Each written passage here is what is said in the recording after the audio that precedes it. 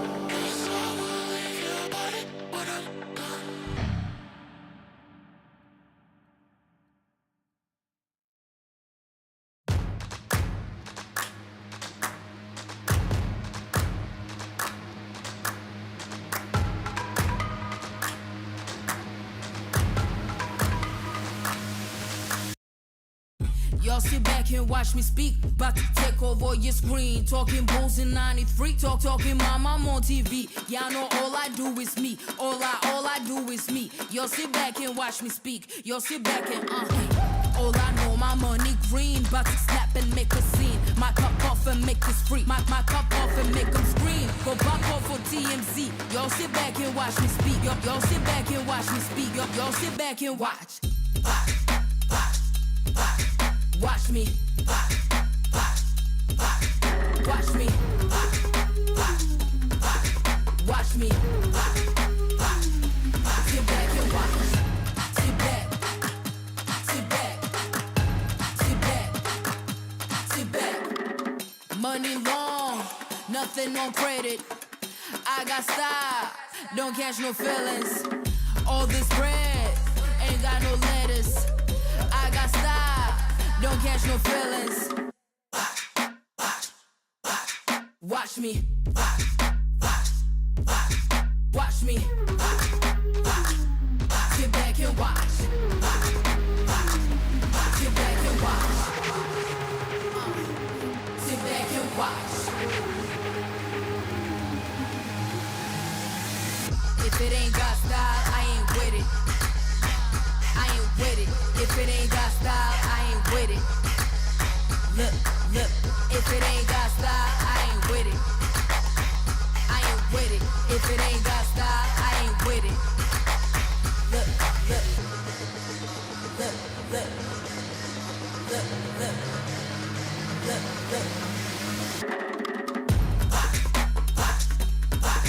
Watch me. Sit back and watch. Watch me. Sit back. Sit back. Watch me.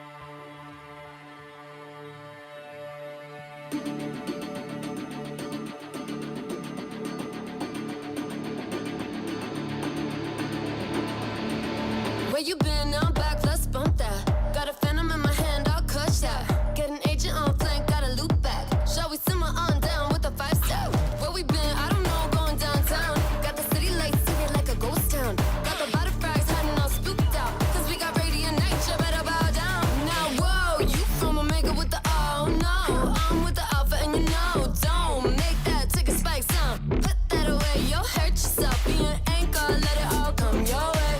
We got plenty for you, boy. Just say we got sheriffs, so starry-eyed boys. Got the venom highs, going to the venom world. Who's there? Know this.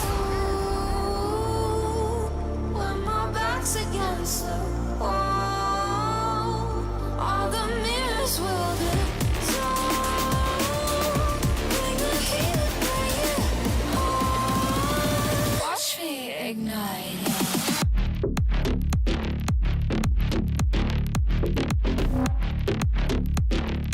I go inside. No footsteps. Moving into position. Signal. I'ma take you all down like dominoes. I'ma take you out with another spike drop. Overheated, but I love to lock and load. I hear the echo, I hear the echo. Bang bang, run it back. Team with the versatile, ta-ta-ta-ta all day. Enough with the chit chat, steady with the one tab. I'ma set it off, just wait. Oh, eres de Omega con la oh no. Sabe que la alfa soy yo. Go, vete, vuelve cuando no estoy así. Desapareció. Oh, ¿cómo piensa que no? Traigo la peña, las de Shadow Solo. Llama al chatarrero que se va a hacer rico de lo que dejaré tipo el suelo.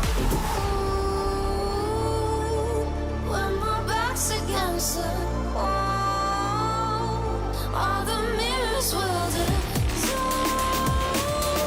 Bring the heat, bring it on. Watch me ignite it.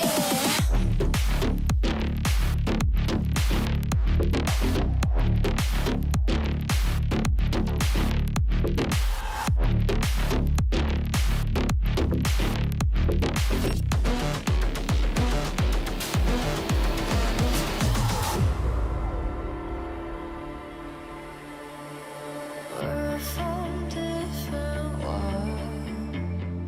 Mirror, mirror eyes. Can you feel the burn? Watch me ignite it.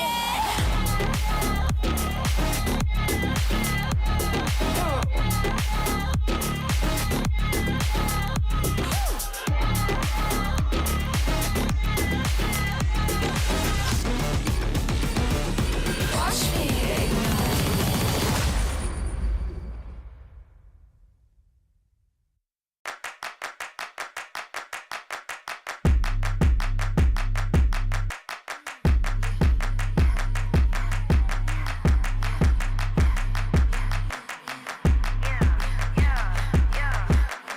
Full throttle, I'm tipping scales, I'm not the lotto. I got to leave with something, man, you know Denzel the motto. Me and the gang just hit the streets just like they was the lotto. Got the Vando on auto, they know how crazy I go. So if it's been a minute, you can play the bet. If you're independent, come get on the map. If you the opposition, don't you ever let. Cause when I get it, you know it's a all eyes on me. Looking at my team, ain't got it on. All eyes on me. Looking at my team, and they got it on. Cause the moment, seize the day. Cause the moment, seize the day. If I catch you on the way, cause if I catch you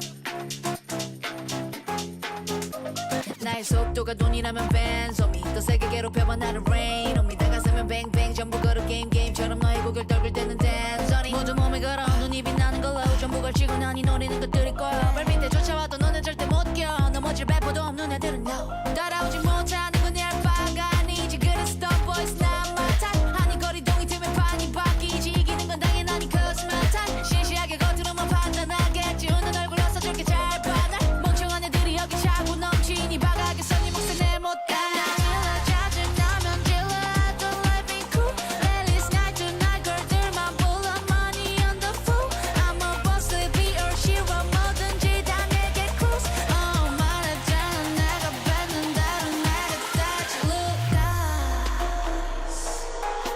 Told them myself I'm so bossy I'm so bad I told them myself I'm so bossy I'm so bad I told them myself I'm so bossy I'm so bad I told them myself told ya 느리게만 보여 눈이 핑 돌아가는 놈들은 한 곳으로 모여 Shall we ride 머리 위로 투 그래서 이거 누가 대신에 money dance on a private jet 여긴 닿을 수 없는 곳 올려놔 bus 하늘 위로 떨어지는 별을 느낄 like demons 자식 날고 기는 것들은 전부 천했지 왜처럼 증오들은 나의 밑거른 꽤나 좁아져도 눈의 시선은 어느새 풀려 숨죽여 Hey you better you turn when I pull up Can't slow me down 나 끝이 없는 ride 멈출 수가 없잖아 안돼 소리로 망설임없이 주사 위로 여전히 예상 못한 곳으로 향하지 like we to go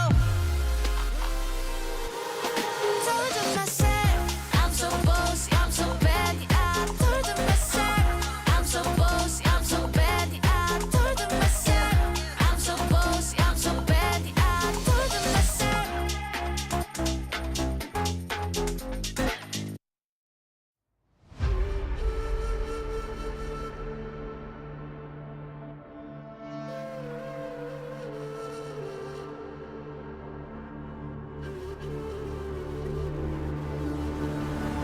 Looking at the world from the eye of the Horus. If you Alexander the Great, then I am the Porus. Coming straight from the mud like I am a lotus. So हाथियों का बल कैसे सकेगा तू मुझे रोका देख तू कैसे मैं लड़ूं तुम लोगों से ऐसे न डरूं करूं मैं जिससे मैं तरुण पानी पे चलूं मैं जिससे मैं वरुण चाहे मैं जीऊं या मरूं जो करना चाहूं मैं वही तो करूं आता है तू ना करीब तू बेटी चीप जब तक कटे ना तेरी ये jeep Better believe you're gonna bleed. Pick up a seat, get your team. I'm the king of kings. Brother in arms in a battle. You all gonna die if you act like a vandal.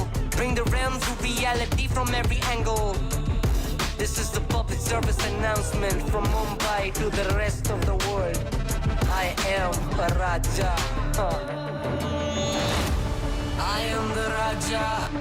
भिड़ेगा तो उठेगा जनाजा ना तू मेरी तरफ आना आ गया तो होगा फिर तनाजा ना ये भारतीय भाषा फिर दुनिया सुनेगी ये तराना ना Cause I am the Raja Cause I am the Raja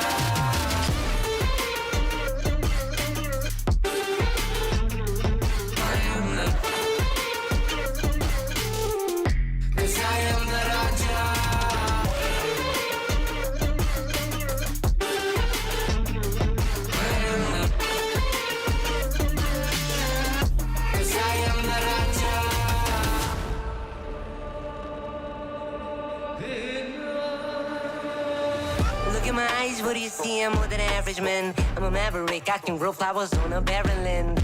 Break a mountain with my bare hands and step back and cause a literal avalanche. Should've been about traveling. अष्टभुजाएं मेरी जैसे मैं tarantula ना है कोई तोड़ मेरा जब से पूर्वजों का ज्ञान मिला मेरे जैसा मिलेगा कोई ना तू और चाहे जो भी था सबकी कबर मैंने खोदी क्या तुम लगाओगे बोलियां कम पड़े गोलियां चंद्रगुप्त में मौर्य या किला तू लोरियां come to me and you just gonna die that's really a given I am invincible and you are invisible see that's really a difference get out of my way I'll leave the world the choice is yours I don't kill my enemies I play with them that's what the toys are for from Mumbai to the rest of the world I am the Raja भिड़ेगा तो उठेगा जनाजा ना तू मेरी तरफ आना आ गया तो होगा फिर तनाजा ना ये भारतीय भाषा फिर दुनिया सुनेगी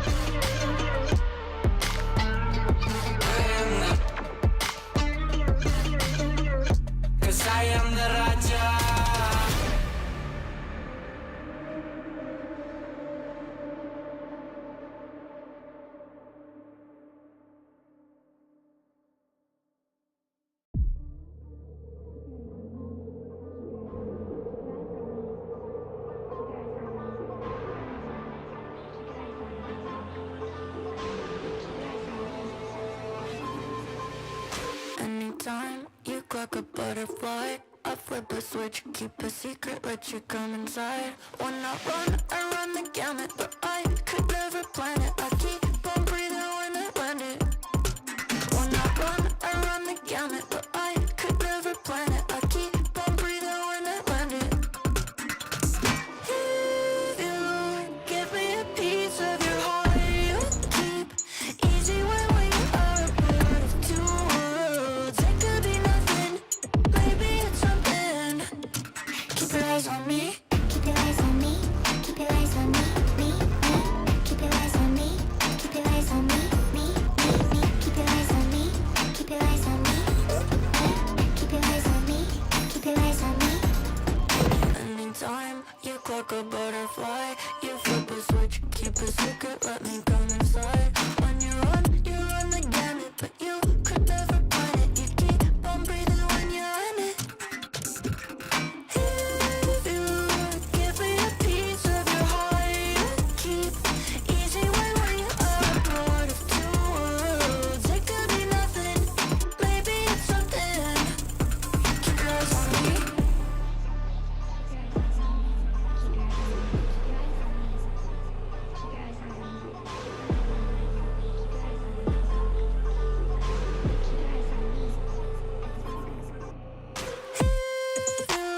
Give me a piece of your heart, you keep easy when we are a part of two worlds.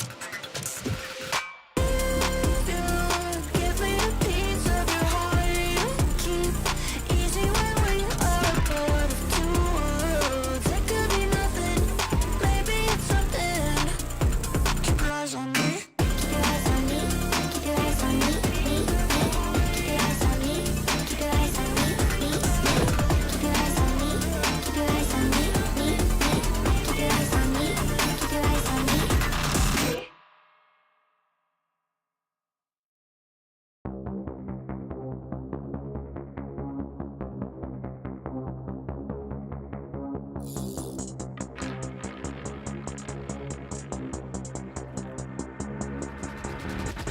Renegade, Horosco, 24. Let them all blah by the kick home.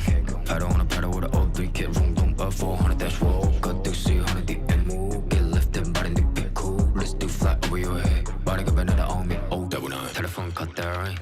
Shout out my son for the rain though. I don't want cut my lane. Running fist fire, ain't scared no rest.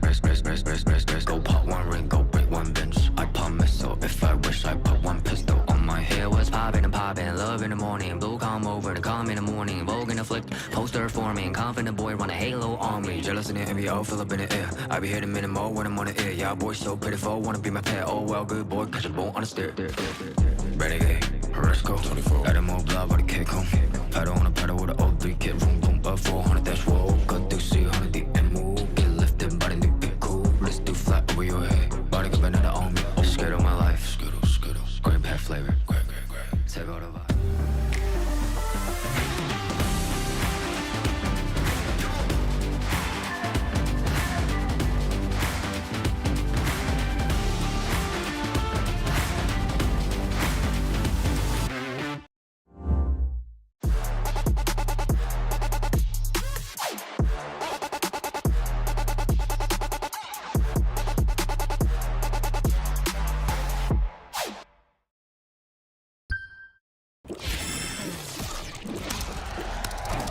Red Bull gives you wings. Yeah. Let me get a punch. Let me get a punch. Let you feel the punch. Let me get a punch. What a hoop, don't sleep, yeah. What a hoop, don't sleep, yeah. What a hoop, don't sleep, yeah. What a hoop, don't sleep, don't punch me. Don't keep getting me pissed before I make you bleed. Pray for your rest in peace. It's the only peace that you need, even a punch. This is the purge. Everybody please your perk. Your perma kick these people with my kitty pound. Play with the wrong gal pound. Put when it put get my pop on out. Pop on now, yeah, of a kite ying my pound. Pack it out, back it out. กูสร้างมึงภาพลับ yo how about now bruh จบบ้านนี้ไม่ต้องรอถึงหูพวกกูจัดมึงจุก now out มีแต่ pepper People pick a pack of peppers. People like me pick a pack of bricks for a week per day per minute. Rapper like me ทำพวกมัน panic บอกกูเป็นผู้หญิงมี point the proof ไม่ควรได้ pride เข้าใจมึง lose อะไรไม่รู้พร้อมพวกขี้แพ้มาพายกูพูดไปก็ right point เขาต่อยสักชุดดีกว่าว่าพวก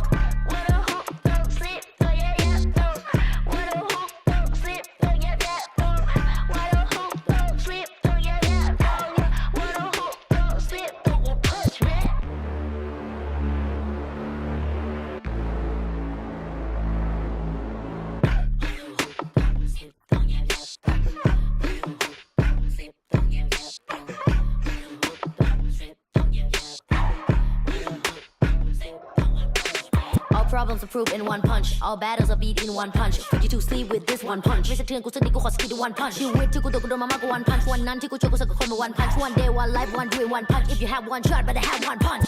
Eminem said, Millie Rabbit, I'm the world short. You just catfish.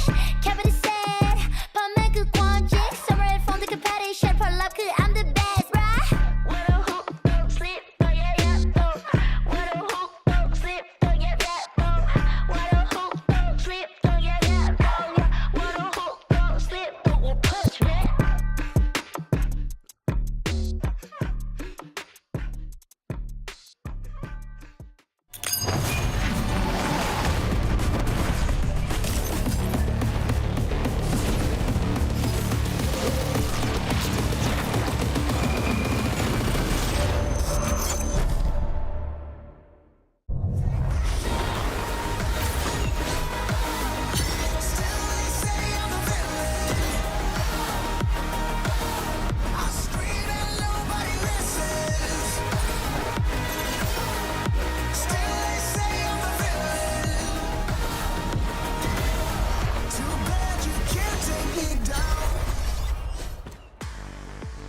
Long have we waited, but that wait is finally over. All around the world, many regions, maybe too many, have their Toronto representatives already. So it is time that the EMEA teams battle for a chance to represent our region in the global stage. Hello everyone and welcome to the EMEA Stage 1 playoffs, coming to you live from Berlin, Germany. My name is Kakuka and I will be your host for the day, joined in here on the desk by Billy and Minnie. Minnie, we haven't seen you in a while. What have you been up to?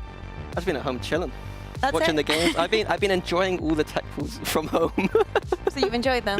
Sorry, I didn't deliver on that tech pools there. I was worried for a second that I'm making a joke that I shouldn't, but come on.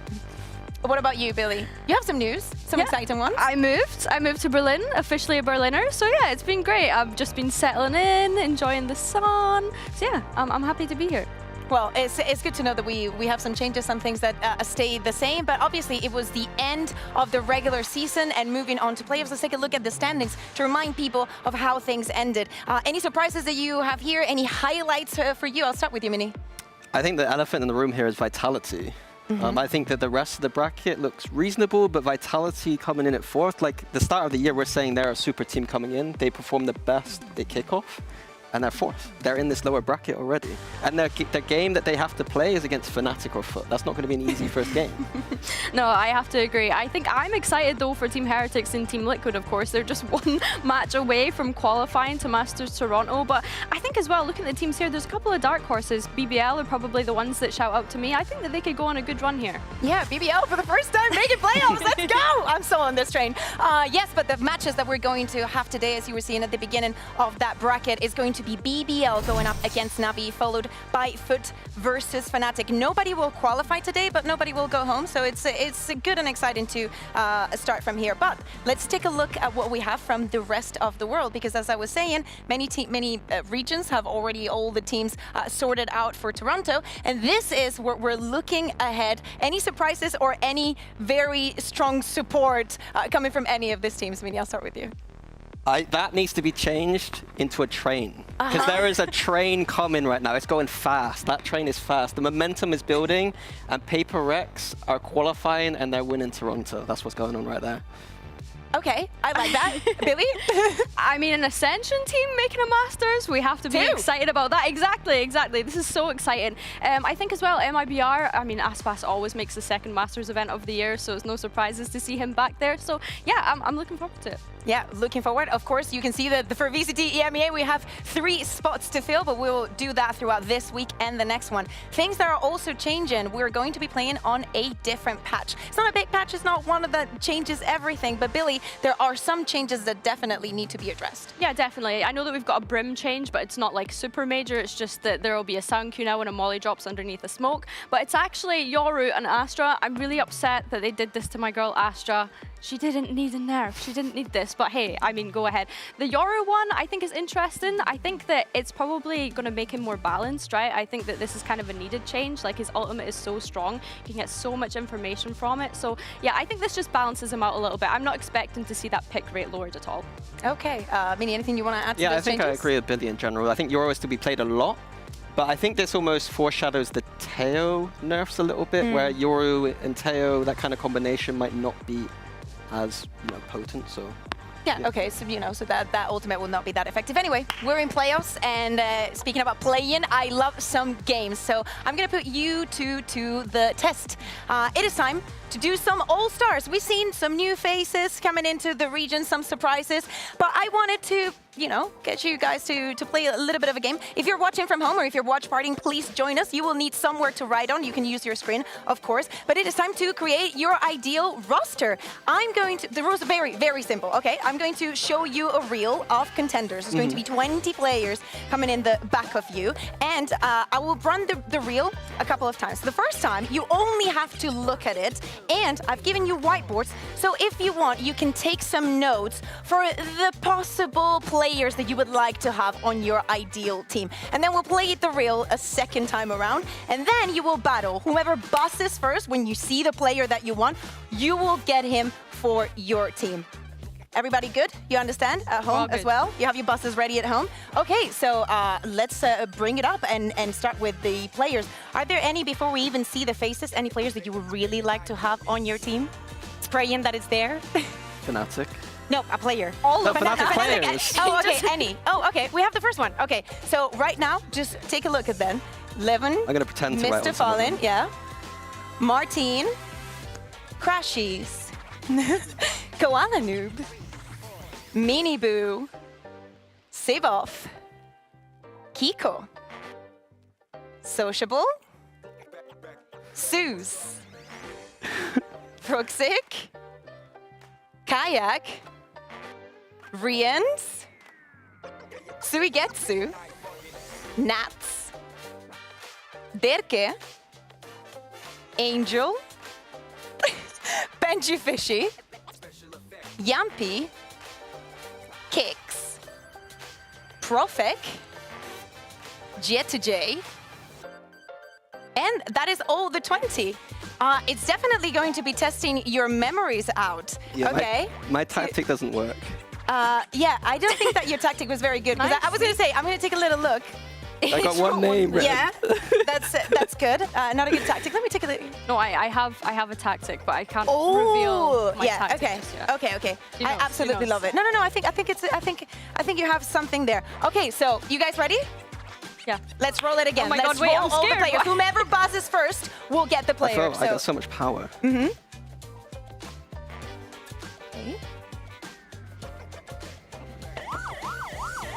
Okay, you went for Mr. Falling. Minnie, have it on your team. Yep. You happy with your decision? I think he's one of the best fragging IGOs we have right now. He's playing phenomenal. I think he's like top 10 rated in the league. So I'm having that on my team. And Nero Hearts as well. Okay. I'm fine with that. Okay, you're fine with that? Okay, let's keep going. Okay. You're on a rampage. Martine, why Martine? That's the highest rated player in the league. Okay. So fair, I've got the fair. stats in my head. I'm just going down the stats list. You didn't even need to take notes. Like, okay, I see what you're doing. I had him on my list, but but you weren't quick then enough. I realized I already had 5 more people, and now I've forgotten. You better who's start filling what working. He's roles, already but- has. Yeah, He okay, already put me has to 2 work. players. Put me okay. to work. Okay, let's keep going. Really? Okay. Are you guys for real. The second high. Sorry, Martine's second highest. She was. I'm sorry, but she actually pressed it first. Sorry. So I am so sorry. Billy, you get Sib up on your team. He just assumed. No, I was no. I was talking about Martine and Miniboo. I passed on Miniboo. Yeah. He's the highest rated player. I messed up. Yeah, That's okay. That's okay. Yeah, I want. That's why I was so surprised that nobody. Like, yeah. Okay. Yeah, I know. Sorry, I didn't Billy. even think about it. I mean, I'm tier 2 defender. It makes sense to have someone that came up from tier 2 on my team. So. Okay, absolutely. Let's keep going. That's For the highest friends, do rated this? Smokers player. Okay. Honestly, yes, that works. Okay. These guys, they better be nice people. I don't know anything You really need about to think them. also about the synergies within your team, but Yeah. I'm not mad at it. You I'm need not mad at it. synergy when Let's you keep got going. stats. Let's keep going.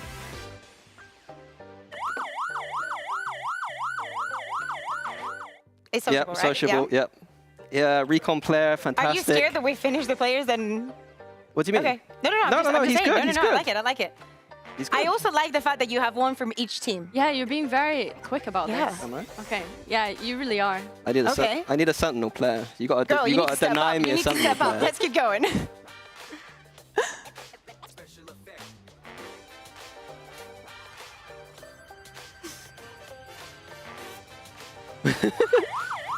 Oh shit. Rian's is a good one. Oh yeah, it doesn't matter if it's live. It's okay. Real Mini just came out for a It's just second. too good. I don't think you even need to defend it. I don't. Yeah. It's, I don't. it's think I need Rian's. to. So let's keep going. You know, we don't have all the time in the world. We need to get the players started. Oh, her reaction time's better than me. Wait, did I get that first? Yes, Oh my exactly. You goodness. did. Because you're closer Girl, to your Yeah. team is looking stacked. I actually really I like your really team. thought this through. I really did. Okay. You still need to do a list, but fine, we'll it's get fine. there. We'll get there. Okay. You only need one more player. Do you think you know what you want? Oh. Going. He can't play sentinel though, can he? Oh, she did it again. She's too. I'm so sorry. I'm You're so too slow. sorry, You're too Minnie. slow. That was me. Wait, what? You got that? Producer confirmation. Oh no. I'm not so sure. Oh no. The light shone on him. I think I actually messed that up, but I'll take it. I mean, I That's think crazy. it looks unreal on your side. I'm not gonna lie. On my side? Okay. Before you defend your team, Billy, let's keep rolling with the players let's because finish now this, at yep. least you're only playing against yourself. You need 2 more players Yeah. to finish up your roster. So let's keep rolling some players. Okay.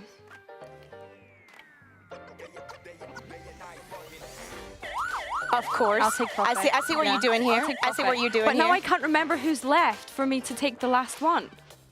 So I'm panicking. I think Chatterjee might be the last.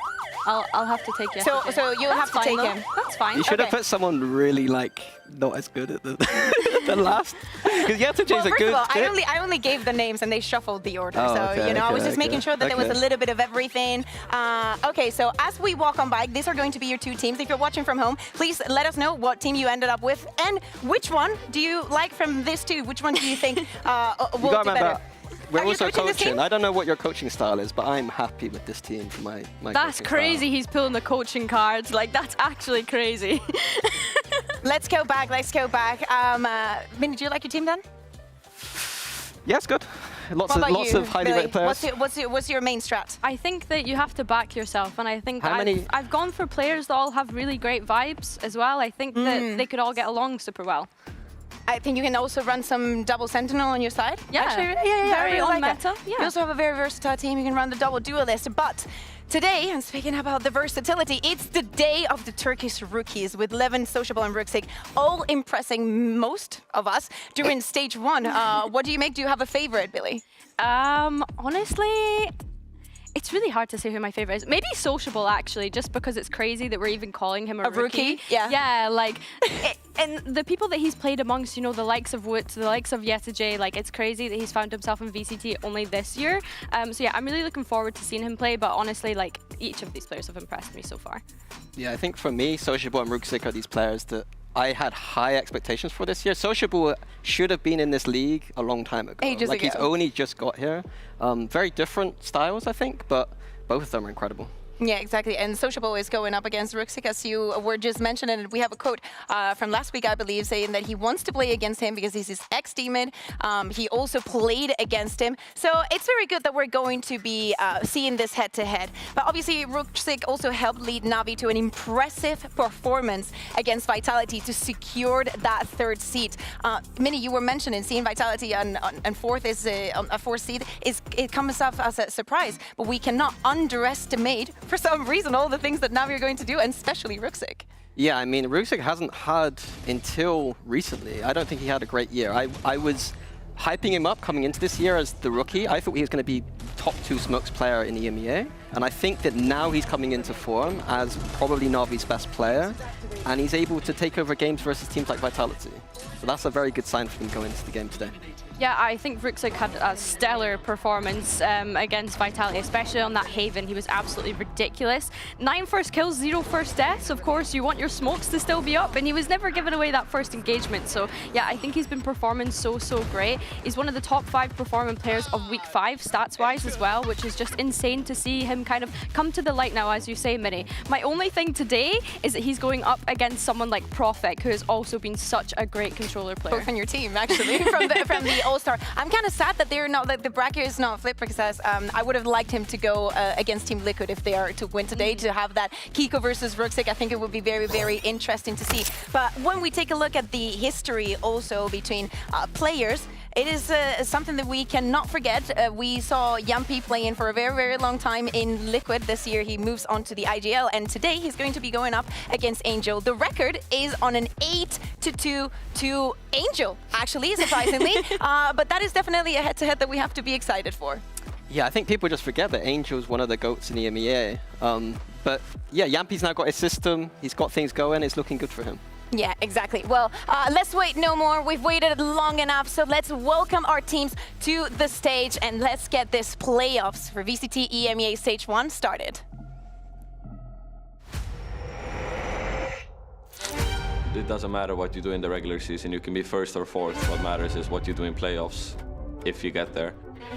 I've come second in a lot of grand finals, so has Patty. I think it would be good for us to finally win.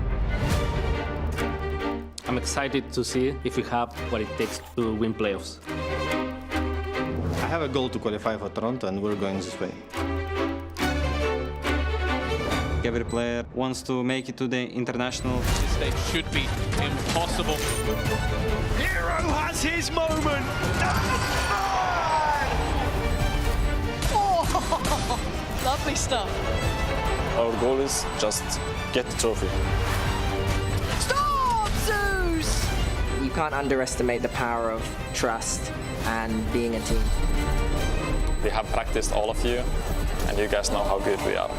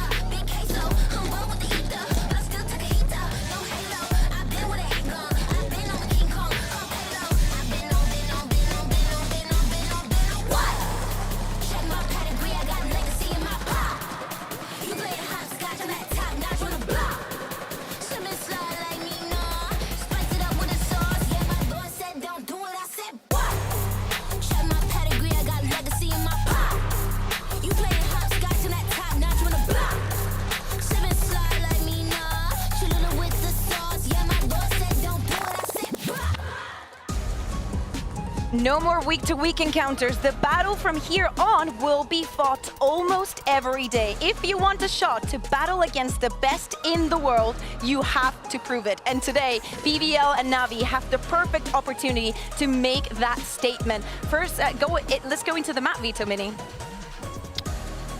BBL banner split, this is what I expected.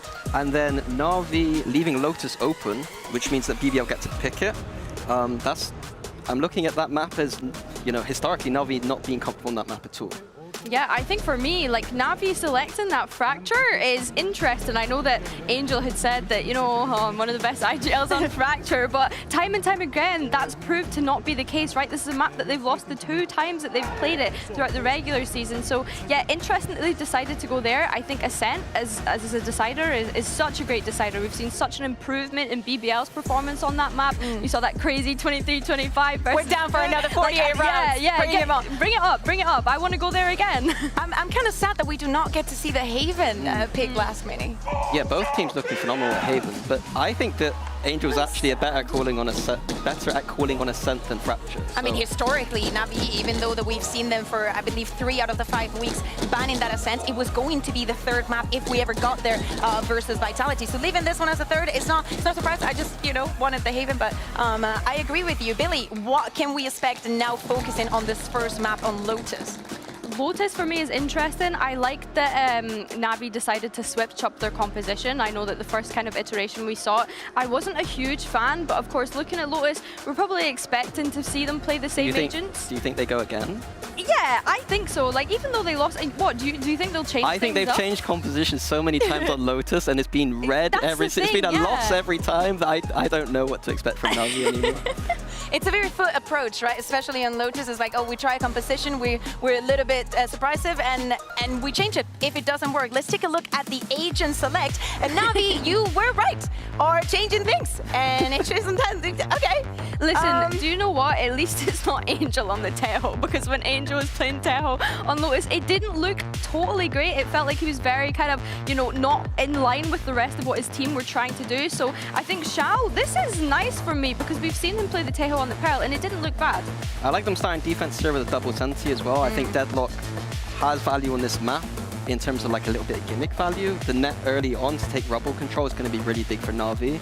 And BBL are going to have to figure out quickly, and maybe in some timeouts, figure out how they're going to deal with the double Sentinel. Yeah, absolutely. We've seen a lot of double Sentinel here. Angel is his first time on the Deadlock. So I'm really looking forward to see how this defense goes. And I'm also really looking forward to tossing this over to our casters for this match. It's Hasa and Cairo. Thanks, guys. Yes, in what proves to potentially be a historic day for BBL, their debut in a playoff stage and a chance to make it 4 consecutive wins, something they've never done in VCT EMEA history before. Na'Vi are here and ready to play spoiler, fresh off the back of a win against last time's kickoff champs. Yeah, and as well as that, Hazza, when we look at stage 1 for Na'Vi, the full time they haven't changed the comp when they've revisited a map. They're revisiting Lotus, changing it for the first time in playoffs. For BBL, we've seen them start to regress in terms of playing with a Jet now rather than playing with more intricate compositionally wise. So looking at this, looking at Lotus, there's so much to be excited about. Absolutely, and you hit the nail on the head. The desk as well stressed it in detail. Na'Vi haven't won this map since week 1, stage 1, 2024. They have a trend of wanting to play it and then changing the comp. They've done so the last 4 times, this the 5th. Starting on the defense, you can already see the protocols in place. Early positioning Angel outside of A. Stacked setup C to be tested. Mound fight easily won with the dump of utility. Something that BBL like to do, they love to go in mid-round and take their time. 11-0 with a chance to maybe clear close left, doesn't. Oh, Rooksick at the same time gets the entry. Yeah, so much damage offloaded in that exchange. I mean, BBL, they can't have the green light and hit C simply based on the fact that the util ran out, and now with Angel reinforcing the A lobby side, the barrier mesh going up, and even further time for Na'Vi to reset. It's a 5 versus 3, and will BBL have to give up all the ground that they've got on sand? Still, though, you look towards Angel all alone on the east side. Untradeable. He knows what he needs to do. Backing off and playing a lot more passive. There was also a cam up in sand as well that only just got broken by Yampi on the way out, so a little bit of an information vacuum, but very quickly that void is filled. Na'Vi now know. The captain calling it in. A, where BBL will look to end this. Something that BBL have been very good at is fighting back in 1vx's, 2vx's, and a 3 versus 5. Can they do it here? That's the question you're asking, and it's going to come through some clever positioning perhaps. Yampi leading the charge, Sociable right behind him. 2 players walking into the stairwell, and 2 making an approach from spawn. Chance, you've got to be looking towards that B. Heaven player, and it's Prophet that gets the first kill. Oh, yeah, but they're off site now, Cairo, so this is a problem and the smokes are up. Yeah, I mean, just going to defuse here. You need a player to get off the defuse, but Yampy comes in the right time. Still the defuse coming through, and Navi gets the pistol. Sociable's going to walk away and wipe the slate clean, but that's a frustrating way to lose the first. We know that BBL's pistols have been good, the best worldwide, some may say. And that always comes through the slight deviation in terms of preparation, but this round, when you go 2 players down, you're never going to be falling back on what that preparation looks like. It's always plan B. Something to keep our eye on as well as we move through this map is Levin, right? It's been feast or famine for him on the duelist. Something interesting about him on the Jet. He's tied first in first kill percentage per round, right? But he's also third in first deaths per round from stage 1. That's exactly it. To just bounce off what you've said. Ever since the Liquid game, he's always gone positive in first engagements, but they do still take a heavy toll. Oh, that's another one of them. Koala Noob with the punish. This round for BBL, a bit of a write-off. It is just that Outlaw, which has now exchanged hands, and as Prophet reloads it, Na'Vi should know. Absolutely no reason to give BBL what they want here. It's a big investment into towards your Antico. Something that we've seen the other Turkish team do as well, Foot. They have been playing the exact same way, looking to try and set up Zeus, both duelists from last year in the Turkish Challenger League. Yeah, through this A rubble fight once again as Yuto comes through, but Ruxic taking that peek, brings it back to 4 versus 4. Yep. Angel in a do or die position. He's the only player here, so he's got to try and go scorched earth. The drone, does it clear him? Not gonna clear the corner, so how much more does Angel get? 30 seconds left. There's only one player pathing into him, like you say. Sociable has to open up the door for a second time, but Angel still not quite going for this timing. Now the sight hit comes through and he drops. Oh, this is going to be massive, Hazza. Spike Low still to make its way onto site, and look at the time. 10 seconds or so. That's factoring in the spike plant, and still BBL not quite getting to work. Yampy finally drops it to the deck, but so does the rest of his squad. Koala Noob makes it 3 on the round. Prophet in this 1 versus 2 still has you on the edge of your seat. It's a spray that could line up for him. He's got the first, but Shao saves the day. Na'Vi through the anti-eco, but not without a scratch or 2. Yeah, playoffs drama, getting close, tight margins. I mean, that's what you'd imagine between these two, our mega Seed 2 and Seed 3 from Alpha. Now we head in towards BBL's rifle round, and they've done so much damage to Na'Vi that this bonus should be not much of a conversation. True. In terms of converting those rounds, Na'Vi do not sit particularly high in the pecking order. I think the main focus for me coming into this full buy has to be for BBL converting from post-plant positions, but then also getting yourself in post-plant, even like 5v5, 4v4, something like that, because I have to say right now, they are burning the wick at both ends. Evan to lead the charge into Sand once more, and supported by both initiators, they've already dumped utility, still building towards the first of those ultimates. Angel switched up from the A side to the C side as well, the deadlock ready to combine with a Cypher. Util is there, but Levin just trying to bypass this, actually grouping up with Yampy instead, wrapping around the side. That's where the Stinger gets involved. And sure, Levin will drop without his kill, but the rest of the team have followed it up. BBL with 3. Na'Vi down to their last couple players. And what, you've got a Guardian, Vandal here, there's investment and players ready to fight.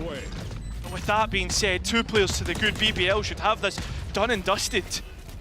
Looking at the money, Ruxic should be inclined to save it. I mean, Shao as well, I was going to say, it's just the Guardian that you're holding on to. Do you want to throw that into the situation? Keep it for the next round. I think that's the option that they've elected for here. So much better from BBL, just quick, efficient trades. We've seen them a couple of times now condition that refreshable utility. This is the first time they act upon it. And I think as well, Levin is the only one that dies, and I made a point of saying like his first death is pretty high, right? But he's getting value in the sense of the value of the space, and not only that, his tradability as well, which I really like from BBL. It's nice and simple. Of course, Levin as well moving back onto the Jet, a little more dynamic in terms of his gap close. You saw the updraft used there, and it's actually Yampy's double with the Stinger that makes all the difference. Now into the next, it is just those 2 saved weapons. I think my idea of the Na'Vi economy was a little bit more ambitious than what they are actually working with. 100%. BBL just going back towards this Mound fight. And to sort of hark back to how Na'Vi are playing this, as you can see, Hero just trying to bait early on, and Koala Noob on the other extremity, working the map as they're trying to maximize this. BBL look to be pretty direct for a 2nd round in a row. Yeah, but this Rolling Thunder doesn't actually catch Roxic, but the right it does. Hero at the back of site opts to back out and play the numbers, although how many numbers are really going to be left here? It's a 3 versus 5, and Levin's on the hunt. Yeah, that insatiable hunger that he holds, not going to stop until he's put in the ground. Na'Vi down to the 2 Sentinel players, both on pistols. Didn't come in with all too much. The grab net's back up. That's something to think about potentially, but I think the big narrative point for this round, for me at least, for BBL in terms of those entries and actually how they've looked to work the map instead is when they played Lotus last time against mates, you're seeing Levin go A at the start of the round a lot and trying to open up that space instead, which was a bit of a mixed bag, but here already you're seeing they value the fact that you can just hit C quickly. Yumpy's steps being heard, but Angel giving nothing away. So that's how it ends, 2-2. Something else to note from this round as well is the fact that Na'Vi actually tried to fight for Mount, right? When you think towards the 3 players that started in main. Yeah, it was a team blind. Yeah. The only reason Xiao dies there is because he was blinded by Ruxic. Yeah. But for this round, moving into the next one, that C Mountain fight, they're not wanting to go for it. BBL, they're going to opt for Rubble instead. And this is where we've seen cut their walls down. The Rays come through time and time again, and the showstoppers available.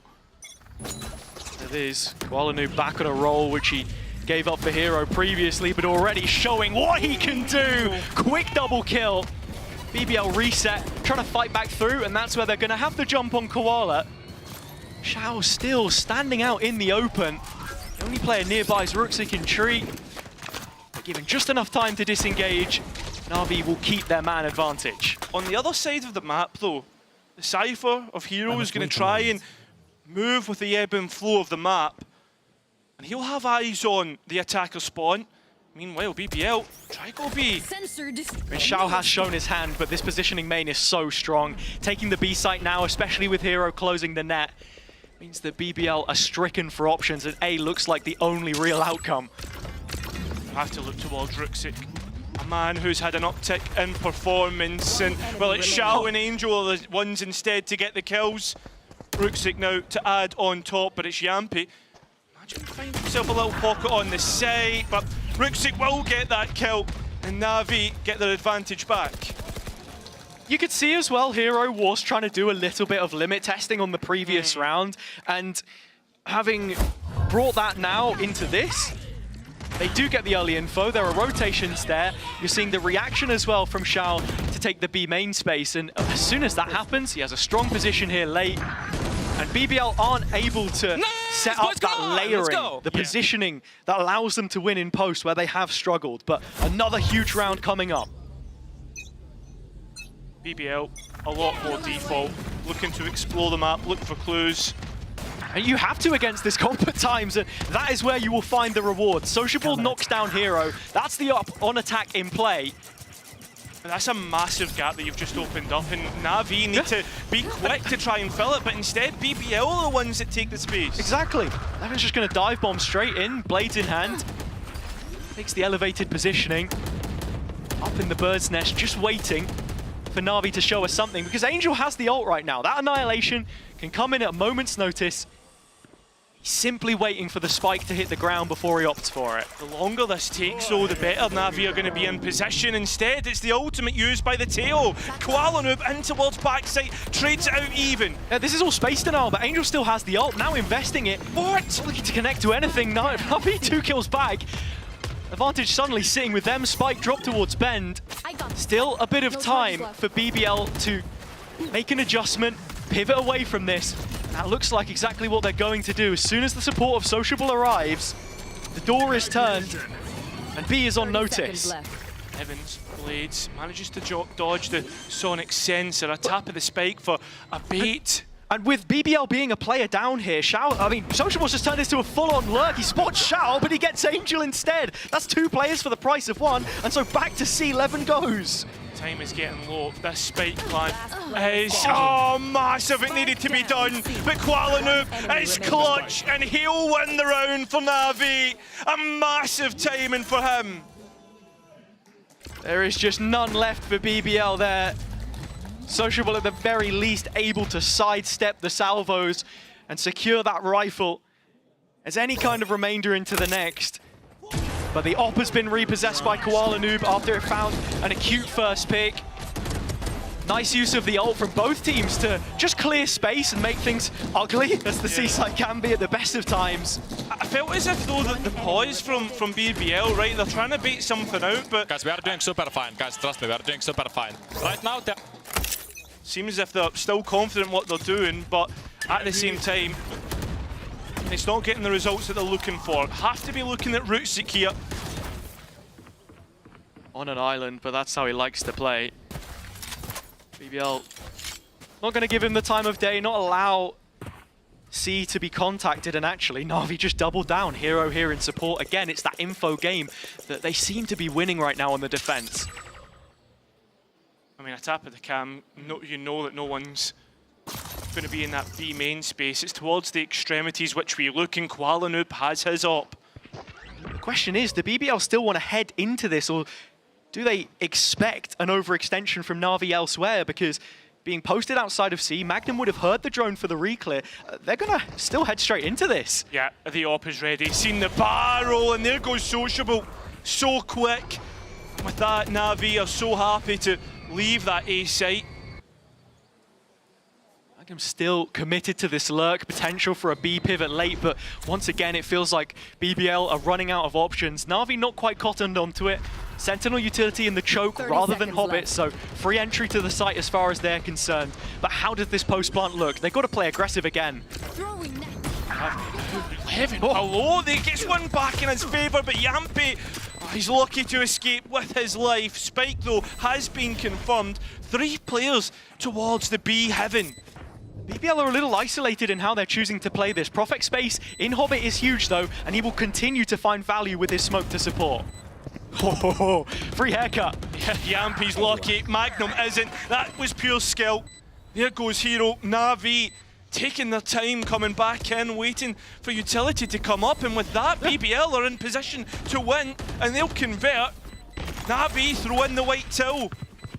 There's just not long enough left on the board for Na'Vi to make this workable, and Shao peeking into a pack of players, you were thinking that could have just continued to build their empire, but it's a slow process, as it has been for both of these teams throughout groups into the playoff stage.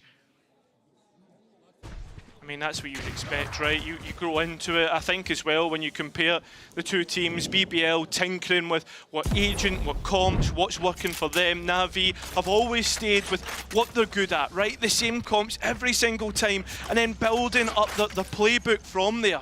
Not on this map, to be fair. Yeah, true. Lotus is where they like to make changes, so that is the playoff deviation that you're looking at, and Koala Noob's op, the consistency.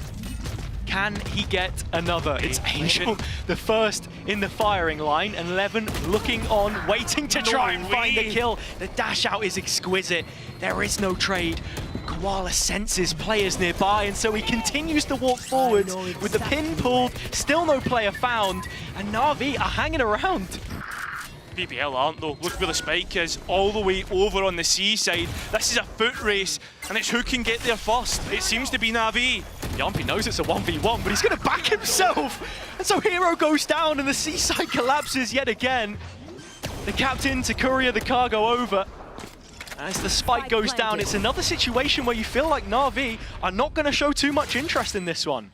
They shouldn't. Magnum can also go and be an extra layer. Instead, decides to support the rest of the pack. And Na'Vi, I mean, they're wanting to save for these rifles, but it will eventually come to a point where they have to start moving forward and actually trying to upset this one. You look at the money, though, it's a decent enough decision.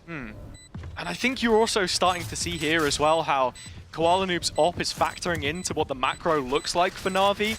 There was an interesting stat line that he hadn't actually bested another duelist player in a head-to-head with the op so far this event, up until you know, the last couple of weeks, as Rooksit finds the first of the exits, as this round does go to BBL and ties us up.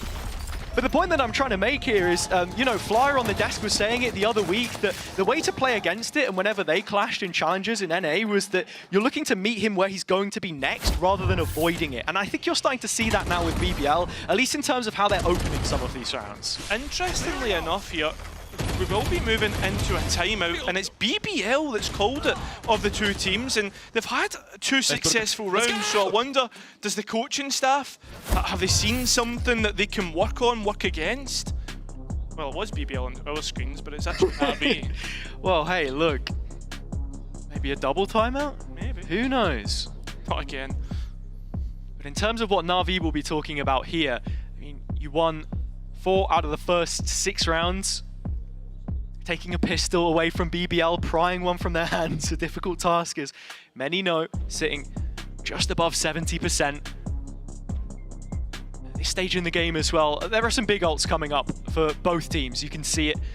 The Armageddon on Xiao, one off the showstopper. Koala Noob leading the charts. But then for BBL, it's that Rolling Thunder from Yumpy, which at times has been a tell of where they are looking to execute, as they do build around and build off him quite substantially. Just to confirm, it is a Na'Vi timeout, just in case. Just in case. I know it looked different in-game for us, but looking at this, big stat line. And I think as well, like, when you think of how dependable and the utility that Angel's got, I think this is a massive stat line for him.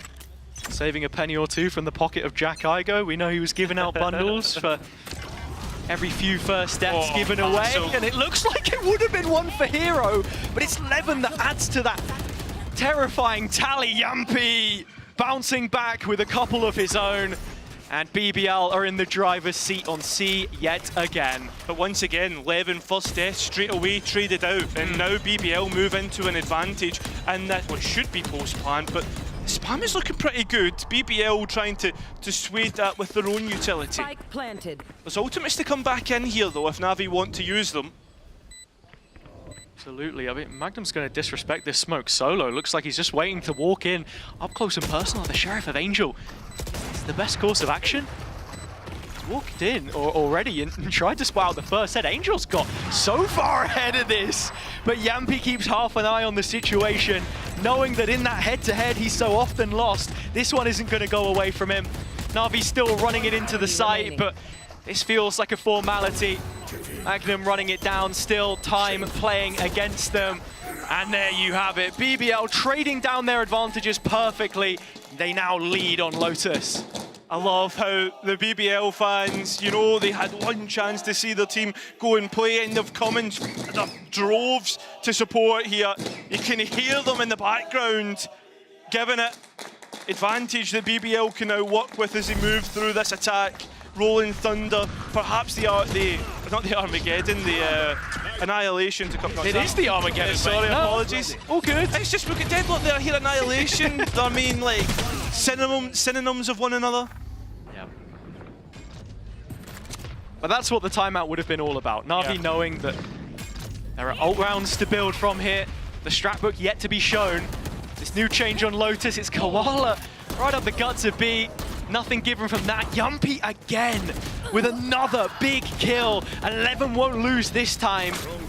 So player advantage BBL, it's the A space they find themselves in with this time. And having spotted that sonic sensor down, they know the space is open. What?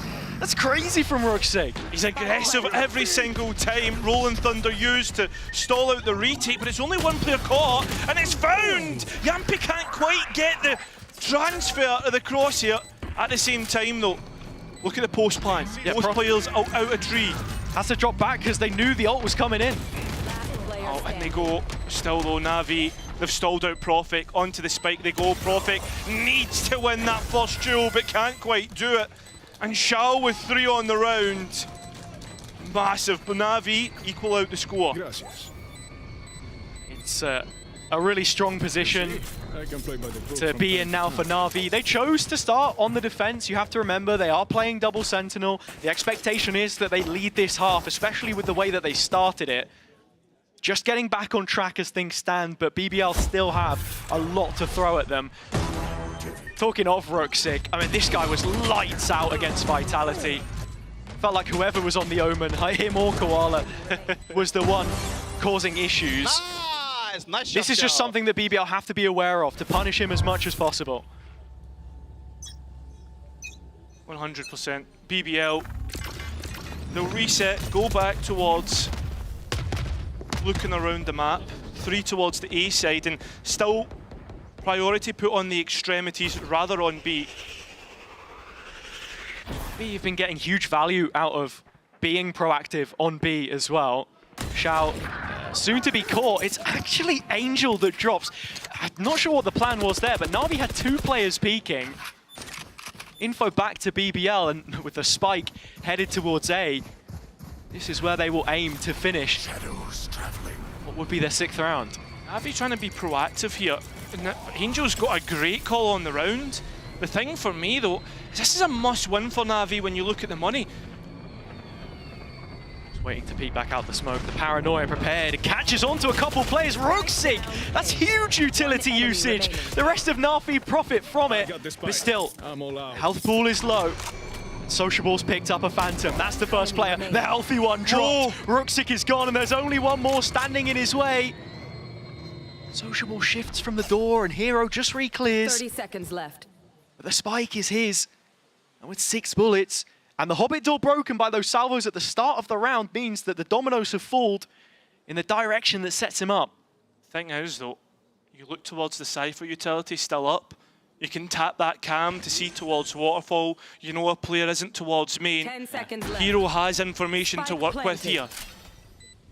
Question is, how far does Sociable go? He has salvos and the ult, so Hero is already playing with borrowed time and borrowed health. Has to get a move on here. Sociable knowing that he's low. Doesn't want to reload either. Give away another audible. Exactly. So he'll play the slow game. Hero now finally arriving on site. First of the salvos coming out as a precautionary measure by Sociable. Can Hero hold his nerve? He's not going to be given half a chance. That's the ult. Straight back in. But still there's time to pull this off. He has to get onto the spike right now and find half. But Sociable has played the timing perfectly. Letting loose all the util step by step and just securing that 6th. Yeah, I mean, they were talking about the Turkish rookies in VCT this year, Zeus, Levin, and also Ruxic. But everyone forgets about Sociable, the 28-year-old rookie. The eldest rookie in VCT EMEA since partnerships began, but you can already see why his teammates put so much trust in him. Someone who's been made to play multiple roles, but since he has shifted into this Teho, it feels like that is the perfect fit, as it's a Red Bull clutch which continue us straight into the next round. With a bit more venom, BBL back to A again. Bodies here, but Na'Vi are the first to fall. Koala at least here to get the trade, but he's not long for this world. BBL winning out this A fight, and they continue on as they try to hunt down Xiao, but he's able to escape. BBL have access to the A site again though. Cairo, Hero the only player with a Vandal in hand. He's the closest spy. If he drops, then all of the rest fall like a house of cards, and there you have it. Opposite number shut down. Magnum giving us what should now be a BBL advantage in this first half of their map pick. Yeah, this is in line with what we expect from Na'Vi as well on the defense. Xiao, though, does have utility to work with. Against 3, I mean, you're just expecting BBL to close this out. Excuse me, Xiao's stuck in the mud. Trying to get out of tree now. Again, just not enough time to even consider the possibility of this round being won by Na'Vi. That's it, BBL confirmed their advantage. It's going to be a 7-5 half in their favor. Yeah, I mean, again, I just touched on it. This is what we expect from Na'Vi, but with that double Sentinel on attack now, how does that work? But with that being said, let's hear from Yampi on how much it'd mean for BBL to make it to Masters Toronto.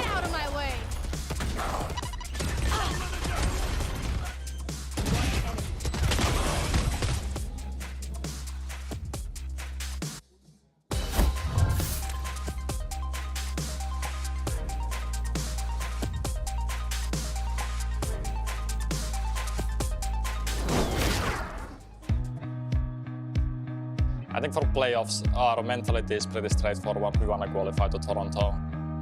I think the stage 1 especially showed that we can do it. We are working every single day towards that and together as a team. Nice. Main. Defuse. I will defuse. I managed to have 2 bullets. Nice defuse, please. You can't kill him. Just kill him.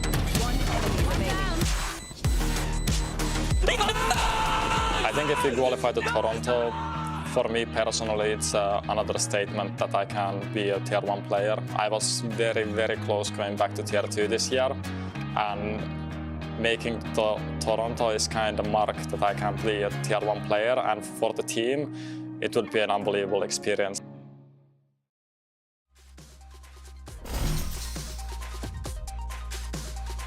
Coming out of the first half, BBL with the advantage on their own map pick of Lotus, one which they've not lent into all that often. Na'Vi themselves have shown it in spells, but when they do, that often comes with change. Now into yet another pistol round. The question is going to be, can they tie us up early and show us the value of these changes? Or will we see more smiles from the audience as BBL have brought out numbers today? I mean, that's it, right? On a day where history could be made, one away from making it to a Masters event for the first time for BBL. And you've got to be thinking, Na'Vi as well, it's been a long time since they've been amongst the top in the world in Valorant. Absolutely. It's an ongoing process for both of these teams from different places. And there is just a reminder that we have alluded to a couple of times already. That's what makes a big difference. I think the thing for me is if we do see BBL start to then kick on, how comfortable can it be? Can they keep it clean? Because I have to say at times, they've left a couple of these rounds hanging. Na'Vi are not the sort of team that you can give that space, and so Sociable's already put his foot down, and it's Angel gone. It's a big loss. You think of the initiation on the double Sentinel composition, and it really comes from that deadlock. BBL have an idea about this C play, especially with the spike being over towards this side. Going out. You can see Cypher being kept on B to keep that utility up in case the drone was to come through. One suppressed. Yeah, no, this is a great fight. Koala Noob taking down Profek. Didn't have too much early info there either, but BBL interrupting things. Still, Xiao unperturbed. He gets his one. It's the spike drop though, as you say, and Ruxic has to find a way to follow this up. It's with the smoke, but does Levin leave it? Yeah, he does. Happy with the 3v3 now, not giving Na'Vi the advantage. At the same time, BBL, you look towards Yampi, moving through C Mound as Na'Vi move on to A here. 30 seconds You can see left. BBL's defense just being a little worried about the space that Na'Vi's taken because they've had so much time on this side of the map. Points Na'Vi did look a little bit split up from one another, but you can see the setup is inclined towards upper. They're grouping there, but BBL coming in through stairs. All three towards backside, utility to work with, and it does look good. The blast pipe was even better, and Koala still comes out better than Levin. Yampi can't quite get it done in a 1vx. And Na'Vi win that pistol round, and that's the second pistol round that they've won in this 2 out of 2, even though they are the kings of pistol rounds, BBL. And it's the exact same way that Na'Vi kicked off that win, which came as a shock to many against Vitality. They won both pistols on the opening map of Haven. This one is far more closely cut, I think, early on at the very least, but Koala Noob showing exactly what he can do. A player who, moving on into that next game, that qualification match for Toronto, could mean so much. Chance for a homecoming. In front of a crowd, of course, with his own wife and child. I mean, it means so much for these players. That goes without saying.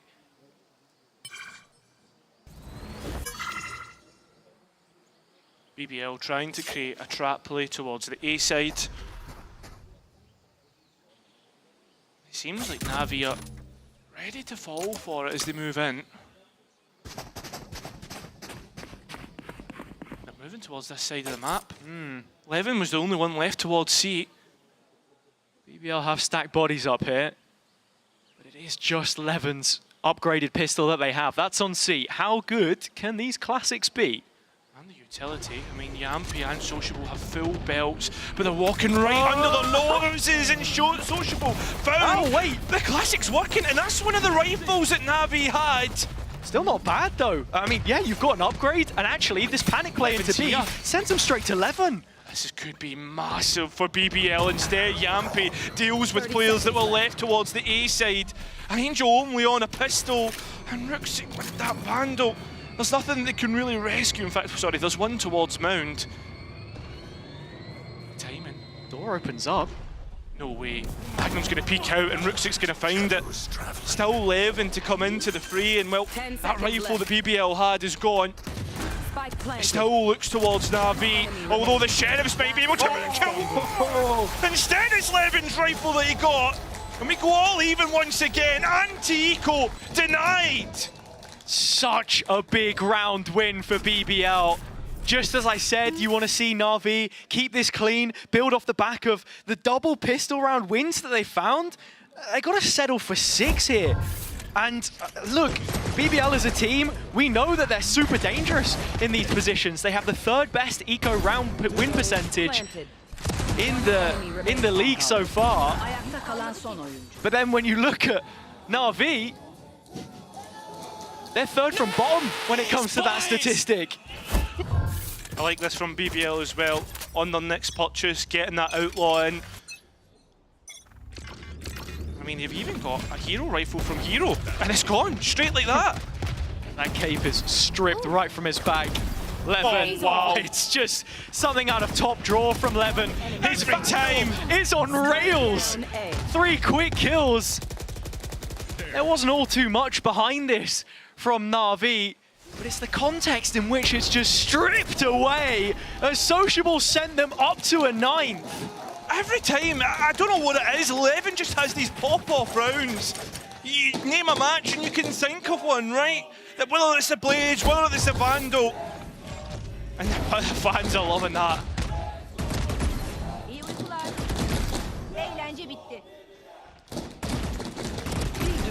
One of their own, a player to celebrate. From the Turkish League now to the top tier, the big stage. Looking to take it one step further this playoffs.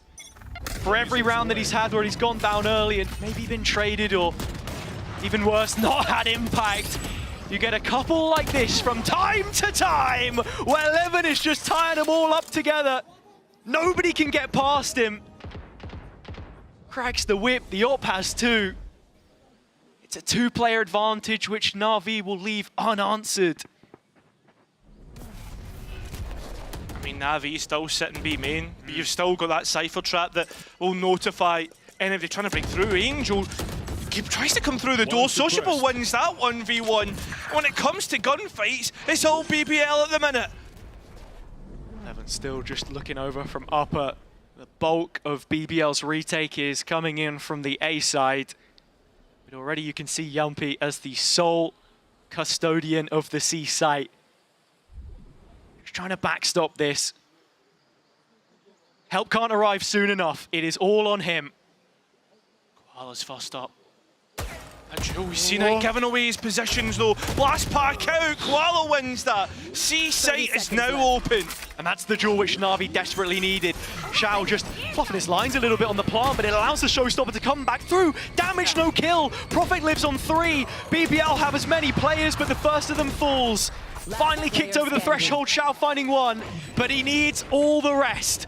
Ult available, the salvos and the stun.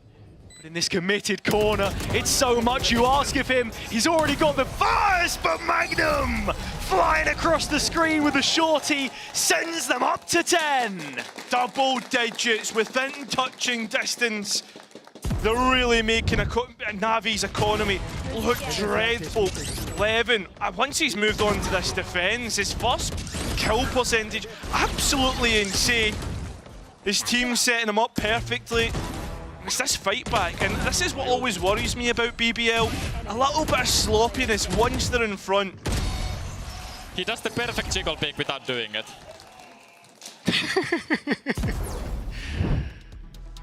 Yampy complimentary. Interesting to hear from him after that foot game, sort of saying as well, if there's no sound coming from me, they're in my head. And if my voice is hoarse, then, you know, I'm in their head. And I have to say right now, it doesn't feel like he's had to shout, yet still the rounds are flowing through. With Na'Vi calling another timeout at this stage in the game, it's what I circle back to that I mentioned earlier. We've seen BBL a number of times now go up of a scoreline, you know, 11-6, give or take. We saw it against Gentlemates when they played Lotus on this exact same map. They were leading by 5 rounds, but they couldn't close on the defense, the same position that they find themselves in here. Same on Ascent against Foot when we went to the million overtime 48 round game. I just want to know that if they win this next round, can it be clean, or do Na'Vi have something to respond? Because they do need to now. They do. I mean, that's the big thing, though, when you look at the socials aspect to it as well, what the players were tweeting. Magnum said that he felt that BBL were in the best shape of the season so far, and this was the time to show it. And as you said, they can't let this lead slip, especially not against Na'Vi, who's, as you've seen on that stat line, equal percentage win rate has been dreadful. Not that you'd have much of a chance, but I mean, here already it looks bad. It's sociable, it's teed up brilliantly. So comfortable for BBL as well. Looking at the matchup between the now in-game leaders, Yumpy, many of his duels against Angel taken from the second seat. I think for me, like, coming into this, oh wait a minute, look towards C-Mound, this operator. Levin is looking, but he's just going to dash out of there. Na'Vi not given a thing, and as soon as contact is hit, you know it's 2 players, smoke goes up, Sociable's there by the door, and he's going to guard it with his life. It's an in-zone flawless. BBL have their 11th, as expected, but in terms of those micro improvements, can they finally show some for us here? Yeah, and I think as well, one thing that is always massive about Sociable and these multi-frags is how quick he's able to get these ultimates back up. The Armageddon, for instance, it's come back up again. It's the support network on this round as well. I mean, BBL are just so reactive to what Na'Vi are doing. Feels like they're understanding the directness of this side, at least in terms of how they're trying to take early space. Magnum walk the line. That's Prophet with them. Right through the middle of the map. Evan looking towards Sand though, and just before the tailwind expires, he does fire off one shot. This is massive. This is crazy! I mean, he's literally sat on top of the trip. And so Hero drops outside of B.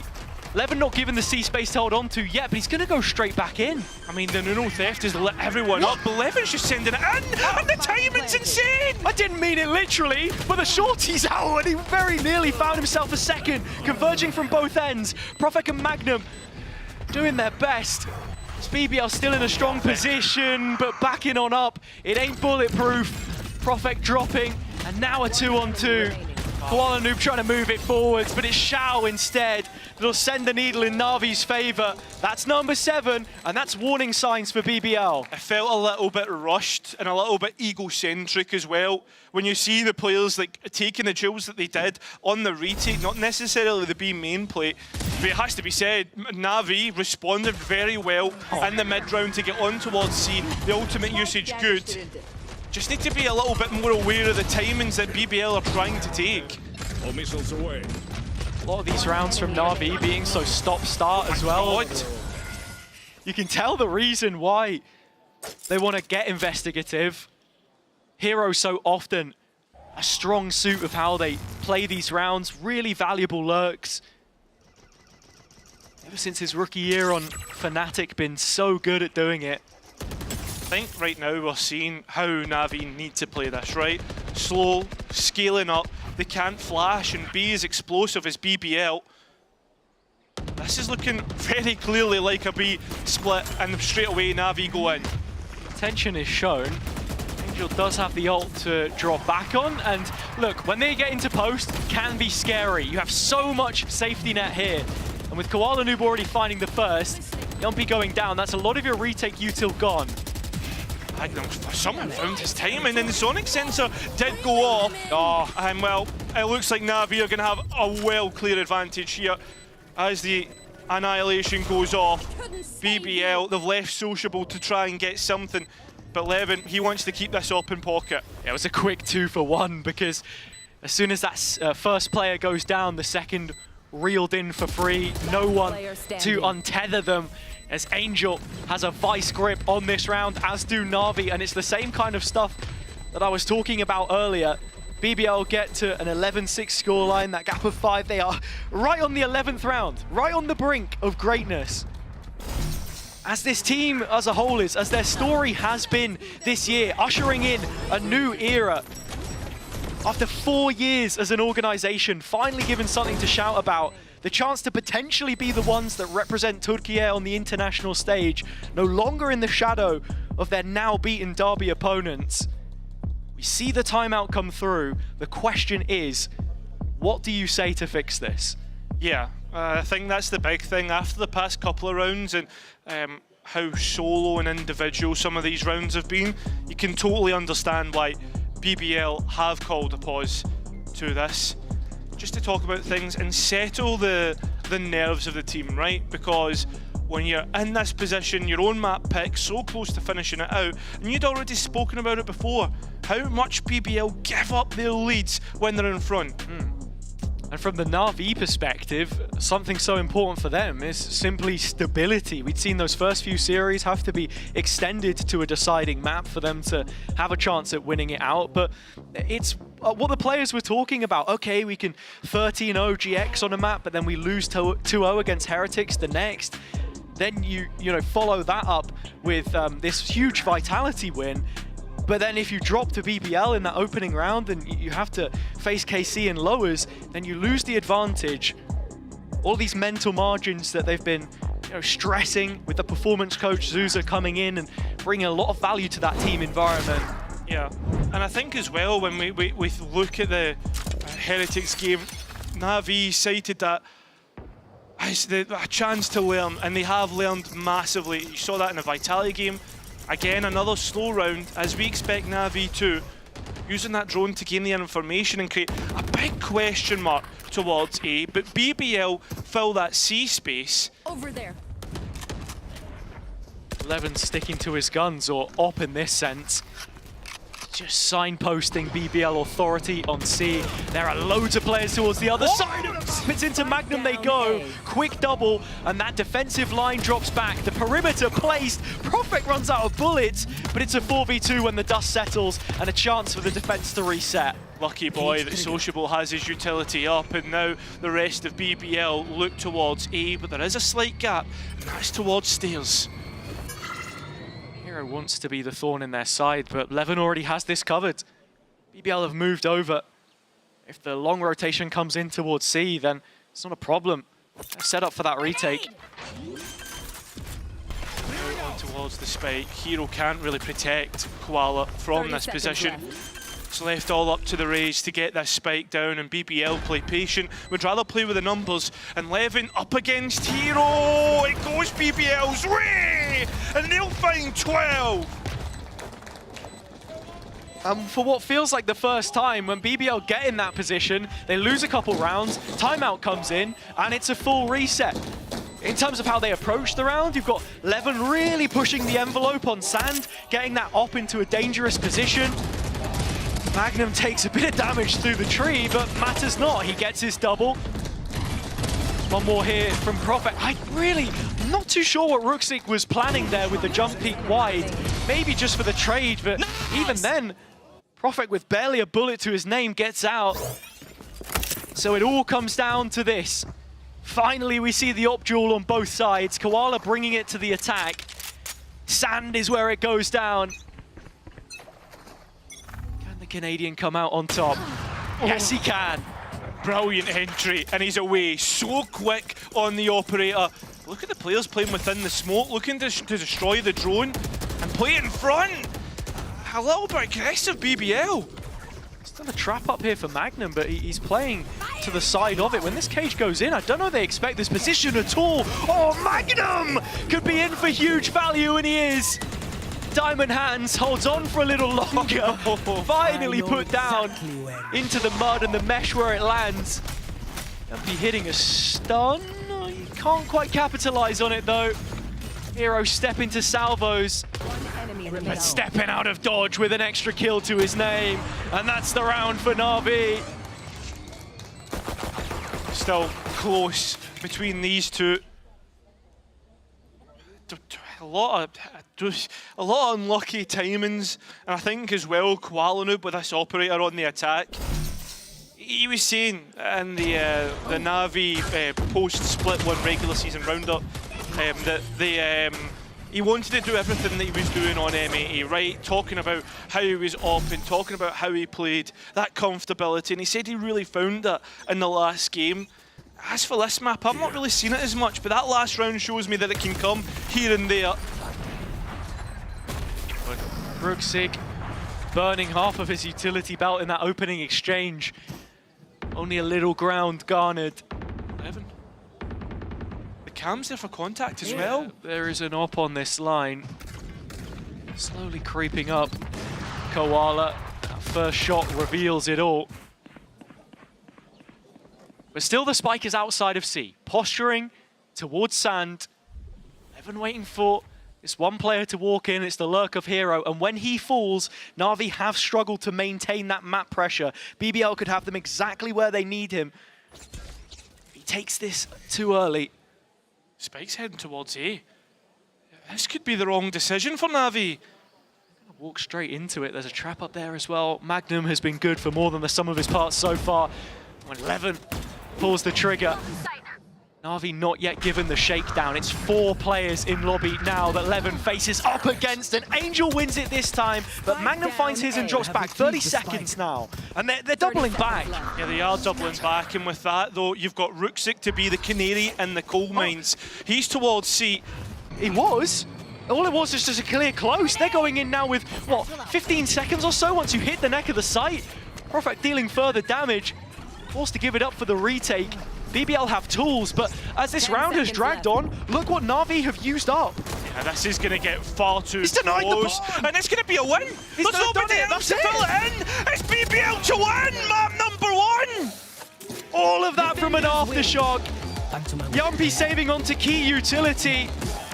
And as we put it, it was a war of attrition which BBL were happy to play. As the rounds ground down and that second half came up, they were finally able to see it through a lot more confidently than they have done in times gone by. Maybe this could be the turning of a new leaf for this team, as they're only 1 map away from that qualification game.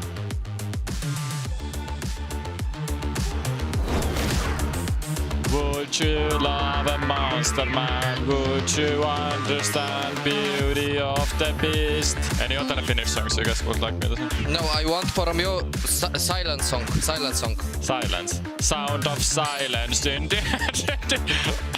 You know this song? Shut up, shut up, shut up. How is it called?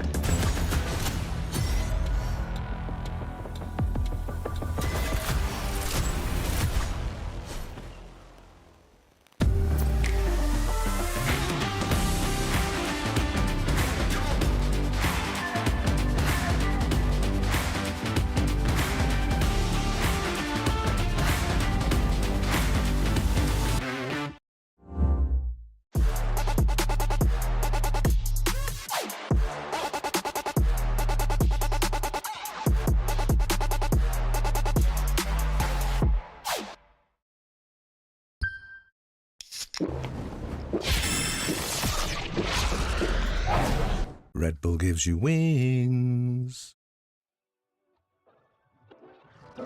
I don't know where you've been sold, but I'd be insane not to play my role. Yeah, I know I can break a fall. The stakes are low. Just know that I got a hand that I can lend you, and it don't matter when, no, I'll protect you. Call on me, I'm here whenever. Those who played it in one move by this bad. Just know that I got a hand that I can lend you, and it don't matter when, no, I'll protect you. Call on me, I'm here whenever. Those who played it in one move by this bad. Oh, you think you suck, huh? I think that's unlikely. You can keep on looking, but can't find nobody like me. Eldorado pushing, while I'm pressing in a white tee. You know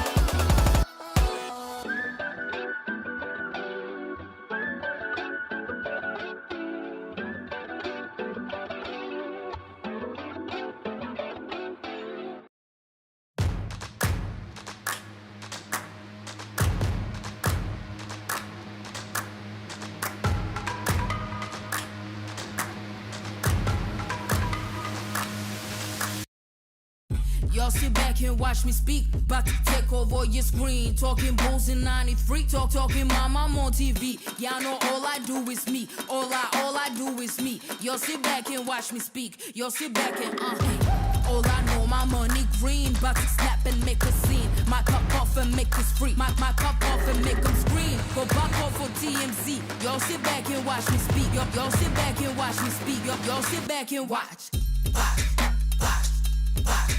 Watch me. Watch me. Watch me. Sit back and watch. Sit back. Sit back. Sit back.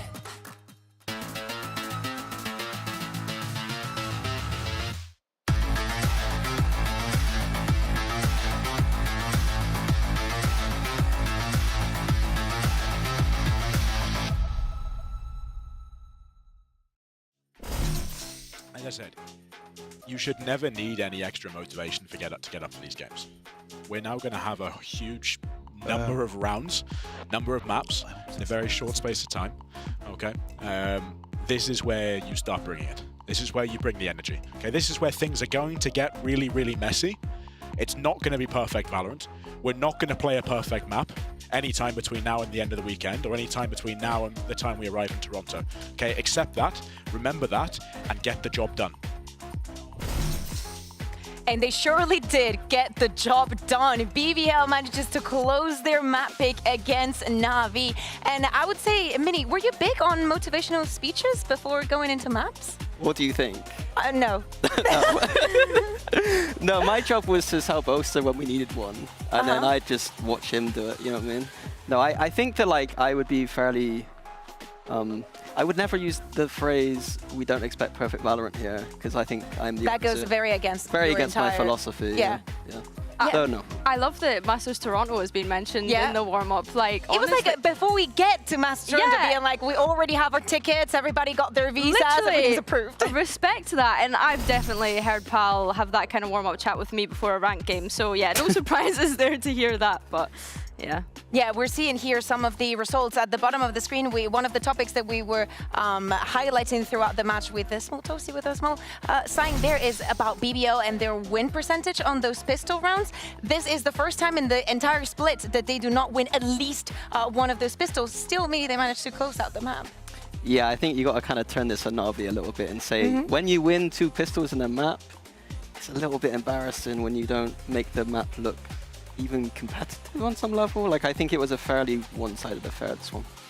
What do you think, Billy, that it was not only one-sided, what do you think that Na'Vi was lacking to go through the pistol? You know, you have those rounds on the board. What happened on those rifle rounds that make it not much? It's difficult because I think I have to zone in on their defense, right? They were getting so many rounds on the board at the beginning of that match, and then it all just kind of started slipping away from them, which when they're running a double sentinel, they know that they need to guarantee those rounds when, sorry, there's a flag, when they're starting on that defense.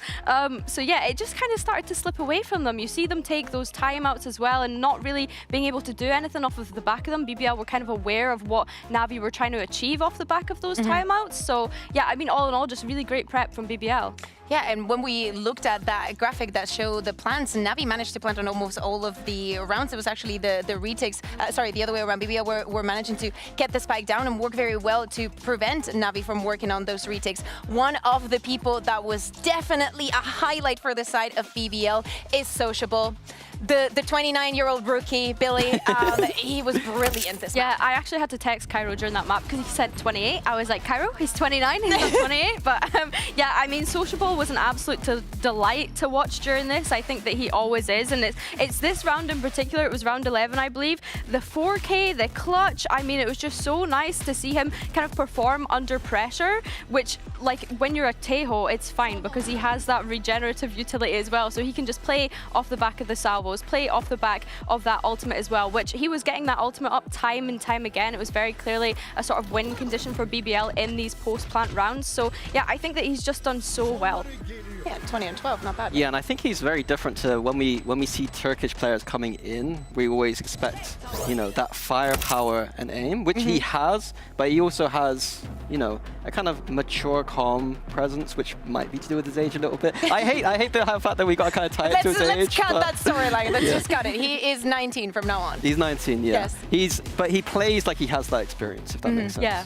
Yeah, I think that this is also one of the situations that I feel we can turn also on Navi, right? Like he gets a 4K, he gets a clutch, but how does he end up in that situation to begin with, right? Also, one of the players that we have to highlight, we saw it in the server, the head-to-head between the two duelists was definitely one of the things that you should worry, whether you're on Navi or in BBL, but Levin was set up time and time again so beautifully, Billy. Yeah, I think the game plan with Levin is just always how uncomfortable can we make the other team, and like you say, he's always set up by the rest of the team. It's very clear that their sort of game plan is to thrive in that chaos, and chaos is something that they try and pursue quite a few rounds, right? So yeah, I think that Levin, although he's not been performing perhaps at the level we would expect of him, I think he had a great showing on this first map. Yeah, and I think as well, like the switch that BBL had overall to switch him to that Jet, it's just time and time again just working. Like, I think Euro is a better agent than Jet, but when Levin is turning around the team in a way that makes them look like they are absolutely a team that can go to Toronto, I think that's great. And coming up, I'm wondering if we can see that on other maps too. Did you agree with that, finding that balance, right, between this agent is good and might make us look better, like on paper, this composition should be better over this one, but then when you balance it out with the comfort of the players, do you agree with this kind of Well, I was talking, Pau in like passing told me that it's something different when you're expecting to go top 4 at global events. Like, you have to min-max everywhere you can and optimize. Whereas BBL aren't quite at that level yet. So I think that for them to play into the comfort's better at this moment. But if we're seeing a BBL where they're pushing deeper into tournaments, the Jet might end up capping them at a certain point. Do you agree? I think the thing is, I understand that it's a comfortability thing, but I don't even think like Levin has performed bad on other agents. Like, I think of his Yoru, and the first thing that comes to mind is that round on Abyss where he's against Fnatic and pushes down mid. Like, I think everyone has that round in the back of their mind from kickoff. Of course, this was like one of the first times that we saw Levin with him coming into VCT this year. So I don't know if it's a question of comfortability. I know that they've kind of said that this might be the case for just now, but I still think that he can play other agents as well. I don't think he's limited just on the Jet. Oh, definitely something that we need to talk about, because now we're moving on to Fracture, which was Navi's pick, and maybe meaning one of the reasons why Navi decided to go to this Fracture instead of, for example, something like Icebox, might be that we at least have not seen BBL running the same shenanigans we've put in the Jet everywhere in this map so far. Yeah, I'm going to be interested to see how this plays out, because the map pool is kind of not Jet focused. Like, these maps aren't particularly great for Jet. Fracture's historically Raze and Neon's kind of maps, really. So it's very interesting to see if BBR are going to commit to that Jet strategy still on this map. Well, that's the thing, because they were playing the Yoru on the Fracture before, so it is a question of, are they going to play the Jet? I think that maybe if they're playing around with the Operator, which we did get a kind of glimpse at, but for me, that is even more of an interesting head-to-head, because we know that Koala Noob dominates on the Operator, so I think that will be a nice one to see. I love the head-to-head that we were seeing between the two, like at the beginning of every round, when you see them at the same side, it's like, oh, who's going to get it? It was that C round where Koala Noob just jumped and beats with the Op, and instantly Levin is taken away, so yeah, that's a head-to-head that I'm looking forward to, looking ahead at Fracture. But we need to focus, right, on Navi. Right now, they're one map down. Now they move onto their map pick, but they have not been very successful at it lately. No, but when I watched back the VODs and kind of heard Angel apologize, I believe it was, to Koala for his calling in the last time they played Fracture, sending in Koala to his death instantly a lot of the rounds, and it did look a lot like that. Like, Angel, the claim is thinks he's the best on Fracture at his calling, but that last game wasn't great. I think overall, historically, he's been a very solid Fracture caller, and I think today it won't look like it did against Giant X. Did you like his deadlock on Lotus?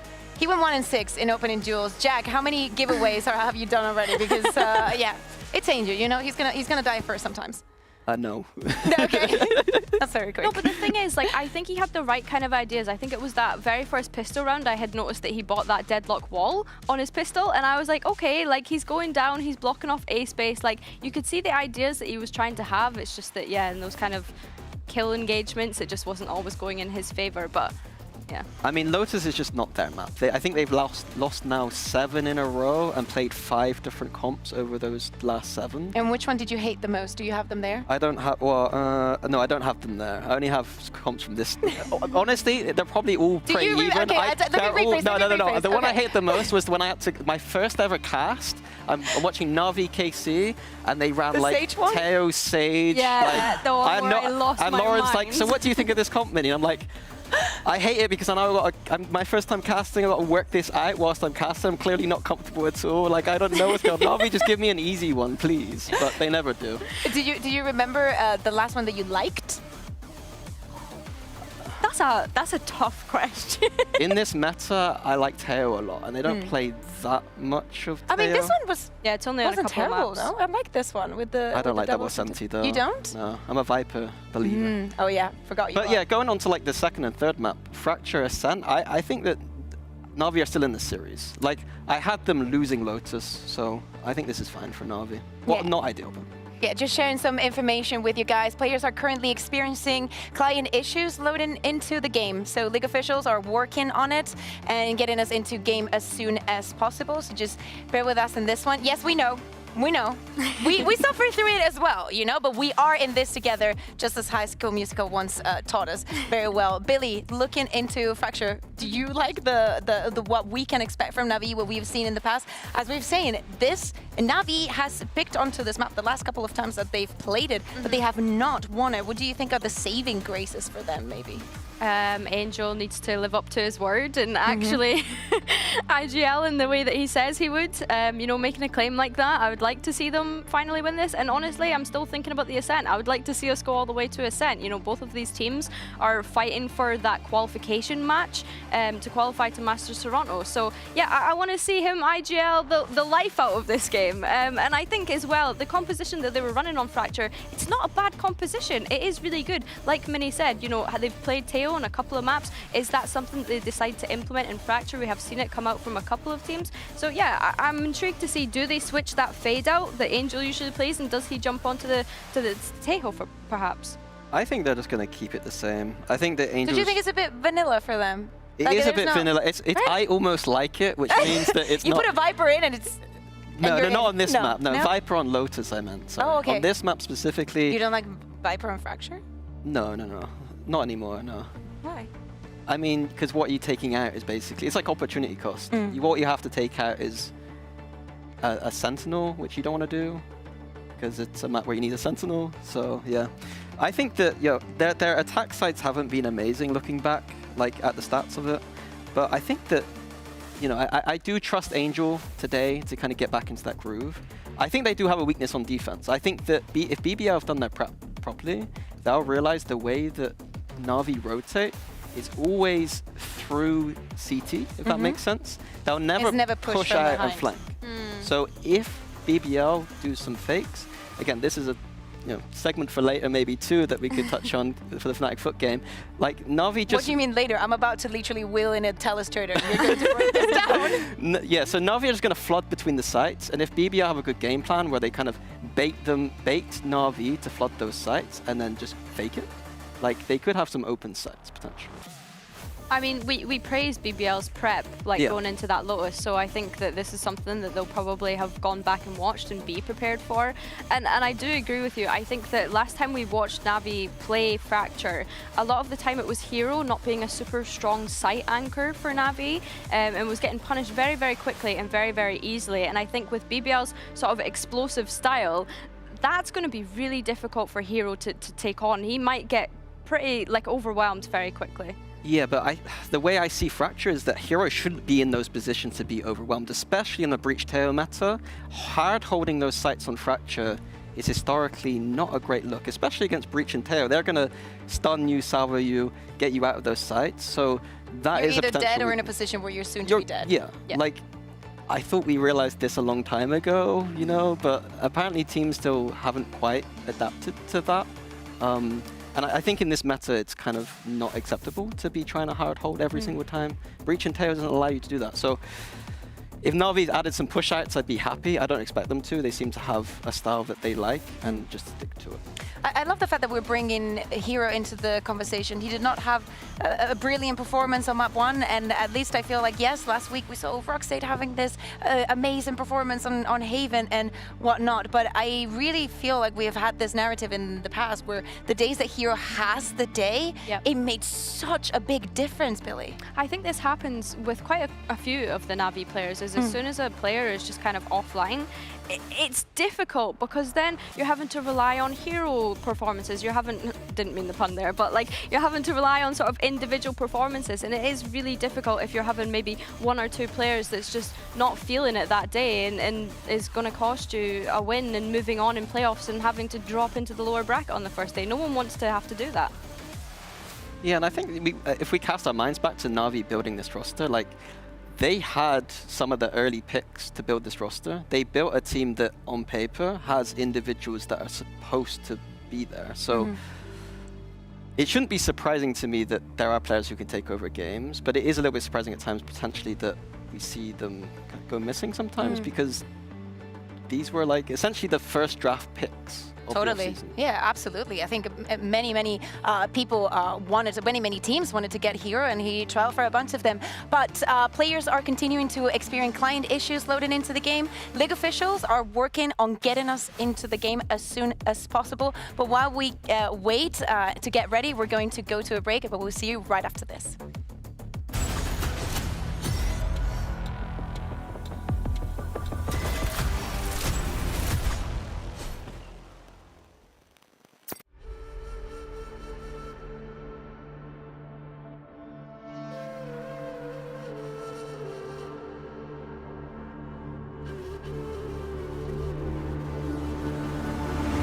At the world from the eye of the Horus. If you Alexander the Great, then I am the Porus. Coming straight from the mud like I am a lotus. So हाथियों का बल कैसे सकेगा तू मुझे रोक अब देख तू कैसे मैं लड़ूं तुम लोगों से ऐसे ना डरूं करूं मैं जिससे मैं तरुण पानी पे चलूं मैं जिससे मैं वरुण चाहे मैं जीऊं या मरूं जो करना चाहूं मैं वही तो करूं आता है तू ना करीब तू बेटी चीप जब तक कटे ना तेरी ये jeep Better believe you're gonna bleed. Pick up a seat, get your team. I'm the king of kings. Brother in arms in a battle. You all gonna die if you act like a vandal. Bring the realms to reality from every angle. This is the public service announcement from Mumbai to the rest of the world. I am a Raja. I am the Raja. भिड़ेगा तो उठेगा जनाजा ना तू मेरी तरफ आना आ गया तो होगा फिर तनाज़ाना ये भारतीय भाषा फिर दुनिया सुनेगी ये तराना ना 'Cause I am the Raja 'Cause I am the Raja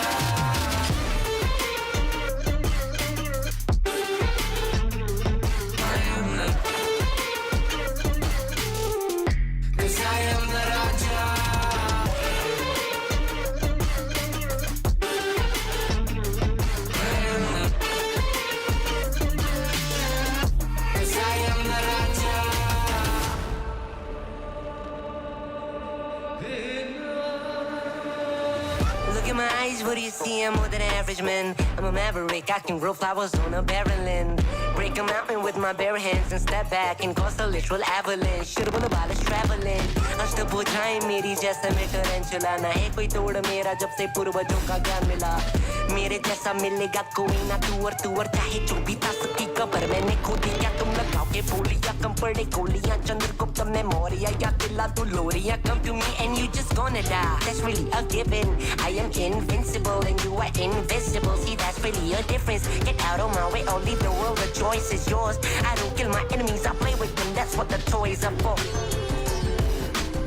from Mumbai to the rest of the world I am the Raja भिड़ेगा तो उठेगा जनाजा ना तू मेरी तरफ आना आ गया तो होगा फिर तनाज़ाना ये भारतीय भाषा फिर दुनिया सुनेगी ये तराना ना 'Cause I am the Raja 'Cause I am the Raja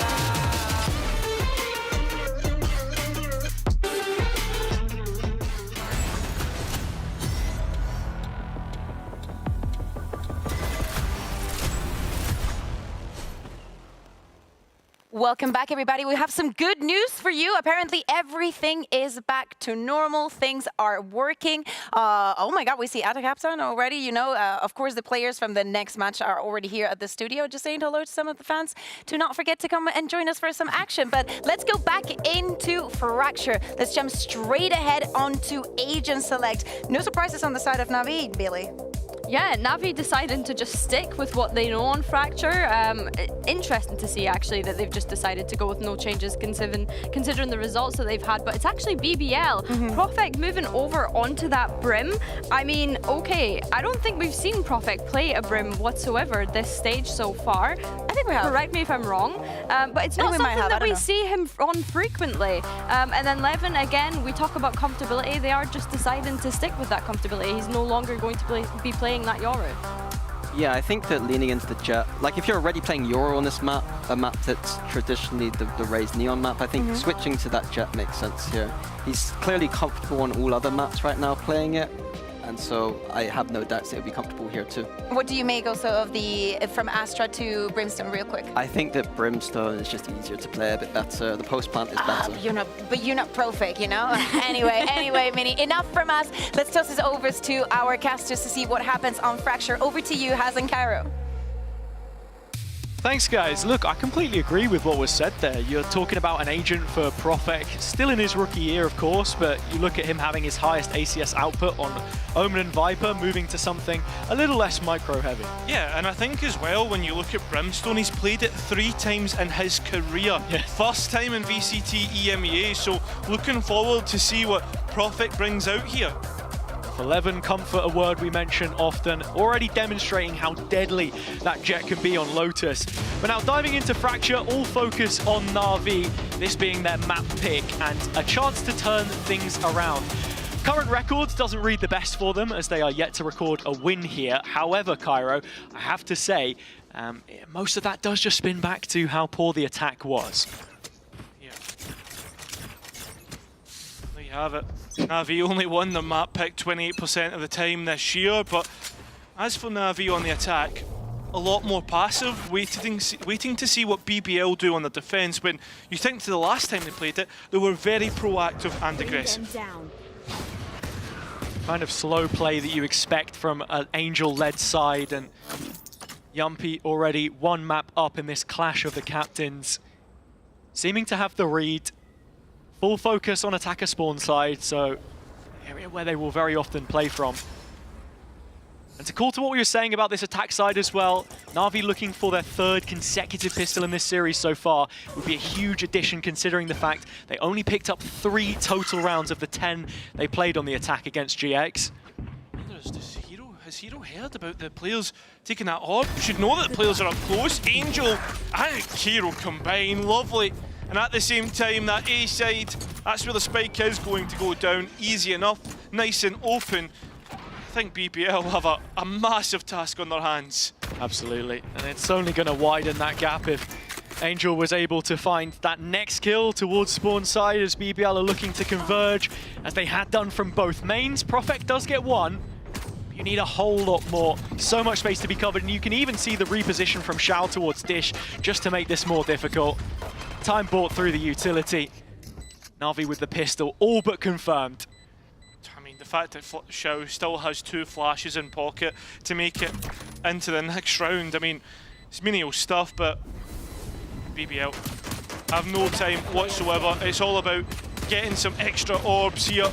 At the same time, they're going to get none, and Na'Vi, as you have said, get their 3rd consecutive pistol round. Yeah, I mean, what a crazy way it would be if BBL do end up walking out of this series with the win, going to the qualification game, but then their pistol stat is mudded at the exact same time. Well, I mean, it's already muddied because there's only like, what, if there's going to be 3 more pistol rounds, they're either going to end up with 50% or less.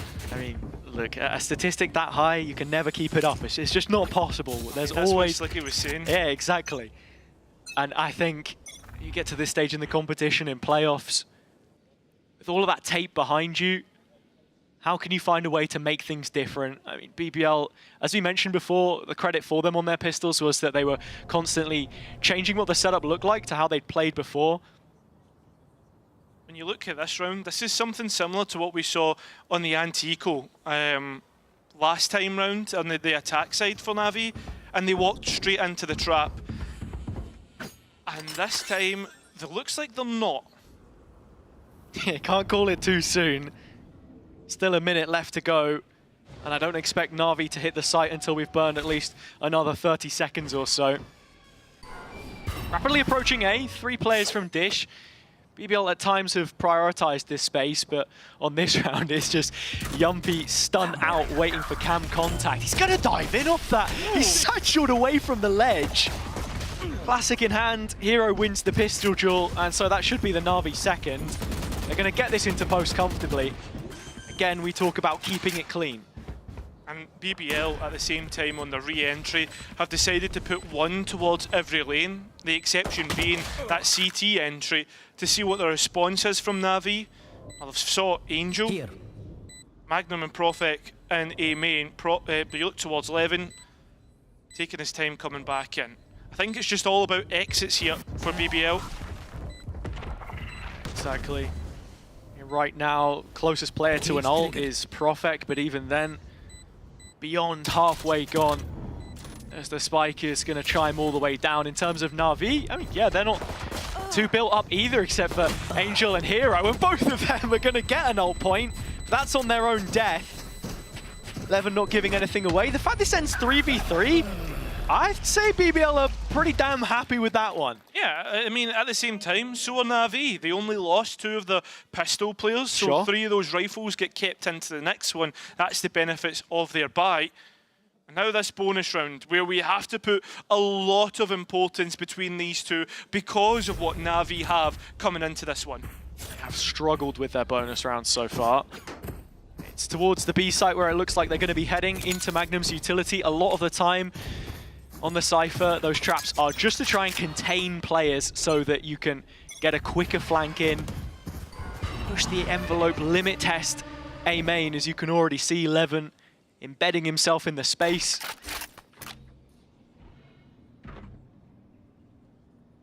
Na'Vi are looking to split push B, but it's through the underpass that they take the long road round. They do have the camera watching topside. It's a slow setup. You should expect that, right? It's Fracture. Just need to be careful of the positions that BBL decide to take up, but they are being so much more passive than what we usually expect from them on Fracture. But look at Levin though, he's now starting to walk up behind the trap, fully gutted out A main.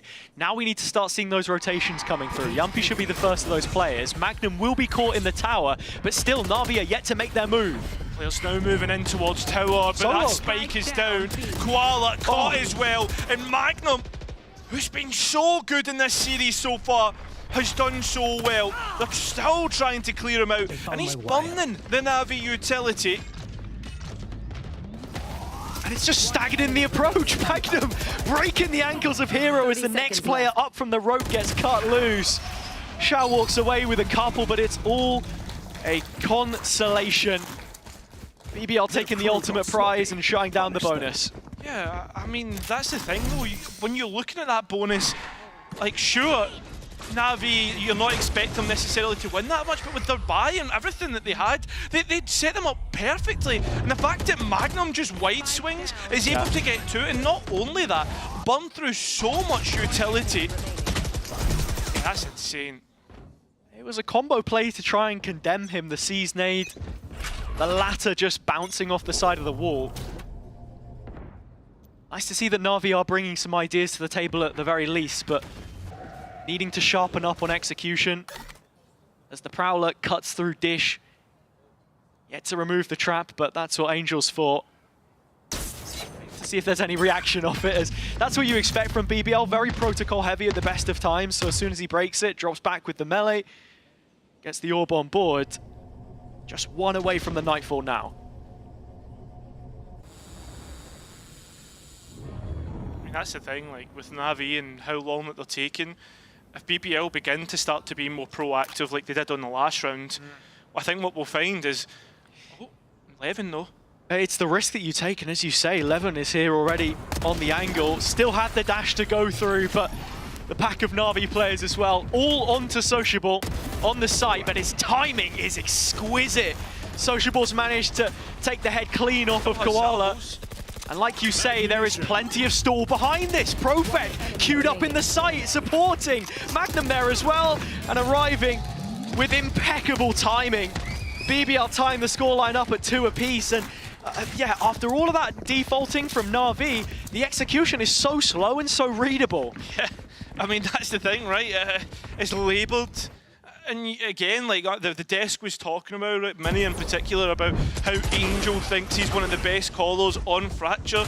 And I understand that historically maybe that's the case, but I feel as if we're now starting to get into a new era of Valorant, and at the minute it feels outdated in the way that Na'Vi are approaching this.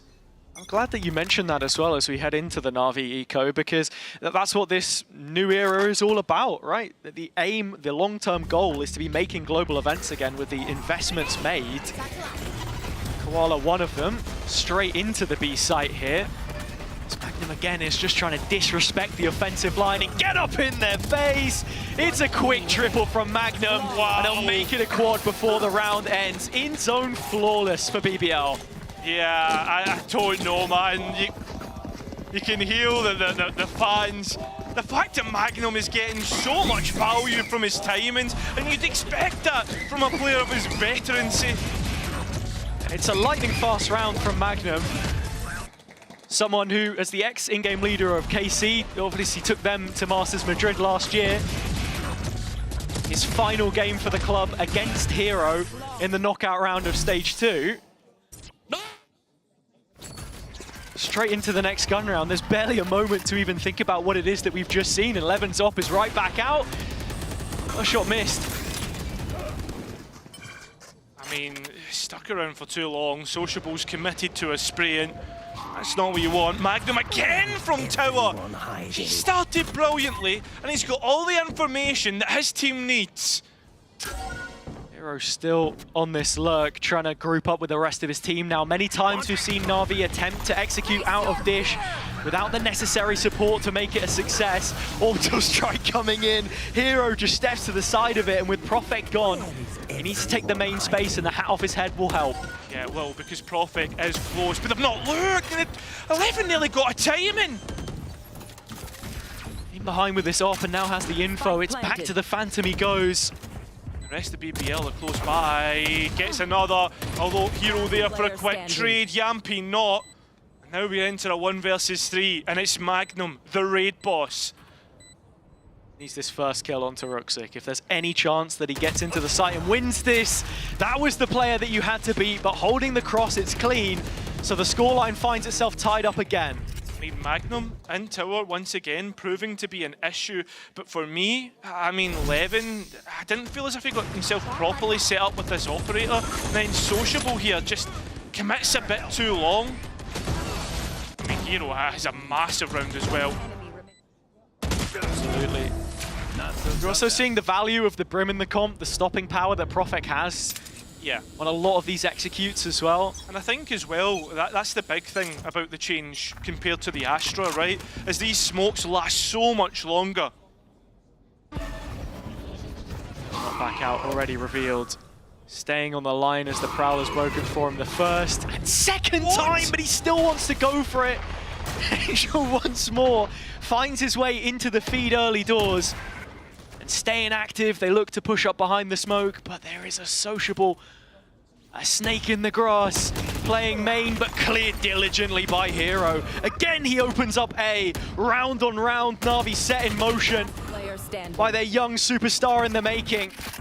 And with Angel, many years his superior, finding the round that put Na'Vi in front. Well, BBL have opted to go for a more European roster. I think sometimes when you see the way that they play, it can be very Turkish in nature, right? A lot of individualistic ideas, trying to be aggressive, get in your opponent's face. I mean, that last round, for instance, right? I mean, Sociable's trying to hide in the corner, then you get a player trying to trade him out. And then from there on, it's just a domino effect, right? As BBL begin to topple. Still close though, Now Na'Vi only go 1 round ahead, but they have ultimates to push themselves on further and get a little bit of momentum now on this attack side. Exactly, and I think to just wrap up that conversation as well, in terms of this new era of Na'Vi, the difference between it, you're seeing Hero, you're seeing Angel. Fun stat for you, Angel played his first recorded official tournament just 44 days after Hero was born. Two decades of FPS experience. He's gonna hate that one, but I have to say, yeah, you look back to the rosters he's been a part of, FPX always an international contender. That's the expectation that they had coming into partnerships, but we are yet to see it since all the way back from that first or last chance qualifier, I should say, of the era. And I like how you speak about expectations for Na'Vi, right? The expectation for them to be making international events, which they haven't been in the past couple of years, but for BBL, they're creating their own expectations as they now enter the playoffs for the first time ever organisationally, especially since partnerships began, right? A team that's always been there, but not quite not, kind of like a Crystal Palace, like always mid-table, but never anything more. Sue's gonna hate you. She's watch partying, I'm pretty sure. Sorry, Sue. Sorry. But I mean, there you go. Norwich, mate. I don't know what you can do. Okay, and you support Celtic, so we'll carry on. Everybody's a loser here today. Just stabbing each other in the back. Yeah. But someone's got to win and move one step closer to that qualification match. Book a ticket to the 6. Right now, BBL looking the more likely to do so. Na'Vi have responded well on their map pick of Fracture, and with 60 seconds for either side coming into the gun round, you're starting to look at some of the ults available. One of them, the Blades. It's a very quick start towards Bridge BBL Go. Na'Vi want nothing to do with it. With that being said, though, right, they clear all the way out in towards this the bridge spot, but also when you look at drop, there's a cam there to clear out that position as well, so BBL should have a good idea of what they want to do, and you look towards the players on the map, 7 are towards this A side, and one of them is Magnum. His name holds the weight because of what we've seen in these previous rounds. Always good for at least 2 kills. That's been the story since Lotus. Laying top side. Oh, what a clear. Koala Juke just knew. Yumpy gets one back. 4 on 4, forced out, just riding the wave. Profek responding. BBL focusing on holding the sand space, and with the ult in play, and Levin still keeping his position in dish. Angel goes down as collateral on the way out. And both players are stuck out towards main, and you look at the post-plant utility, and it's terrible. Levin now expecting that reposition. The steps would have been hurdle. The zipline, sorry, from his teammates. That's the call. And so Levin has the dagger. Shao can do nothing but fall in A main. And so BBL immediately respond. And all of that came through the timeout and the proactivity that they bring from the barrier drop. Yeah, and that's absolutely massive. Rolling Thunder used as well from Shao. That's a great entry from Koala. Planted. The players having white noise pumped into their headphones, they'll still be able to feel the vibrations on the stage. Yumpy loving life.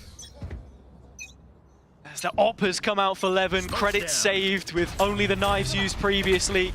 Koala quick to close down on the A space, but no player main. The setup for the site hold. Profek, big duel, but goes down to Hero. I'm stuck once again to How? And every single time he finds at least 2. Spike can go down, but at what cost? Spike planted. 3-on-3 situation post-plant Na'Vi. Not a player to flank from either side. It's purely from spawn that they make this reprisal, and with Koala Noob stacking up the showstopper and paint shells, there's a whole lot of utility he can use to keep them in place. Going to clear out Koala though, so BBL have an idea. Saving it all for post instead. Na'Vi want the long game. That's the big thing, is whether they'll have the chance to do it, as Levin finds a player in drop and gets stunned out. Manages to try and escape towards box, but Every single player is falling to shout, and Sociable needs to try and ferry out the operator, but will not be given the chance as Hero cuts him out. Snavi keep their advantage. It's very quickly turned into a one-round game. This was a huge duel, a deciding one there that you saw on Dish. Hero's been such a point of consistency. The Cypher on either side as Magnum gets a couple in main. But the big decision for me on the round made by Na'Vi is the fact that Koala is disciplined enough to keep his utility, backtrack from Sand, support the rest of the team main, and we do see a more cohesive look as they move into post-plant. I think that's the big thing, right? Is Koala might not be getting value in terms of those kills, but he's certainly getting it in terms of the space. Setting up his team. His B site needs to be careful. Hello. 11 out of left field. Sheriff gets value. Profek another. No upgrades. 11 looks against it, but with bodies dropped in Arcade, there are upgrades to be had. Na'Vi are going to start searching through Hero, but he has to be careful here. Sociable's switched up though. He's the one coming from main.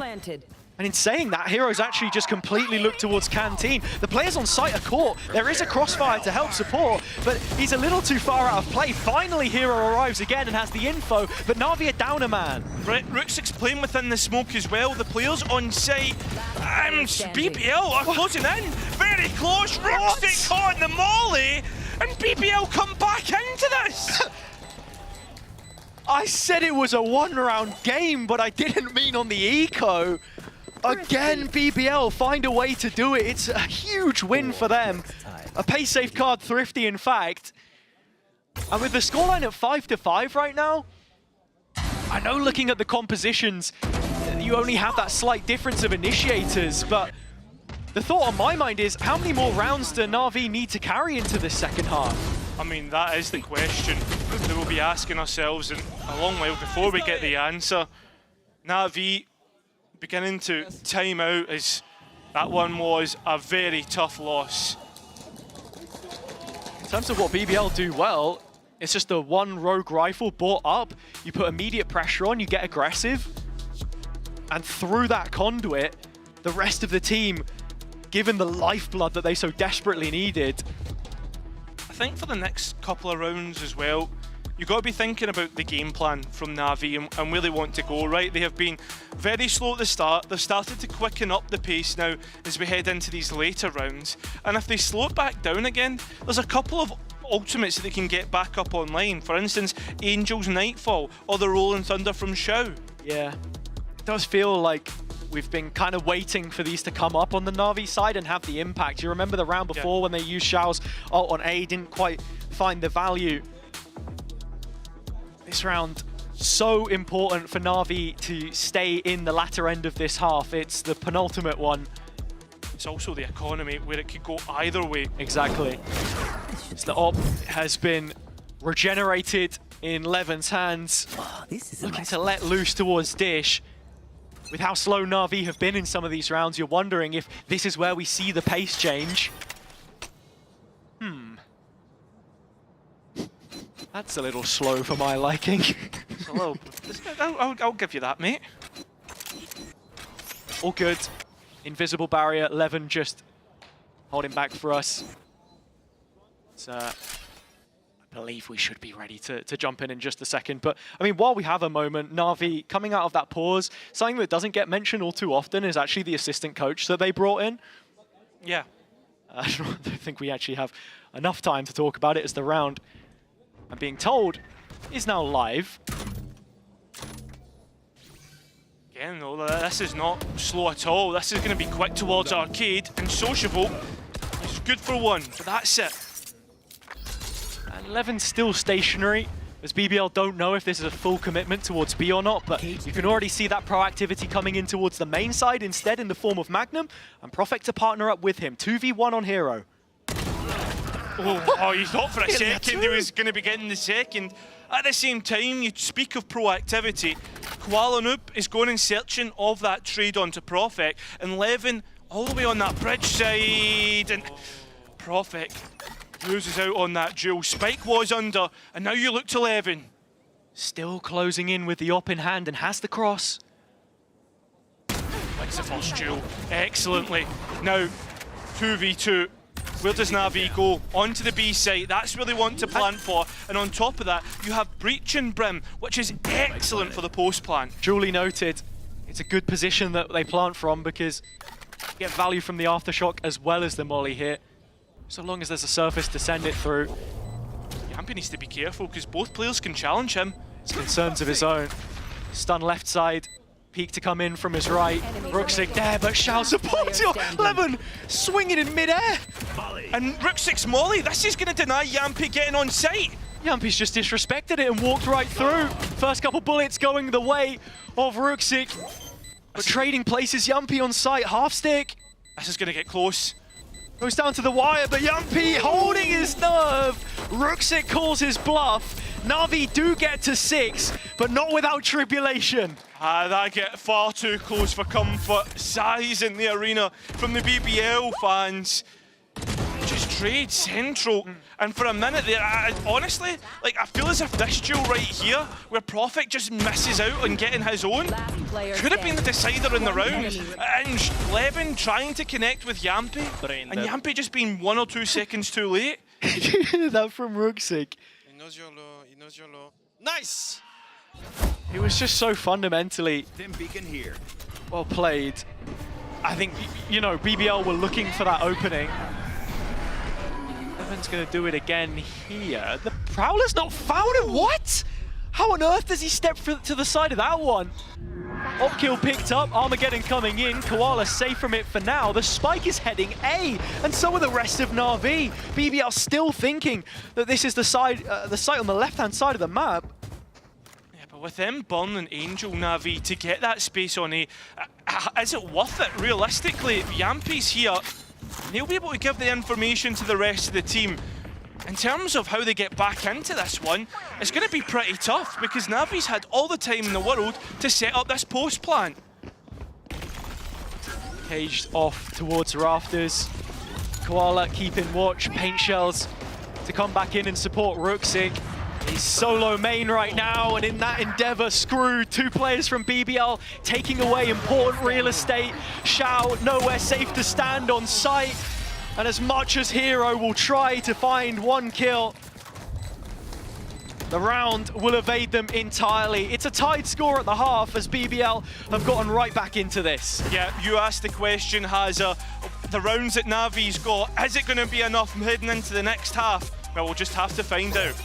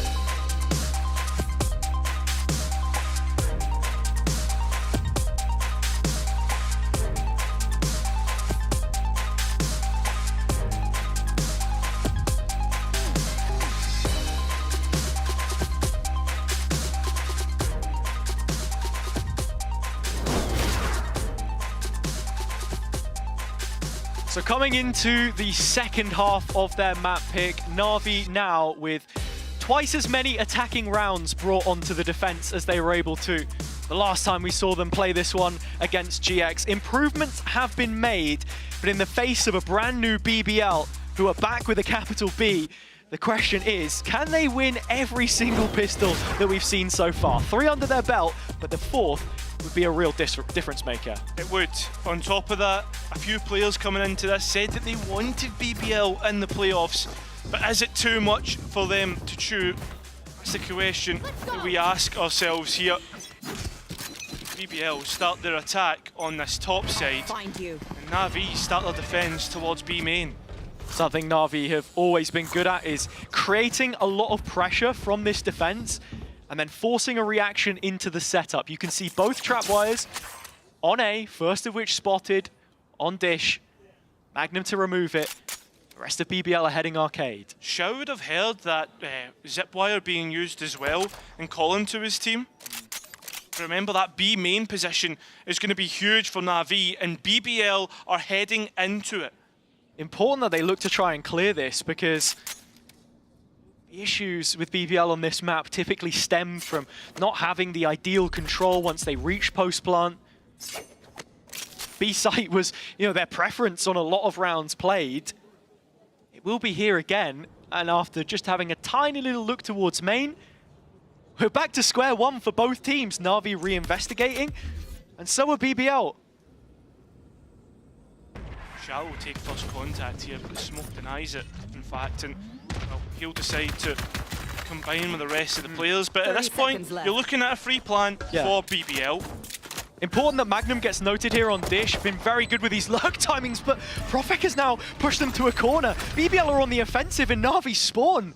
Yeah, remember, spike plan is extremely open, and Magnum, well, he is going to get caught. So is Profek. This is a topsy-turvy round, and again it goes Navi's way. Or will it go BBL's? Is the right in position to do it, but instead rocks it, gets a double at the end, and that is 4 for 4 for Na'Vi. Such a bloody cursed stat, man. You come in with 71% pistol win rate. It's a huge target on your back. I would love to know from our stat man in the house on the case, Captain Cow, to see where exactly we sit at right now in terms of that. Enemy down. The thing for me, though, about that is... Let's go! Frustration, but I think the big thing is you don't win rounds, or you don't win maps on pistol rounds. No. You win it on rifle rounds. That's where the majority of your rounds have to be. And that's been the issue for Na'Vi as well, because you can already see Levin has the Outlaw heavy shields, which we've seen Turkish teams pioneer in VCT EMEA so far. Magnum noted towards top side with a Prowler. And that's another callback to the previous round as well, where Na'Vi were, did a great job at maintaining this control late round. Great map material to use to just converge on the site and make that post even more difficult for BBL, as again they group up for this B hit.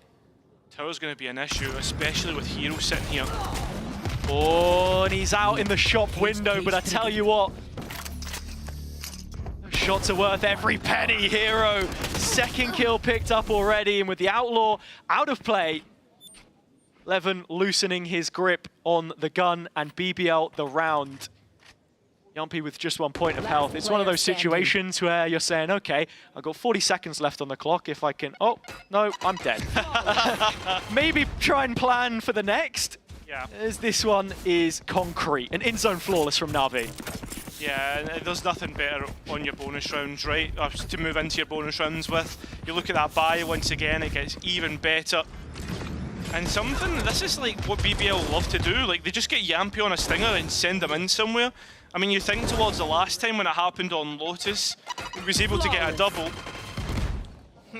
As for this round, it looks as if BBL are going to look towards the B side. Yeah. Swish round from Na'Vi. Can they keep it clean? Arcade completely clear here, so it's a free runway for BBL. And they've already conditioned this space heavily. Look at Roxic, expecting that isolated player on the other side. But Magnum is quite the surprise for him. BBL player advantage. It's like they want to just run this one straight into sight. Will they be allowed to? Because Navi's right here and willing to brawl. Although the smokes, they're respecting it. And that's a nice combination of utility. I mean, so much dropped onto the head of Yumpy. Stinger serve. Hero trying to get his revenge in main. 3-on-3 the situation as it stands, but that's when BBL start to fire back. Cannon-like is Levin. Rallying off, shot after shot. And with Koala down to 16, that Vandal is best used in the next. Immediate response. Na'Vi's bonus is shut down. This is the second time where we see Na'Vi get a great buy coming into the bonus round, and they can't do anything with it. I mean, sure, you get 2 kills, but I mean, one of them comes through the combination of utility. Yampi has the Rolling Thunder moving into the next. Sure, they posed a question to BBL in terms of how many different avenues that Na'Vi approached, but all in all, BBL had all the answers they're looking for. Back-to-back nade kills for Koala Noob.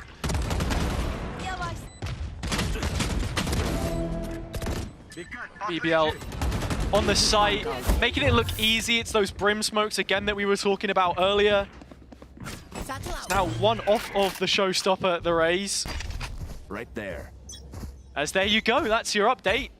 11% taken off the top, but BBL won't care so long as they can book their spot in the qualification game. Oh, Profek has started off the gun round. It's B again, but it looks to be BBL's. Yeah, a nice bait and switch on the entry, but again, Na'Vi, I was going to say, are respecting the smokes, but they're trying to spam through it. And with Angel gone here and no C's, it's way more difficult to combo that util. Paul will be lucky to find a nade kill this time, I tell you what. He's done a decent bit of damage onto Sociable. He has, but he's also received a decent bit. You look at him, 14 points of health. Onto 11, can't handle it, can't muster up the strength to suffice the Na'Vi push as it comes back through. Sociable already with a chunk taken out of him. Salvo's now online, but Profek's found 3. Yumpy watching over from the tower. The captain's help support, but it's on to Sociable, undetected. And only 1 player left in front. No time for the util. You gotta take this head on. And Sociable does exactly that. A Red Bull clutch to make it 8-all. A massive round to win out for BBL. And realistically, Sociable should have had no chance. That's the second time that he's been able to clutch up against Na'Vi. That's crazy from Profek. And it's the kind of stuff that you're talking about as well. Astra so high on the APM. You can see what it means. But when, you know, you're giving a young player the confidence to just go ahead and play his own game. All right, Profek, go put the smokes down and then you can just shoot them. It's so much less for him to think about. Yeah, and I think for me as well, it's nice to see Profek get his time in the sun here. Because you look at the last map, and he was bottom of the scoreboard, wasn't getting that much impact in terms of the kills department. But as for right now, I mean, top of the leaderboard, right? It's the anchors on both sides which are having their time in the sun. And I mean, it was the same for Hero in the last map. He was only able to get 7 kills. Another young start who has found a serious upswing in performance in 25 so far. Na'Vi putting the faith in him, repaying that trust with 20 kills already. Silent start to this one as well. BBL are making a lot of noise, but it's behind closed doors in their own territory, top side of the map. Not often you see Levin as the lurker. He's the one player slowly making his way through A main. Careful of drop here because Hero is trying to play close by and aggressive as well. Lovely combo. Magnum scorched by Rooksik's ult. And as BBL is slowly creeping into this, I mean, look, we've got a Bucky on Koala, we've got a gun on Hero, that's gone. Yeah, that is. Showstopper available, this is scary. It is scary, but for realistically how long? Because BBL have dealt with everything. A bulldozer through this round. And Koala maybe just thinking of going to collect a rifle that's sitting in dish. He's already got his ultimate. It'd be a nice little bolster for the economy in the next round, but that's the big thing. You've got to remember coming into this round, there was the stat line about how good Na'Vi actually are on their ecos. They're one of the worst in the region for converting thrifty rounds. Making sure you have a plan coming into every round, and already Na'Vi in the back of their minds will be deliberating how the next one opens up, because this is all BBL up against the eco. It's their chance to get in front, a free hit perhaps, especially after the stat you already mentioned. I liked this, set piece, and to be fair, to give credit where it's due, it's a big investment to make in a round like this. That's where you're hoping you'll get that advantage. But I think at the same time, you say it's a big investment. Na'Vi got everything right but the fights. To now draw back upon a conversation I opened up earlier, yeah, they do have an assistant coach working with them now as well, Na'Vi, so that's a benefit. I think from Happy's time on M80, so much of that support network was with Gunter, who then went to Sentinels, of course, later down the road, playing a lot of meta stuff. And there's a fun story with it as well, with Chippy coming in while he's not based in Berlin. He's provided important insight, the team has said, and it's a nice moment as well because he was previously with Bait, another Ukrainian organization, and it's a continued investment in the local scene because the first time that he met with Na'Vi was at one of their own events, ran in Kyiv. So actually, when you look back, there is that investment in the roots. The question is, do they have any more for us here in the second half of Fracture? Anything to fall back upon? BBL are the ones with the ults. I mean, that's the thing, you speak about falling back. Safety net is on BBL's side, not only with being a map ahead, but as you said, as the ultimates that's most important. And Qualanub has that iconic operator in hand, even a showstopper to bail him out if it's needed. Best op in EMEA, his words, not mine. I think after the last map against Vitality, I mean, backed it up. But he needs to keep it up, needs to see that performance here. Playoffs, most important. Offered the most duels head-to-head. This op continuing to float. It's Arcade, where he'll be looking to receive BBL on this round, but main is where the approach comes from, and the reposition is swift from Koala Noob. Trading places with Angel. I think it's interesting that we're seeing Sociable actually be the lock towards the top side. A few times he has gone solo with the drone to just raise a question mark or two, but Na'Vi starting to gravitate towards B now. It's the op under fire! Koala with a ridiculous shot. Showstopper following it up. Player advantage Na'Vi, less than 30 seconds. BBL have got to commit. It's all about the recovery though, and Magnum being one of those players that could be the chance to save them as he comes in for a late flank. But how much time will he realistically have to get value here? He might just have heard the steps. He might have heard the steps, Magnum, but still, as he looks to turn the corner, Hero takes the timing, 10 seconds or less. Koala Noob still going. Down B. Op in his hands. The safest pair of hands in the server when you hit his sight. A quad kill that keeps Na'Vi going. That's the exact kind of bounce back that you needed from them. Thing with that being the round that's just happened, right? That shot's insane. Like, we asked for Qualanub to improve, right? To show us exactly what he's made of, especially in this important match. Okay. And yeah, and with that being said, like, this next round, for me, with 4 ultimates that BBL have, they can easily respond to Koala Noob's individuals. Ooh, that's if you don't give him half a chance. Already, Profek has spotted out that player, bitten the bullet, util dump on the site. Aftershock buying a bit more time for Na'Vi to get in position, either side of Gen. I was thinking about this. Not yet responding though, Spike goes in. They'll bring this to post, 5 on 5. But they want to push the line. Yeah, again though, still those ultimates are available, and they're good post-plant ultimates.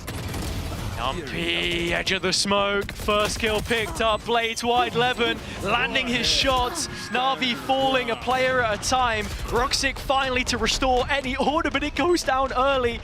And so BBL are staring at the strong possibility of double digits. Koala making his way out, and again, the op is good for the duel. It was that first missed bullet that just opened the floodgates though, and as soon as BBL got on site, they were never giving up the ghost. Yeah, not at all. Nice, just post-plant in general, right, in terms of how they were watching the smokes and trading off one another, and the fact that they got out the other end, only using the Blades and the Armageddon, I mean, it's a massive dub. Also starting to see the willingness from them a little bit more to get aggressive in these situations, fight towards Gen, have a player wrap around spawn. This lurk has been consistently threatened at this point in time, so Na'Vi are caught in the headlights looking both ways. So barriers are about to drop again. Koala has guessed correctly. His op will be trained on the line, but can he find the shot? Big swing round. Whatever way this goes will be massive. Straight up gunfights. Utility looks as if it's been spot on, but still no bullets really flying, or more, I should say, hitting. Oh, no, I like this from Na'Vi as well. Smoke goes up. Signpost of authority. Seeing if they could clear underpass behind it, but say, Levin has already made his way around. He was the one player they were looking to clear out. The timing's insane, missing out the haunt, letting it have its full duration. And again though, Na'Vi and Angel have called this perfectly, and they're moving into Cypher's utility in that BBL. Na'Vi have found themselves in a situation such as this a few times already. With black and yellow shirts on the line, ready to defend the site. Under. But they have struggled to hold on. Could this be the time? The ult comes in. Hero can give himself a little more sustain with the cage. Drops down to the next layer of defense. And the first couple of fights, well, he wins only one. BBL clean the slate. The op's still up for Koala, but it's a retake that you're looking at now. This is a tough pill to swallow, and not the first time Na'Vi have been put in this situation. No save as Levin is ready to backstab. This is number 11. Yeah, and the fact that they get rid of the operator as well. You're now, again, looking at the economy state. Na'Vi won't have the money to get Koala back on the operator. I mean, I don't even know if they'll have enough money to get everyone on a rifle. Spins back to the early decision-making as well. Sure, Levin burns the dash to get out of dodge and move towards the other side of the map. You're then missing that gap close, basically, right? That's what you want to try and bypass a lot of the traps on site if you pair it with the updraft. Hero playing top site on A. The BBL are just so diligent to clear it, and instead they set him up as the deposit. He's the player that then turns into the flank. They're changing up the ebbs and flows of the way that they're playing, reading between the lines. It's really, really nice macro that we're seeing from them. It just makes it so difficult to read if you're Na'Vi. Like, they have the stack of bodies on the site, but it doesn't matter because BBL are ready for it. Well, history potentially in the making as we move into 2 rounds away from BBL 2-0ing Na'Vi. And they start off slow, methodical. Roxic having to stand up to the task here in Arcade. Here. At the same time, Na'Vi made their way all the way through A main here. They've got so much information as BBL have completely forfeited this side of the map. Just wondering how BBL choose to try and play back in here. Again, it's Sociable's drone just going as a solo move. Actually to set up Yumpy in Dish. Perhaps a fake. That's the question. They have the time for it, and as you can see, the spike starting to show a bit of an inclination towards A, but no, Profek is going to follow up the pack of players. The B site is where BBL look to be going. Yumpy just emptying his pockets as a fake. That's caught the attention of the players towards the bottom side of the map, so can the site itself hold on B? There's a time in here, and Roxic's the one who comes out on top. And again, Na'Vi taking advantage into the post plan. Oh, momentarily. BBL should be expecting the second player here as well to try and clear it as 2, but Sociable doesn't need the support. Angel's only got a Sheriff. It's a nice couple of shots from him, and with the ult online 2v1, it's Yumpy that's got to stand the test now. He's managed to dodge the Nightfall and has utility to work with. Stun and a flash. Could it be enough? Roxic no molly. Haunt not yet landing. Yumpy still hiding around the corner, that's half. Yumpy still biding his time, looking to win it out. The 1v1! Yumpy pounds his chest as Na'Vi get dropped. A Red Bull clutch from the captain. That's map and series point. Hazard, this is getting far too close, and Na'Vi, you look at what they have into the next round and it does not look good if you're a Na'Vi fan. That's a few times now, more than a handful.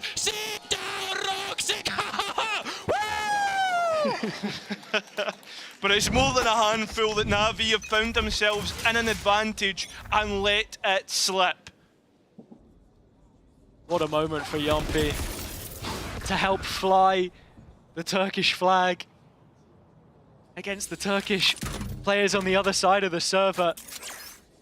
Born himself in Finland, but learning the language quickly.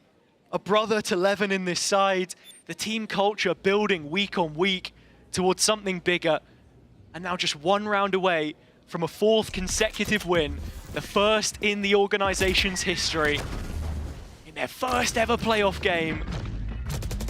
The thing to push this over the line, you look at Prophet and that orbital strike. Na'Vi are getting proactive, starting to look towards A main. They've done this a couple of times now, but not fully found the value from it. BBL still queued up to go to the B site, but the cam has caught them in transition. Yeah, this should be an easy call now for Na'Vi to commit to. Levin still in B main as well. So much utility for the defense to try and stop this. Kill trap on site. Hero supported by the smoke. Rooksik the first. It is a fantastic reveal. The Horn lighting up everyone on BBL, and Na'Vi starting to pick up the kills for themselves. Hero's still alive on site. Xiao going down in the smoke as it opens up. Sociable can't find any more than just that. Profek will be keeping his ult for the next round, you think. That's Na'Vi. Oh, I tell you what, no, he's not going to invest it here. Surely not. There's no time, Profek. It feels like a bit of a waste in the end, but he fancied his chances, and for that you can't knock him. But Na'Vi do get double digits in one of the weirdest rounds I think we've seen recently. Yeah, I mean, a little bit over-eager from both sides, but you win that round at what cost for Na'Vi once again? Like, still a lot of these players finding themselves a little bit tough when it comes to economy, and it's so important in these last couple of rounds. BBL bring out this timeout to just make sure that they can get themselves over the line. I mean, BBL lose here, and you're certainly not going to be coming into the last round with the best money on the block. A couple of players that would need to take the hit. I think the big win for them is the fact that you've still got the Armageddon. But in saying that, Na'Vi are closing in on a couple ults of their own, right? They've kept their own orbital strike with Rooksik. Xiao 2 away from the Rolling Thunder. The same can be said for Koala's Showstopper. I think we'll find these last couple of rounds on a knife edge. Like the minute details deciding these last couple of rounds, depending where the kills go, who's able to stay alive, what the money looks like, because again, it's so finely cut between these two, because you look at the money on BBL side, if they lose this, it could be a half buy into the next. Those small differences. Still give credit to Profek for going for that. Yeah. I mean, there is a world where the final player is playing on the headshot box and you find that kill and win it by a fraction, but potentially costly. Little setup here, looking for the punish. It's the aftershock and the salvos. Oh, it is very well set up. Sociable finding Xiao. And that's big retake utility offline as well. Sort of Gentlemates do the same before as well, so credit to them. They might have been knocked out of the competition by BBL, but still got to be looking at Magnum looking towards this B side, but as the execute comes in, BBL still keep themselves in front. It's the star boy Levin who does it once again. Look at Magnum though. That's the trap broken and the B site hold shattering. Scattered. Na'Vi elsewhere. They'll be rotating through spawn. The question is, does Magnum want to fight them ahead of schedule? And it seems like that's going to be the answer. Lane in front. Lose the generator. Even clear this if you're Na'Vi, using the ultimate to deny the spike. Rooksik will get it, but won't deny the spike plan. Magnum had that one of his own. He'll get his second as well as Koala goes down. A 1 versus 2 for the Turkish player to deny against the Turkish organisation. And both players are disconnected. This is somewhat winnable, but BBL make history. 1 win away from Toronto. Their playoff debut, and it's the first time we see 4 consecutive wins for BBL in EMEA. They move 1 step closer to walking through the Prince's Gates and onto his boulevard with their own dreams to be king in Toronto. That qualification game now awaits them. A rematch against Heretics from kickoff. And Cairo, you just have to say that throughout today, they played steadfast, even in situations when it looked like they dropped off the pace a little bit. It was a timeout, a break in play, something along the lines, and they responded right away. The fans showing their appreciation for Na'Vi, though. You'll feel a little bit hard done by. And it's what you were talking about earlier, not being able to connect these wins up, not connecting your form and keep it up. And I think as well, coming out of the Vitality game, the stocks were high for Na'Vi. Everyone was excited about it, but instead they find themselves in that lower bracket. And that was always going to be the question. Could you retain the stability that Angel alluded to being a potential problem with this team? Performance, something so important, the reason for bringing in that extra coaching staff. I have to say, this is a Na'Vi team which is very well on its way to, you know, getting to those global events potentially, or at least finding itself in further playoff stages with the looking to move on. But it's just that consistency that you already mentioned that seems to be coming back to plague them. Yeah, 100%. I think we are waiting for the interview to be ready, and I think it is. Kukuka is with Sociable. I'm excited to hear what he's got to say. Thank you very much, guys. I'm joined here by Sociable and Yaman. I know that this just happened, but of course, Show Moscow and Sociable, congratulations. What was the performance that we saw from you today? Anladım. I think it's not our full potential for me because we lost every pistol. Sorry. Yeah, I think we can do better against Heretics. Oh, okay. You're already jumping from questions. We have some fans that definitely you gave them something to cheer for today. Also, on the other side of the stage, there was Ruxic. You know, you played with him, played against him. How was it going up against him again? It's good. Last time I played against Ruxic, he was won, and now I won. I think he's an incredible player, Ruxic. Also, their team. Yeah, it's fine for us. Okay, a little bit of the elephant in the room. Going into today, you had a very high, just very high pistol win rate today. None of them. It didn't matter. You still managed to turn the game around and win in a 2-0 fashion. What happened throughout those pistols? Because they were very, very close. Do you think that Na'Vi had very big preparation coming into today? I don't know what happened, but I think 2 or 3 pistols, we just give entry for zero reason. And after only 1 round, I think we have advantage and we throw. And sometimes it's happen.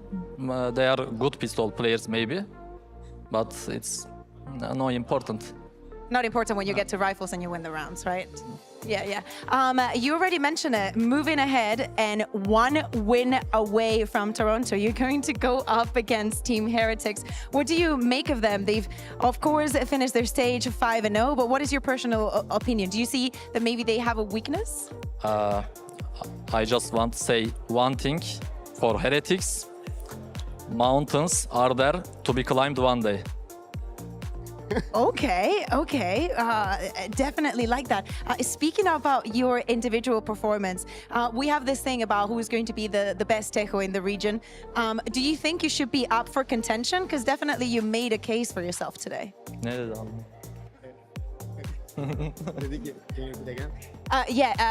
You've had a brilliant performance on the Tejo, and we're looking for the best Tejo in the region. Do you think that your name should be put up there? Do you consider yourself to be within the top of the region? Region'ın en iyisi olarak çok iyi oynadın, çok iyi performans sergiledin. Region'ın en iyisi olarak görünmek istiyor musunuz? Düşünüyor musunuz? Bana mı takıma mı? Evet, sana soruyorum. No idea. Really? Well, I'll make the case for you. We should definitely put you up there. Also, as you can see in the back of us, Fnatic is going to be playing against Foot. Foot already also have a pretty decent Tejo. Who are you supporting today? I think Foot, but I'm sorry for Alpha. I'm sorry, Alpha. Oh, he gives you a heart. Yeah. It's Alpha. He's wholesome. Well, thank you very much, Sociable. First time that we see BBL in playoffs. First time that you say the win. Before I say goodbye, do you want to say something to the crowd that came to see you today? Oh, shh. 1, 2, 3. BBL.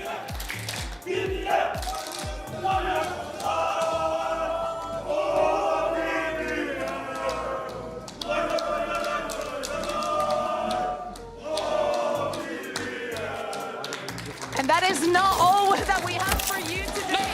Nice, boys! Nice, Lurk!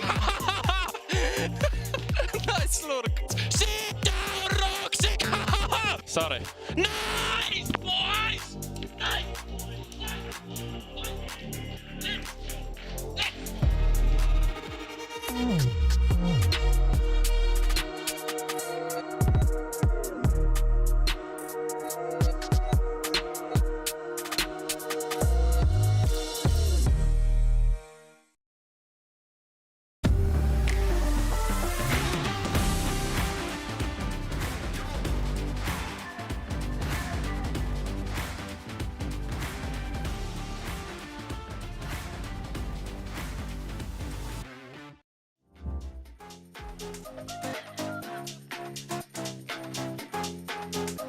나의 속도가 돈이라면 Benz on me 더 세게 괴롭혀봐 나는 rain on me 다가서면 bang bang 전부 걸어 게임처럼 너의 고개를 떨굴 때는 dance on it 모두 몸에 걸어 눈이 빛나는 걸로 전부 걸치고 나니 노리는 것들일 거야 발밑에 쫓아와도 너는 절대 못 껴 넘어질 배포도 없는 애들은 no 따라오지 못하는 건 내 알바가 아니지 그래서 the boys not my type 아니 거리동이 틈에 판이 바뀌지 이기는 건 당연하니 cause my type 시시하게 겉으로만 판단하겠지 웃는 얼굴 어서줄게 잘 봐 날 멍청한 애들이 여기 자꾸 넘치니 바가게 써니 목소리 내 못해 짜증나면 질러 I don't like being cool At least night to night girl들만 불러 money on the fool I'm a boss lady or shiro 뭐든지 다 내게 cruise 말했잖아 내가 뱉는 대로 내가 다시 look nice Told to myself I'm so bossy I'm so bad I told to myself I'm so bossy I'm so bad I told to myself I'm so bossy I'm so bad I told to myself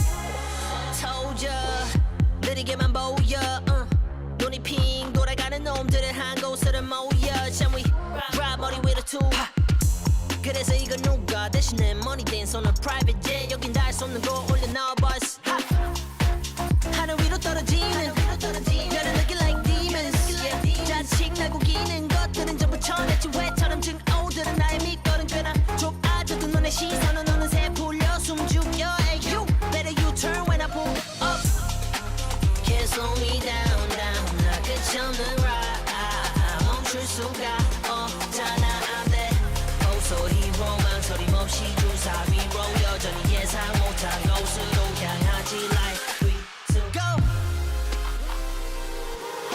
Told to myself I'm so bossy I'm so bad I told to myself I'm so bossy I'm so bad I told to myself I'm so bossy I'm so bad I told to myself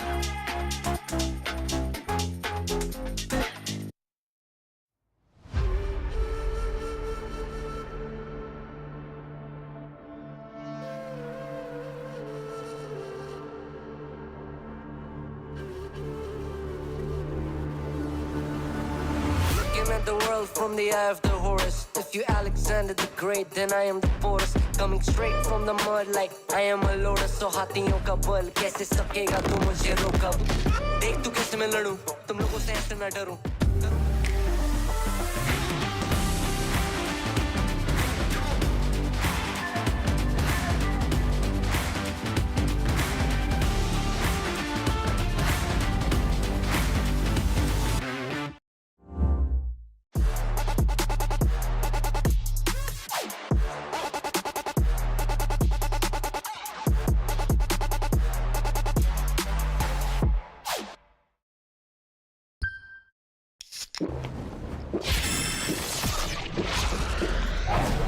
Red Bull gives you wings.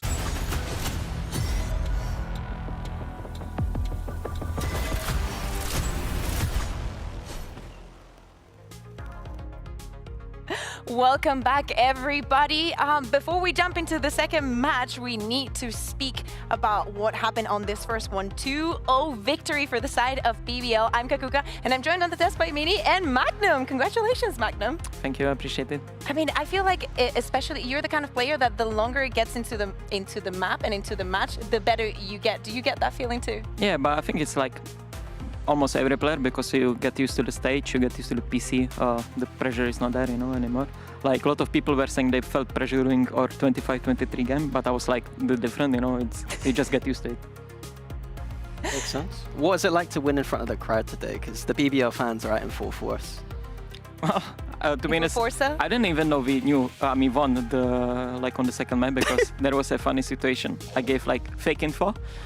Vola like sociable dice and he smashes his table. I'm like, oh shit, you know, like I'm just looking at him, and so I just was happy that we managed to win another round. Everyone started standing up, and I'm like, wait, we won, you know. So, but obviously it feels great. We don't have to play tomorrow. I think that's the main thing that I think it's big disadvantage for. I mean, not disadvantage, but now it's gonna be rough for Navi because KC just saw 2 of their maps, you know, the day before, so there's no chance for them to change anything. But yeah, feels great. Do you give a lot of fake info? Does that happen a lot? Yes, it's like, actually it was happening in Fnatic as well. I remember I was like, I heard step and I said something, I mean, it's like, stop doing something based on sound, and it's still with me, you know, like sometimes I say, there is all, the Prophet takes his knife and dies, and he's just fuming, you know, but I'm working on it for years. How long have you been working on it? Yeah, anytime. Unit time.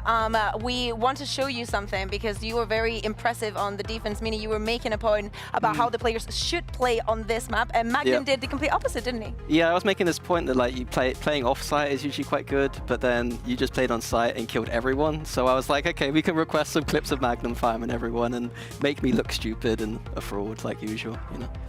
I mean, like to give some feedback to this, I think it's very important if you're Sentinel to kind of throw sometimes playing on site, sometimes off site, because like if people like vote review and they know you're always off site, it's quite easy. They will just contact into you and explode on site. But as well, like in scrims, I play against like Techos off site, but against Fate you can just stay on the site. That was something I was kind of bringing up, was against the Teo specifically. It feels just like Breach Teo just stops you completely. So you have that, okay, he's giving away his protocols. I'm getting everything out of him. Wait, is this on camera? Are you excited for the Techo nerf? Yes and no, because like I don't understand this way of nerfing agents. I think killing them is not the correct way, because I think it will kill him on most maps. I think he'll still be playable on some of the maps, but we'll see. But it's same thing as Astra, you know, like everyone played Astra, and then everyone stopped, and then some people got back to it. So I think people kind of overreacted, but in first place he should not be this overpowered, because like for me as a Sentinel, I stay on site, I look 2 rockets, oh, I'm dead. So, yeah, you know, like that's my. So at least you can play the game again now. Yes, exactly. But as well, it will be more annoying to execute, so it's kind of 50-50, you know. But I'm not executing, so enjoy Burak Leon, you know, enjoy execute, bro. I would be a little bit sad considering the sociable, like especially today, had one hell of a show in the clutches, the impeccable utility coming from him. Are you not a little bit sad that you're not going to have that power? I was asking him, like, do you think we should put you in contention for the best Techo in the region? And he was like, no idea. I was like, what do you mean? Like, Mr. Fallen's up there, but come on. I mean, he's just an incredible player, to be honest. I think it always will take some time for us to adapt to different agents. But he's very talented. He can play duelist, initiator, Sentinel. So I think it's just about time. It's quite funny that he's being presented as a rookie while being 30 years old almost, but he's talented, you know, so I'm not worried. In our books, he's a rookie. Yeah, is that a joke in the team at all? Do you have a meme about that? I think it's just the Turkish culture, like everyone is being respectful. I'm just shooting these jokes, but he just always looks at me like he's a bit older, so he always like, very soon, you know? I always laugh, then I stop laughing, I'm like, oh, sorry. So yeah. We're speaking about your protocols, and Minnie, I know that you wanted to take a look at one of the rounds explaining how BBL is always aware of everything that happens around them. Yeah, so this was about tower, so like you saw Magnum holding tower quite a lot, but just this drone alone, like usually teams are going to drone from further back, right, Magnum, but like this protocol here where you guys are like clearing the whole of tower with that one drone, it means that you don't have to use any of this util for the site, you know it's free, you have all this post-plant utility now. Is that... Can you speak about this at all? I don't know. I don't want to give away. Well, I didn't even know we are doing this, to be honest, because I'm just on the other side of map. Okay. But when priorities. People, yeah, I'm just chilling. But on the like when I play on defense, people do this. There is a counter, and you need to kind of adapt to it. Obviously, I won't spoil it here. But you can adapt to it. But yeah, like you can just see how Techo value is, you know, like if there is someone tower, we will just rocket you. If you are not tower, we will keep rockets and play post plant, you know, and it's post plus in the way that he can be on a side, throw rockets, and you know, like. It's very similar to what we tried to do on Fracture with the Sova. We would drone through the tower. Unfortunately, we didn't get to show it much because we only got to play one game at Champs with that one, but yeah.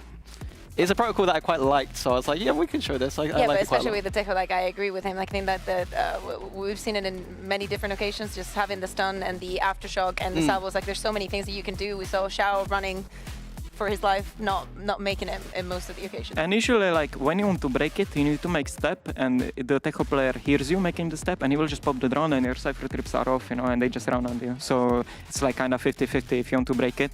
So yeah, I think running Fate in this meta is kind of trolled by them, Navi, but it's just Navi, you know, like Navi things. I mean, they just like their comp, so I respect it, but we can see Techo value. I think before the game we said that like this was one of the less trolly kind of comps from them. It's the most vanilla, one of the most. What did you think about their Lotus? Yeah, the Lotus one. What did you went into game, you see that double Sentinel, Angel on the deadlock? Well, we played scrims against them, and I think they're they think that we struggle against double Sentinel, like we got 13-0, I don't know, we just got absolutely demolished by Liquid on Ascent. So I think that this was their approach, and they kind of copied Liquid, Lotus, but it's like it was like more towards the individuals like situations than to the comps, in my opinion. Lotus, you know, we just won more clutches, we played better as a team, like in these little things. But yeah, like we thought they're gonna play these double smokes with Fate chamber race. You remember that comp? So we were ready for this. We didn't expect them picking Fracture, so that was a surprise. But yeah, I agree, it was the better comp from them. Yeah, well, enough with looking back. Let's look ahead. Heretics is waiting on the other side. What do you make of them? Do you think they're the strongest in the region? Yeah, for sure. Like. So how are you gonna prepare? What are you gonna use this day for? I mean, tomorrow we're gonna play scrims, obviously, like to prepare like for the Vito. But I think everyone is heading to this game because we pranked them quite a lot and we beat them a lot of times, that we are capable of beating them, but it's finally like match where there is high stakes against like the best team, in my opinion, in Europe. So we're just gonna go enjoy it, and if we lose, we lose. If we win, we win. You know, it doesn't matter. Who's the final boss in Team Heretics? Rians, for sure. Rians, he's doing everything in this team. Okay, do you have any other questions? Yeah, there was something that Pao was saying. He gave a little speech, and we saw it on broadcast before the game, saying about how this run now, you're not going to be playing perfect Valorant anymore because, you're going to be playing so many games in a row. It's going to be a tight week. Do you identify with that? Like, how do you respond to that as a player? Well, I think for us players, it's way better to play like more matches in a row because you just like these stress things make these games messy. And I don't believe there is a player which doesn't feel excitement or like some pressure, and it just makes you make like sloppy things. You know, sometimes for example, I had big problems with audio today that I couldn't get used to it. I heard like I heard things around me and there was no one. You know, so I felt a bit ill. We can call the doctor if you want. Yeah, okay. Please. I need to go get a checkup. So these little things make you make mistakes, but the more you play, the less you make them. So I think it's good for the players. And I think it's also a good stress test, right? Like at the end of the day, you're playing playoffs to go to Toronto, and in Toronto it's going to be the same thing. But let's not get ahead of ourselves. Thank you very much, Magnum. Congratulations on the win. We're going to take a little break, but do not go anywhere because right at the back we have Fnatic going up against Foot.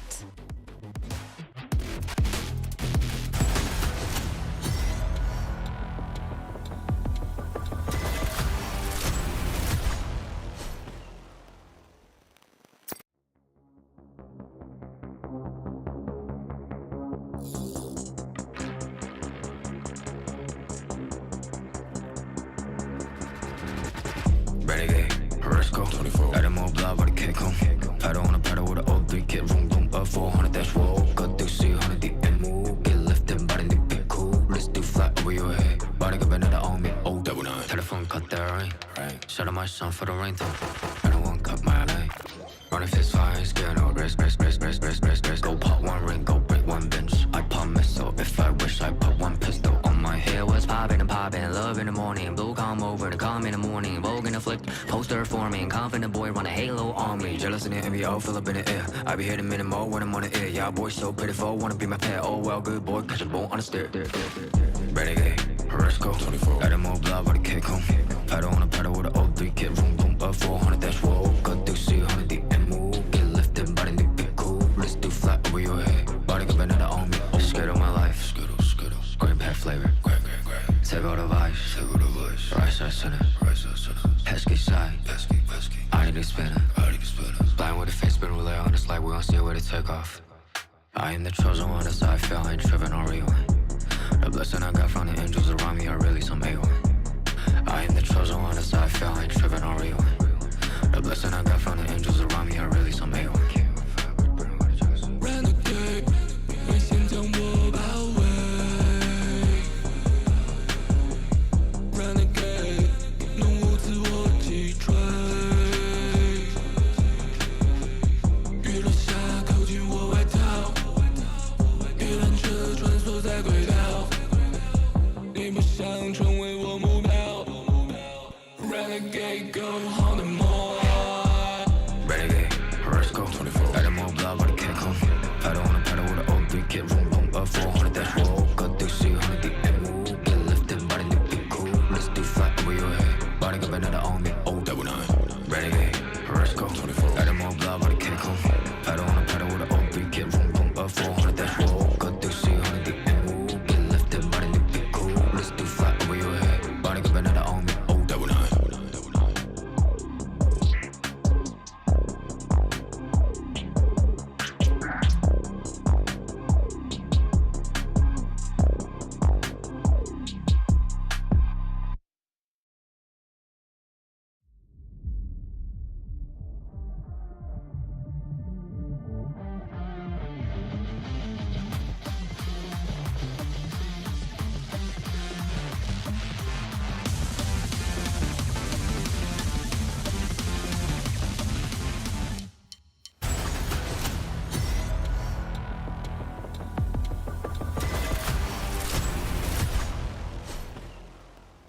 Welcome back, everybody. We promised to bring you the action, and so we're doing. The players, as you can see, the teams are already on the stage, getting everything tested. And I have some news to share with you. Between the matches today and probably for a couple more days here in playoffs, there will be a longer transition times between Game 1 and Game 2. So today, before Fnatic versus Foot, as you can see, there's like about 17 minutes left. But the window, this window is intended to give teams sufficient time to set up on the stage using the new equipment and in the arena, and to allow the show team to fine-tune elements behind the scenes to make sure that we do not run into issues that we've run in the past. So this is a little bit of troubleshooting that we've, discussed, and to just make sure that we give every team the same treatment and they are able to adjust and get ready for it. With that said, two very important teams for EMEA are going up against each other. I'm Kakuka, joined by Mini and obviously Billy. Welcome back, Billy. We missed you. And especially this two, with the expectations that are behind it, ended up the season with a loss towards one of their nemesis, right? On the side of Fnatic, we see them losing against Heretics, and on the side of Foot, losing to BBL. Mini, which one was the biggest surprise for you, or the most defining one? Oh, both got angles. Fnatic losing to Heretics kind of defines Heretics probably as the best team in the region. Like the mana. Is what you mean? Yes. Okay, sure, world. Heretics are back. But then Foot versus BBL, it's like Foot are supposed to win that game is kind of where I'm at with it. But BBL are just looking good. So, and again today looking great. So I don't know. I'm in the middle. I have to agree. I think I said at the start of the show, BBL are looking like a dark horse. I don't think Foot can read too much into that one. I think Fnatic losing to Heretics, I mean, Heretics have just been looking on form, right? We can't disagree with that. They've been looking on form, and I think that Fnatic facing them, if you have like one or maybe two players having a bad day, a series can just completely fall apart. And I think that that was clearly what kind of happened last week. You had a couple of players maybe missing that were usually kind of top performers for Fnatic. So yeah, I think the Fnatic Heretics one is probably more painful than the Foot versus BBL one. Because you wanted to finish top of your group, right? It was to finish top of the group.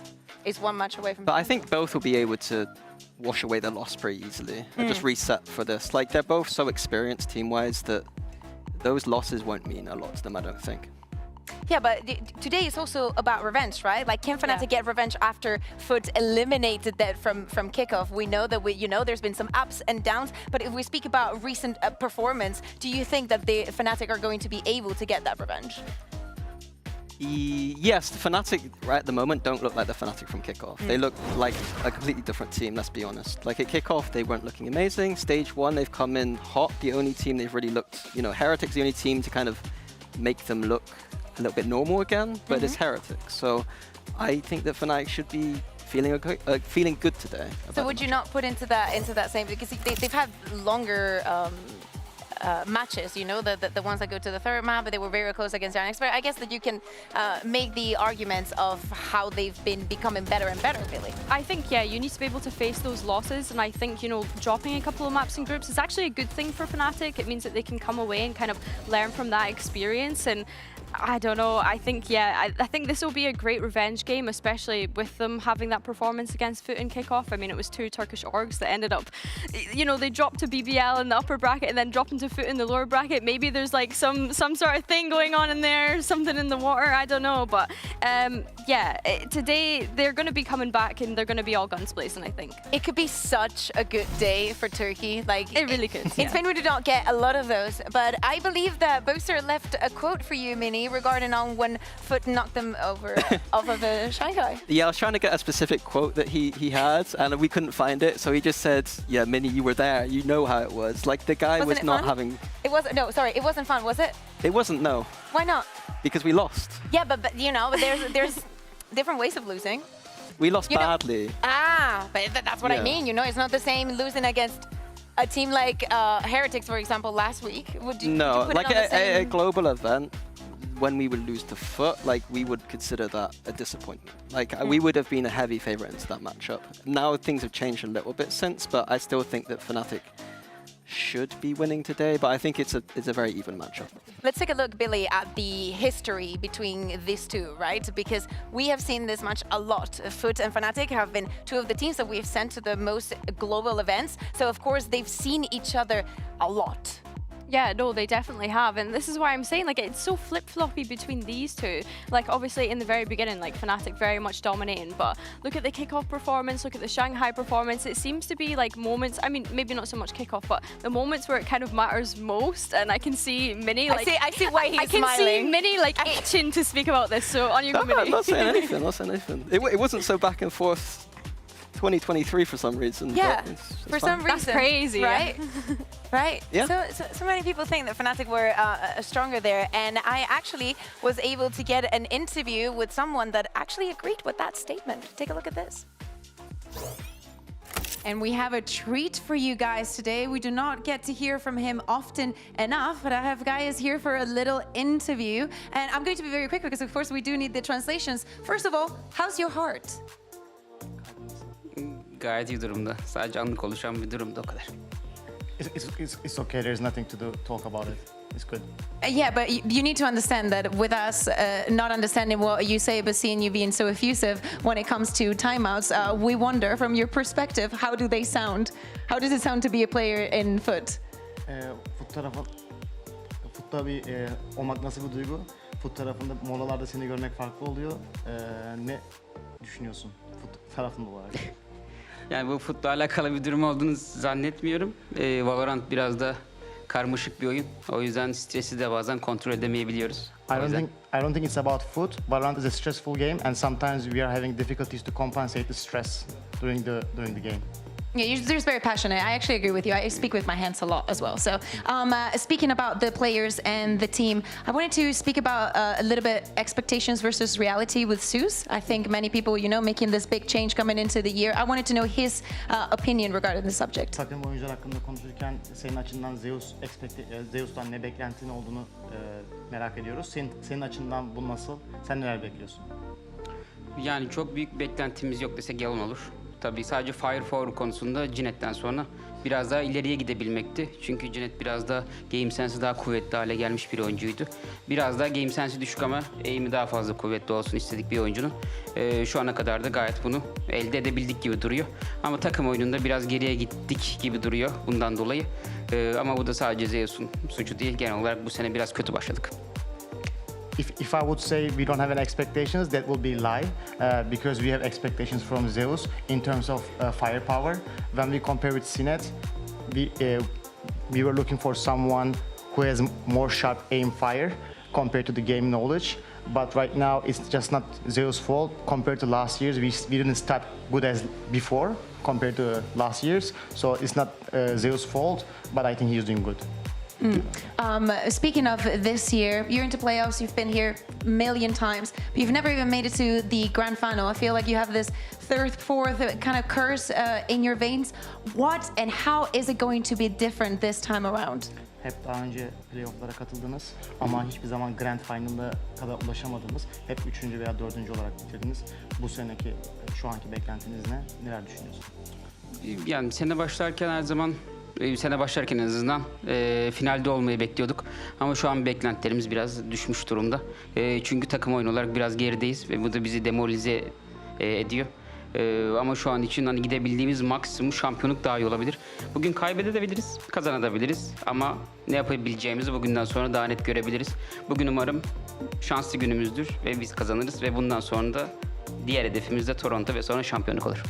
When we were starting the season, our expectation to make the grand final, but with this performance, our motivation, we didn't manage to reach out to our full motivation and where we want to reach. And from now on, today we might win or lose, but our main focus is to just make it to Toronto from this point.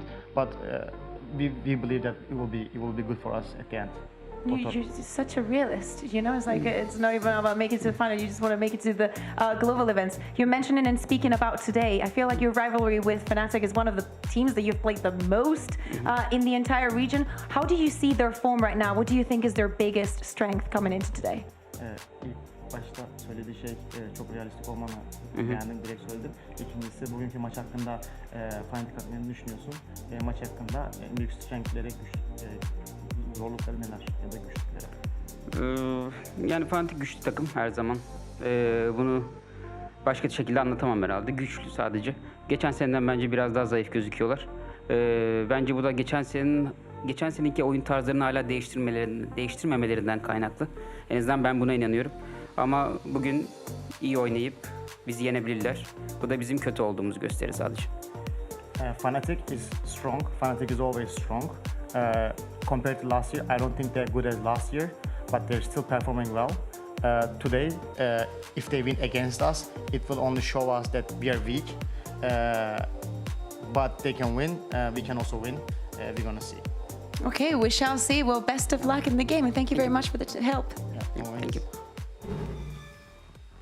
Jesus, the words from Gaia's there speaking about how if they are to lose today, it's not about Fnatic not being good, it's about them being weak. Bini, have you ever had that kind of approach to facing up against a strong team? Yes, but I'm surprised that it's to do that to Fnatic is strange. Like the confidence guys has there is incredible. Like clearly he thinks that they're the better team today, which is fantastic to see.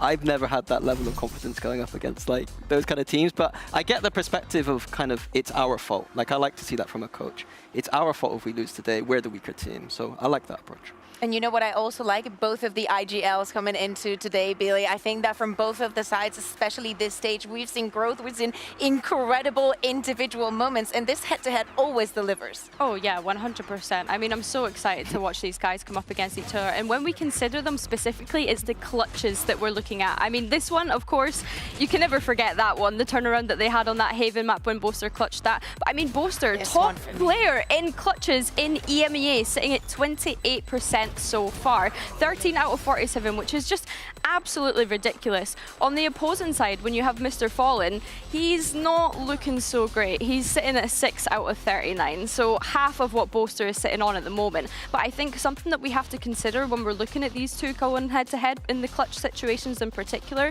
look at the agents that they're on, right? Boaster is playing... but Boaster is usually playing that Omen, that controller role. When I look at Mr. Fallen, he's on much more initiator roles, right? So I think that definitely is something that we have to consider too. I think it's also just that Boaster knows his strength is in those clutches, and I think Fnatic play into that a lot more than Fallen. Fallen isn't always going to be last alive necessarily, whereas Boaster's going to try his, or should be trying his best to be the last one. Yeah, I think that to me it's also the 1v3s, the 2v4s. Both of the teams are actually very good in those clutch situations. But Mini, speaking about diving deep into the minds, you had a look at how Foot and Fnatic played the defensive weak sides. So let's check this out. Hello everyone. We have a new segment today called Mini's Macro, and I want to break down a strategic concept that is tied to the game today of Fnatic versus Foot, because I think that they have a stylistic clash in the way they play their defense sides, and I want to talk about that a little bit. So the first clip we have up is Foot. And the concept that I want to talk about is called weak side, strong side. And first of all, I want to explain what that means. So we're looking at the defense side here. So Foot are on defense. How we identify where the strong side and weak side is we draw a line down the middle of the map. Cheated just a little bit, but on Ascent, this is where the middle of the map is. And we identify where there's more players. So there's more players on B for Foot right here, 3. 2 on A. So we call this A side of the map, we call this the weak side. And the weak side is what we want to look at here. How do Foot play this weak side? So we play out. As you can see, Captain, after Captain is already on the site, ready to fight, even though he's on the weaker side of the map. And Zeus is flooding in. And this is Foot's style right here, is fighting to the bitter death. We see Fallen from one angle coming in. We see Zeus from one angle coming in, right here cleaning up. It's all based on individual play, but trusting the rotations to come in.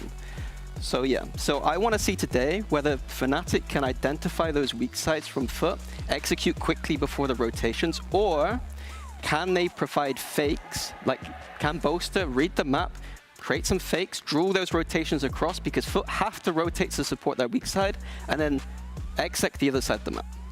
So that's Foot style. It works very well for them because they have good aim and they trust that protocol. But that is what they'll do on every single map. So I want to bring up the other clip, which is the Fnatic clip. And Fnatic style, we like to call them the kind of perfect macro team. On their weak sides, they're going to be playing a bit more disciplined, right? So if we play out this clip a little bit, what's happening here is Fnatic, they're kind of fighting around the middle of the map a little bit. A's currently the weak side. And we see Alpha on the Vice. He's moving over towards A. So I want to zoom in and show you this right now. So as again, where's the weak side? Weak side is A, 2 on A. Now, for Fnatic, the difference is usually what would happen is they play to concede that site. They'll play for the retakes. They don't want to go 2 versus 5 on these counter execs. But Alpha makes a little bit of a decision here that is uncharacteristic from Fnatic. So I'll zoom in again just so you can see. But he has actually tucked himself under Heaven right now. He's not on top, he's under Heaven. He's committed on that A side. He's committed on this weak side. He's playing a bit like how Foot would, but the problem is the other side of the map for Fnatic, they're not ready to go flood in like how Foot did on their defense. So this is something that I've kind of identified for Fnatic on their Ascent, is this indecision around playing on the weak side. We've got one player playing like Foot did, where they're going to hard hold, and the rest of the team is not on the same page. So I think what I want to see from Fnatic today is a choice. I want to see them go to their actual style, playing disciplined on these holds where they give up the sights a little bit more. And you can see here the flood coming in, it looks nothing like how Foot did it. Foot were coming in from multiple angles at once and cleaning up. So yeah. So the rest of this clip is just Fnatic saving and losing, but that's the big thing today that I want to see. Can Fnatic punish Foot for having this kind of one-dimensional style of always holding the sights? And has Fnatic fixed their Ascent defense protocols to play for this retake? My response to you, Min, is that you are obsessed. Sometimes you need to let go, okay? So how about we just forget about Fnatic for a second? And Billy, why should Foot win today? Why should Foot win today? Because Zeus is going to pop off today. He was lost in that series against BBL, and he's going to bring it back today. Exactly. That's my 2 pence. And look at Mr. Fallen. Look at that smile. You know, like Boosters on the side of Fallen, but of fighting, but Fallen's on the side of Fallen in love. And Fallen's been farming. I do not care, Mini. You know Fallen's why? farming. Because we have to welcome the teams onto the stage. Let's welcome Fnatic and Foot for our last match of the day.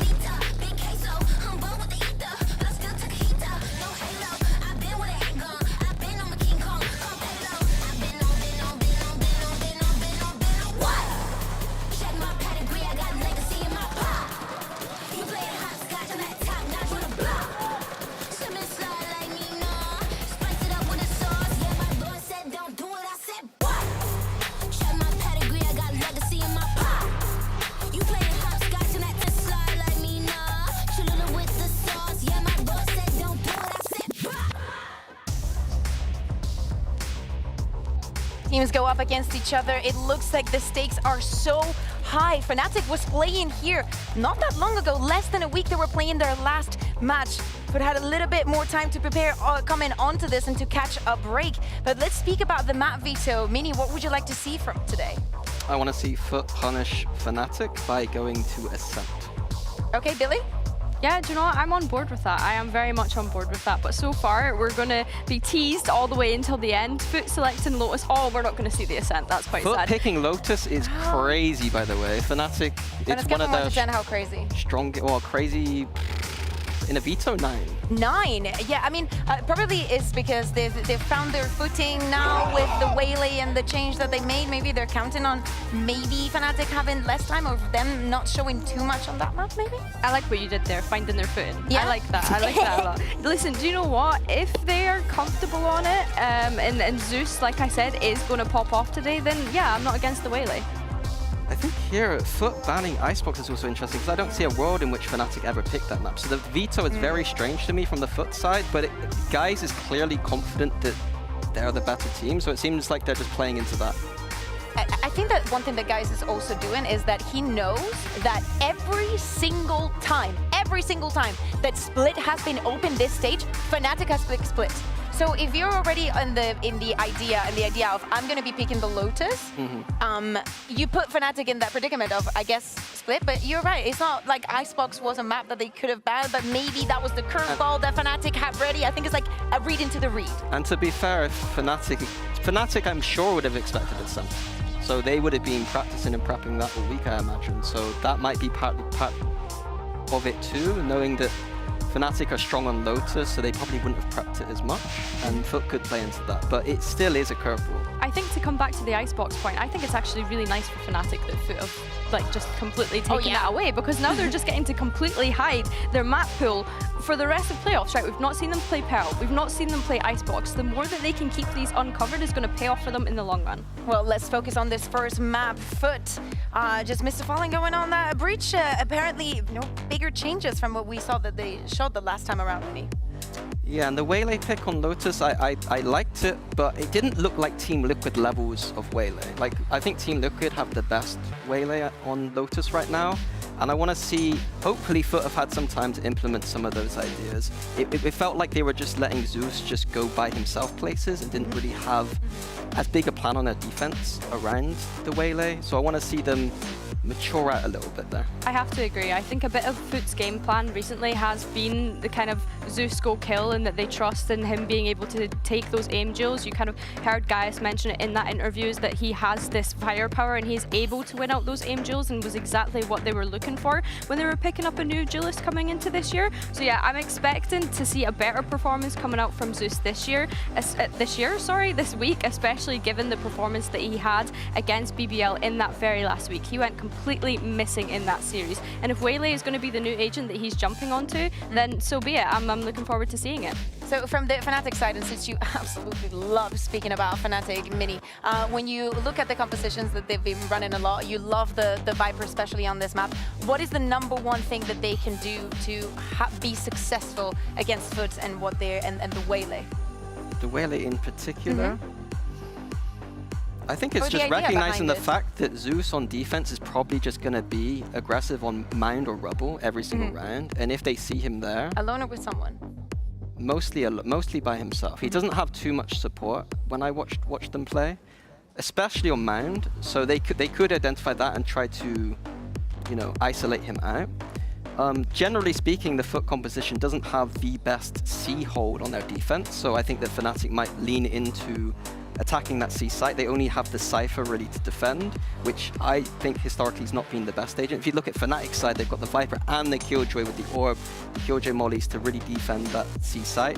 And on the attack side for that Waylay, actually, something I didn't really catch on was that the deep dives that Foot do have on the attack side are interesting. And I'll be interested to see how that plays in against the Viper and the Killjoy.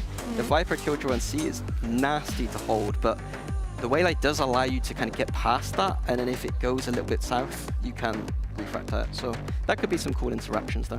I think it's because the way in which we've seen the Waylay implemented with some of the teams is more as like an information gathering tool, in the sense that they're able to dash in, dash back out again, get that information for the rest of the team. But we're talking about Foot. They're not really the type of team to kind of go in and get information, then dash back out again. If they're hitting a site, they're going in direct. There's a lot of firepower and supportive utility behind it. So yeah, I think, as you say, Mini, going up against this sort of composition from Fnatic, I'm looking to see Foot sort of adapt in the situation. And if they don't like the look of a site, they don't need to force themselves to go right onto it.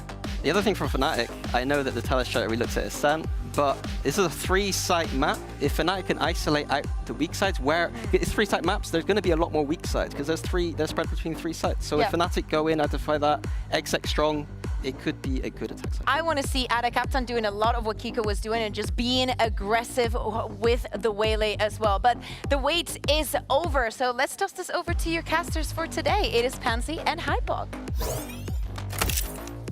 Thank you so much. And yeah, a great series, technically. I mean, historically, these two, an illustrious little back and forth. But diving into this one, Mike, how do we feel veto-wise, at least? Let's start at the top here and work our way down. Yeah, I guess it's a little difficult to go. This probably feels like it leans quite heavily towards Fnatic, but feels like it, right? I think map 1, I mean, it goes without saying, this rides on map 1. Yes. I think if you look at the map record beyond that, it just gets worse and worse, I guess, for Foot. But I mean, the historic discussion around, well, Foot, Turkish teams in general, it's that any given Sunday, right? Stakes are raised. They can really be quite hard to pin down and quantify ahead of time. And I love that. The desk almost insinuating this Zeus go kill was a negative. Yeah. This guy has been going out and killing. He can be the anomaly, really, to most expectations. And this form he had on that Waylay against KC was exceptional. Now, we do know that Fnatic are a very different team, though. Very well-rounded here. Certainly have got their experience in this map, but also my eyes will drift towards the likes of Chronicle to see how well he does here. A little bit of a hot and cold performer as of late, but hoping he has an upswing today, as Zeus already looking for his first challenge. No exchange to kick things off. Firmly in control of Rubble, at least. That's captain alongside Zeus. I think maybe a hint of that detected on the other side. Yeah. Crash is maybe just looking for any second prong to that. So you don't expect Yetajay to even be shouldering for info at this point. So yeah, very deep setup on the trip as well, so almost leaning towards a heavy retake on C.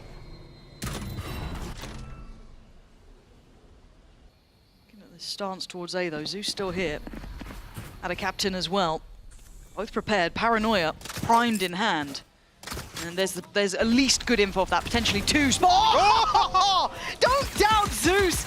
I love that the desk was saying, you know, Zeus go kill could be a negative. Look at the answer already. That could be the pistol round wrapped up with a bow. Boaster, Alpha, and Crashies have to try and dissuade that narrative. And Crashies looks for an opportunity and finds them stacked up. Done well to get away with no damage conceded. Actually, but Zeus now twisting the knife. A third found. Looking at who might get Alpha here, but actually Crashies with the backstab. Yeah, and there is this Sheriff in play for Alpha. Crashy's still very much here. Horn is ready. Could catch Wax on a timing. Perfect timing. 10 seconds now. Do need to start looking towards the plant, so Alpha needs to work on his own. But Crashies finds the fight towards heaven. This is stunning from them. Time has now lost this round for them. A valiant attempt, but gotta say it, the hero of the hour, Zeus. And kicking off here, round one looking so on point. Beautiful setup as well. Perfect timing on the information. The stun along with the paranoia. Doesn't even really rely on it too much. These first two kills are off rip. Unfortunately at that point, even by the 60-second mark, I mean, no real engagement found, so it comes down to time. Fnatic had an opportunity at least to find a clean plant, but it just wasn't there, Lauren. Let's look. Oh, very curious buy as well. Right back at it. Plucks away Kayak. And he's going to have his work cut out, right? For Kayak, he comes off the game up against Heretics not too long ago now, obviously. Having to face down, Miniboo in prime form. Now you're up against the Zeus, who's looking like he's firing on all cylinders. But this time, deeper setup here. You can see J just trying to create that structure for him to play under, create some safety. He might be under some stress. It looks like he is. Outstays his welcome, and Alpha reclaims tree. That's a captain's going to be called upon here, but actually Boaster finds it. So down to 3 now for Fnatic. 4 standing will find the plant. Yeah, big situation for them here. Fnatic are looking a little worse for it, but this would be stunning, and it is. Alpha plays patiently, punishing the push up from Zeus on the flank, but now we're down to 2. This could be heaven sent for Fnatic. Chronicle does get the upgrade, but we know NA does it better with that thing. Can the rest of FUT find all these Fnatic players? I don't know if they can. The time alone is a factor. Double swing and double hold. Perfectly done. Fnatic in control. Punishing FUT for that very light purchase and expertly navigating the map. A round 2 4v5 flip. Who else but Fnatic? So well constructed. Again, the composure here. Isolating Yesterday. And also here. Again, the gap between Atta Captain and the next player for FUT really is their downfall. Nice! Come on then! You're losing ecos, are you? Are you losing ecos? Where is Boaster from? I was going to say, days? Boaster just sounded very southern all of a sudden. Just a slice of EastEnders coming out. That was Pat Butcher or Phil Mitchell at that point. We do have 2 Sheriffs out and about, Zeus and Atta Captain. With that on the other side, of course, a good purchase here. Fnatic now looking to build some stability going forward. Don't know if they'll note that paranoia that got sent over towards A. I think Chronicle would have seen that, so that should be relayed forward. And contact found on a second player. Should, if anything, spur on this approach towards C. That'll be the green light for Fnatic to find some space elsewhere. Kayak going hunting. Actually doesn't spot out Mr. Fallen. Oh, what? Outrageous stuff from Mr. Fallen. This shouldn't be this close. Trying to police this weapon. But Chronicle just wants some bullets to play with, doing the best he can to keep him away. Keep him at arm's length. Making something out of nothing here. That Sheriff now over into the hands of Zeus. 3 of them on CT. And actually, they're doing the work here. Alpha just about keeps it secure, but bloody hell, Mike. That got way too close again. It's Brawley to start things off here. Oh, yeah. Fnatic come away on top with a 2-1 lead, but this is just incredible from Mr. Fallen. Second. Again, it's almost actually, if he can get to that rifle, it's just where it falls deep enough that Last player standing. Fnatic are able to police it well enough and control that space. Do have a paused clock. There's no colour change just yet. Pause champ.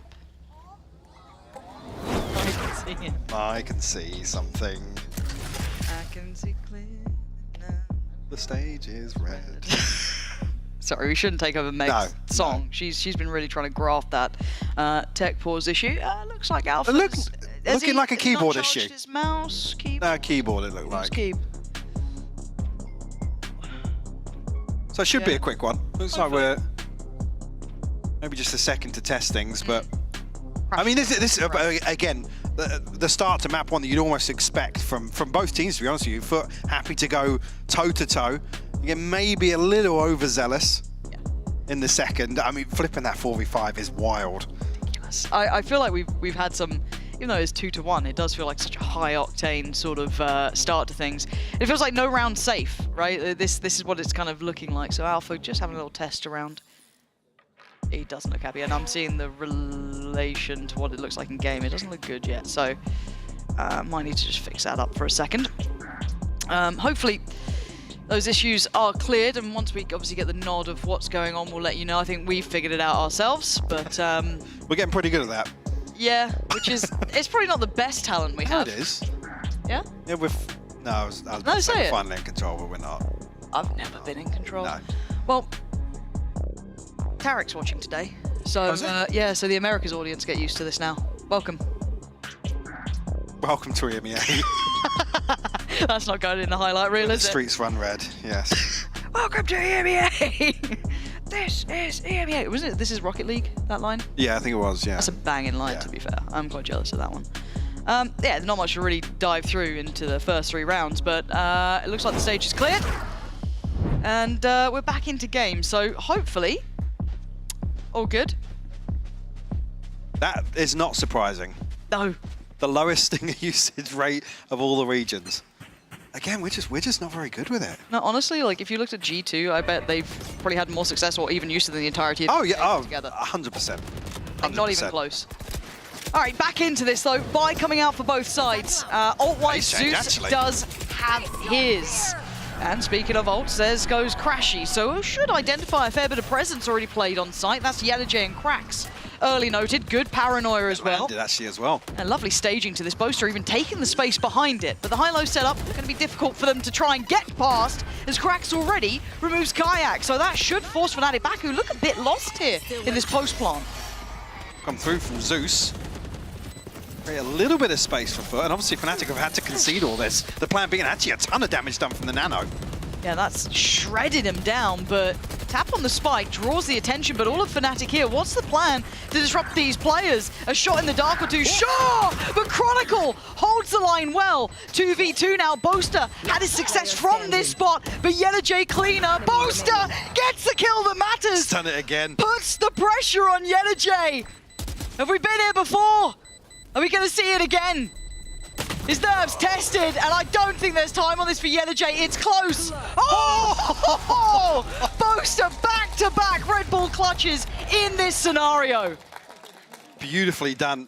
It looked a little touch and go there when Fnatic are so quickly scrambling to get out. Back onto Mound, but it's the timing around the smoke.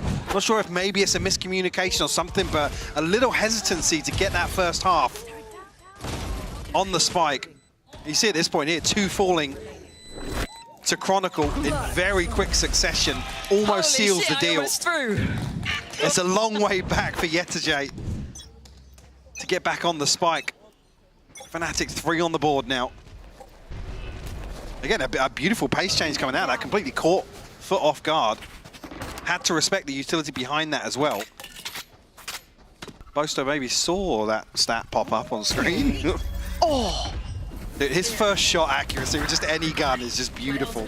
I mean, Zeus is like such a standout player for me. He's been genuinely a treat to watch, obviously, since Floor is not in the league anymore. It's been rather nice having Zeus kind of be the aimer to take that mantle up, at least in my eye, that I get to really look towards as someone who's such a mechanically gifted player. As so far, though, Fnatic doing what they need to, right? Just going through the motions here, not slipping this time. There have been those moments up to this point where these pistols have proved problematic. Here, though, Fnatic keeping it very clean. Chronicle just going eco-farming. So gets his ult ready to go, no sweat there. And Crashes one step closer with the plant. Door's not even broken for Yenajay. No real chance of finding an exit. Even so, the finance is already starting to build for Fnatic. A couple of ultimates coming online. Also, who's going to go find it? Maybe a spam or two, but I don't even know if Yetche is going to give across any further progress here. Boaster potentially looking to break the door. He'll just give it up to the spike now. A little bit of a reset here for Foot. You don't really want things to spiral out of control too early, so looking for a round win here on this next purchase from Foot. Yeah, I'm absolutely with you. I mean, Zeus, we were talking about this earlier, looking in some scenarios, looking like the most mechanically talented player we have in the region. Yeah. And look, we've individually, it's been a real beauty to watch. And hey, there were rumors and kind of murmurs of potentially Zeus looking to joining Fnatic at one point. Was he going to be the solution they needed? Obviously, as it stands, joined Foot in the end here, but it's been a treat watching him throughout this. Certainly a threat, certainly someone you have to now keep on your radar. Look at that early mound presence. Just the thing to note as well as things progress, and obviously the stakes get higher and higher if you can maintain that performance. True. God, the amount of players who had those playoffs upswings. I'm looking at like, I guess for me, obviously EG, the one to look at when it comes to like Icy and Ye from very, middling stats to then this super high level play. But look at this little fake coming out here. I don't know how much is being bitten on. It's still this 2-1-2 setup. Well, Zeus is still noting presence elsewhere, so not necessarily a sell for Fnatic. Foot definitely aren't biting just yet. The response actually on the other side from Cracks. Nothing found on the Prowler though. Crashes hasn't been given an engagement to take just yet, but he's posted in a pretty deep position here and unnoted as of yet.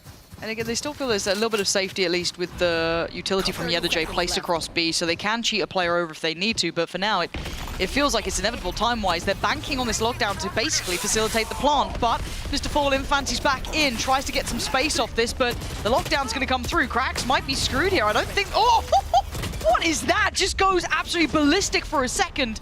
And a captain couldn't quite make it out in time, but you're looking at the plant here. Should be going down. Boaster with it in hand, and we are still within time. Pit should seal the deal here. Fnatic makes it very difficult. Wrap coming through here from Foot. Yetche try and find something through the door, but Crash is still posted in the same position. Will be noted now. Yeah, Horn back up, and it gives him a fair fight, right? Sees to follow, keeps him busy, looking to split the timing on this retake.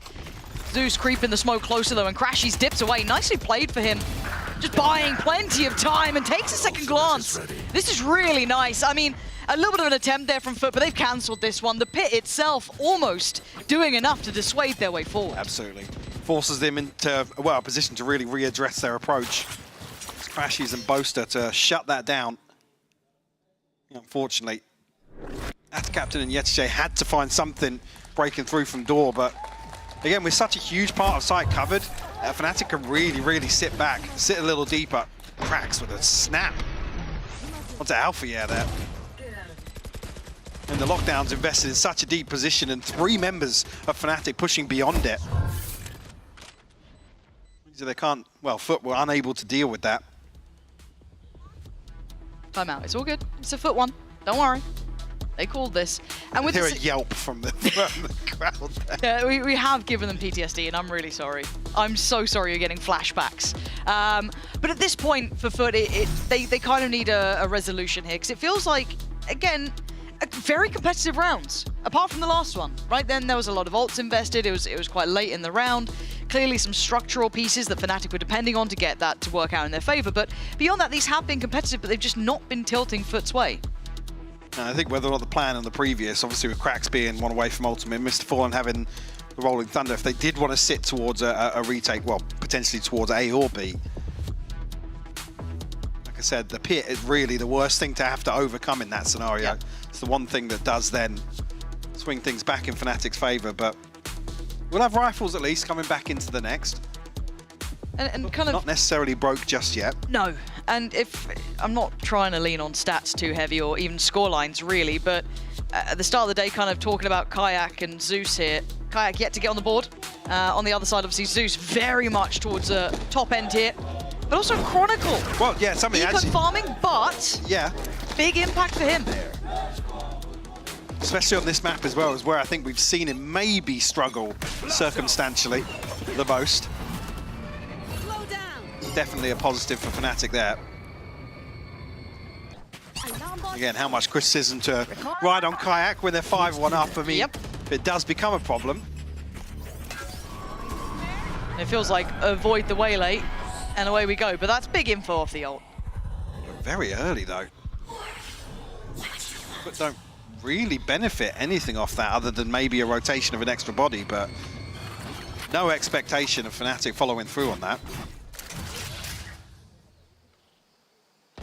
Felt a little bit like they're hitting the panic button. Slow Fnatic down for sure. These attacking sides are getting slow, right? These are very, very slow from Fnatic. Yeah, we're right down to the wire on 2 rounds. Actually, one not go in their favour. Well, they don't have the ults to bank on this time. Well, they've got boasters, but they say they don't have alphas there. They don't have chronicles, so leaving it so late could become a little bit harder to play with, and maybe just hoping they'd cause Zeus maybe to hit the rotate button. 30 seconds He's still around. And that time Kayak's got his number, activating the firepower he needed for that fight. And it, okay, that's just ridiculous. He's just good for 2 today. How's he managing consistently? I don't get it. I feel like that smoke was up, right? Like maybe I'm missing something, but he's made something out of nothing, considering that Alpha was on that lurk. He has to come back around now. They can't hold on to this with 2. Boaster and Chronicle, though, the vintage duo. A Pixel spotted for Chron, forced out of position. Oh, that was so well done, just to hit that little extra step. But Alpha now in a 1v3. Oh. That's not how you want to start it either. This is not looking pretty yet. Has to lock in for this, and they're just sitting that defuse. Foot off the back of that double mic, made it so manageable. Yeah, completely swings around, flips it on its head. Curious, like you said, the timing on whether or not it's an audio cue or something. Or just a hope and a prayer through the smoke here. Yes, there's your answer. Yeah, pivotal to Foot turning this back around. Again, numbers advantage to fight back onto site here. Forcing Chronicle, well, I mean, well played to force him out of that position. Yeah. Still finds 1 in that scenario. And I don't want to be the negative Nancy over here, but finding 2 through a smoke is great in 1 round, but you want to now find that every round, right? Was the timeout? Spam the smoke, please. Get 2. They've got to have a plan, but already Kayak going to be taking the side. Just post that in towards Waterfall. Feels the pressure coming from CT. That's a fair fight that he wins. Starting to find his footing here. Securing him that C site. Spike on the way. Fnatic gear shifting this time from a very slow, methodical, paced out round to this that is high tempo, high pressure. Hard for Foot to get a read on.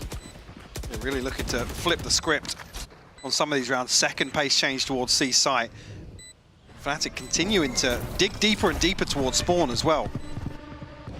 I think now Foot in a 4v5 on the retake. They just don't have the tools either. Krax doesn't have the util to make too much happen, maybe the C's, but that's about it. Don't know how close the Haunt is. Mr. Fallen investing what he can, but again, Zeus out at a captive over the smoke, and Kayak patrolling the site. Plays security towards Krax is starting from Kayak. Clean as you like, and as good as Mr. Fallen was. It doesn't matter if you find 2 this round, it's time to back away. Fnatic again, step after step. This was the question mark, and a reason why we put it to Lotus coming in. This feels like a missed veto option here. I mean, this game plan towards C is going to be increasingly more difficult for Foot to deal with. I mean, you never really want to lose your C site anchor ahead of the spike being planted. Fnatic are just going to plant, Nice completely round, reset. Good job, Kayak. You see, you're not a spectator now, you're just fragger now. But getting all the way back out to mount, the clock starts to rot so quickly. So just leave Kayak posted up. Nobody else from Fnatic's doing anything that whole time. But Foot are so paranoid to approach. And another thing as well, we've seen games where Kayak's gone quiet and then he got that operator. When was that on Fracture? I'm trying to really roll my mind back. Got the operator out and suddenly... Yeah, where it was like triple negative and he actually brought it back to, yeah. Absolutely. It doesn't feel like he takes that big emotional hit. The team's very good at lifting everyone up there. Well, so it feels like they've done this again. The back of that, I mean, they've said it repeatedly. Alfia's interview talking about the vibes being the best they've ever been. Yeah. Everybody having a good time. That's... You can almost write off somebody having an individual poor performance if you can drag them back on with the energy. Probably Mini's fault. The vibes have been buffed since his departure. That's savage. That's horrible. I'm so sorry, Mini. Okay, let's see what the plan is. God, look at this pace again. It's so hard to get that like kind of finger on the pulse of what they're trying to do when the pace is changing so quickly. Maybe you feel like you're starting to get a bit of a read, get a bit of a rhythm to those previous rounds. And then they go, okay, let's slow it down, play out this default, get contact on both sides of the map, force back the waylay, force out the utility, and around 30 seconds we start building up here. I hate this position for AtCaptain when he's solo. But it always seems to get you one or two. Yeah, it always seems to work. I hate it because it's rewarded so often. And a captain going to take away Chronicle, who's been a bit of a headliner for Fnatic. But now 25 seconds, they're getting a fight back. Foot want the side back, and they're getting it back. You can't clear out a captain. Dips away further. Makes them fight for their meal. And now Fnatic digging in their heels. Trying to fight for some security on the site. A tap of the spike, but no commitment yet. Alpha watching that right side. No one watching this creep up from Mr. Fallen yet. They kind of have to commit to it now as well. Oh, it's denied! That's round secured. Alpha, you can do no more. The time is gone. Too late in the day. As Foot take a step back here. Mr. Fallen again. How many times? Delivering for Foot. But again, I'm looking at that. The timing of Mr. Fallen drifting away from heaven leaves AtCaptain on an island. And again, there's bodies the other side of the smoke, but there's just so many question marks. Oh, it was actually a lazy clearance. That's tough. So like I said, there was another 2 members of Fnatic there that as soon as the smoke blooms, hell no. Hell no. We're not going for the trade now. Heartbreaking to watch that one play out. But AtCaptain's done fantastic. I've got to say as well, it feels like every single time that Foot get around, Mr. Fallen's getting multi-kills. Yeah, yeah. You got pistol round, you got that 2 through the smoke, and then 3 in the last. I mean, the guy just keeps seeming to be winning here, and this is a little set piece here, little trap in mind, but is anyone going to be there to punish? Zeus! How has he gone away with it? Crashies just gets beheaded and he backs out. The only one really left posted up super deep. Will fall for Fnatic. Too much of a deterrent for them though. Still happy to dip their toes, test the water.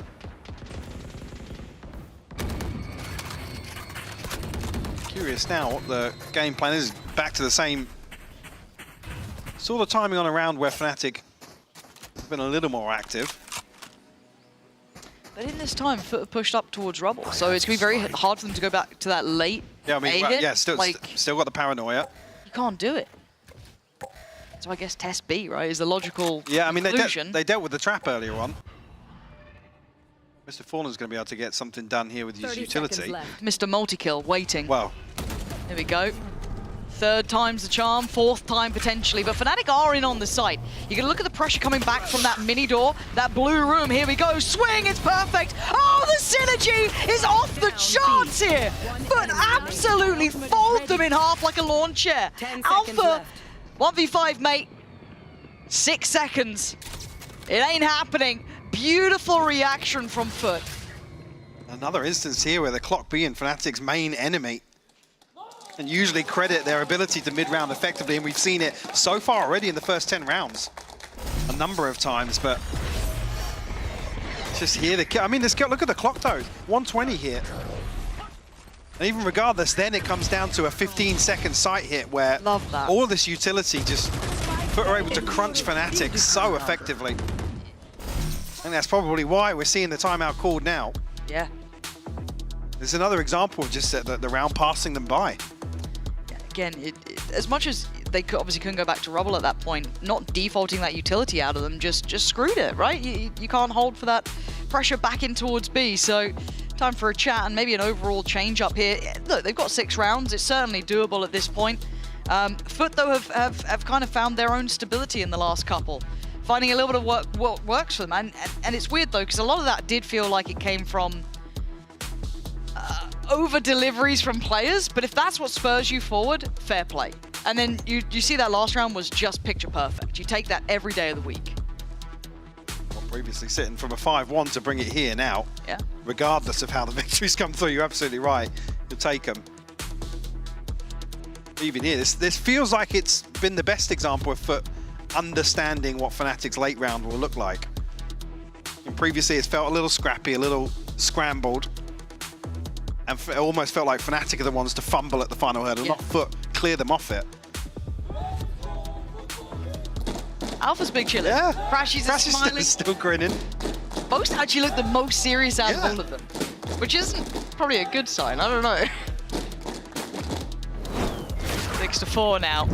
Let's see if there is a solution in mind. There is still a good purchase here for Fnatic. Yeah, a couple of light shields, but it's certainly not the end of the world. Not seeing an Outlaw on the other side to be a bigger factor, but Zeus goes much further.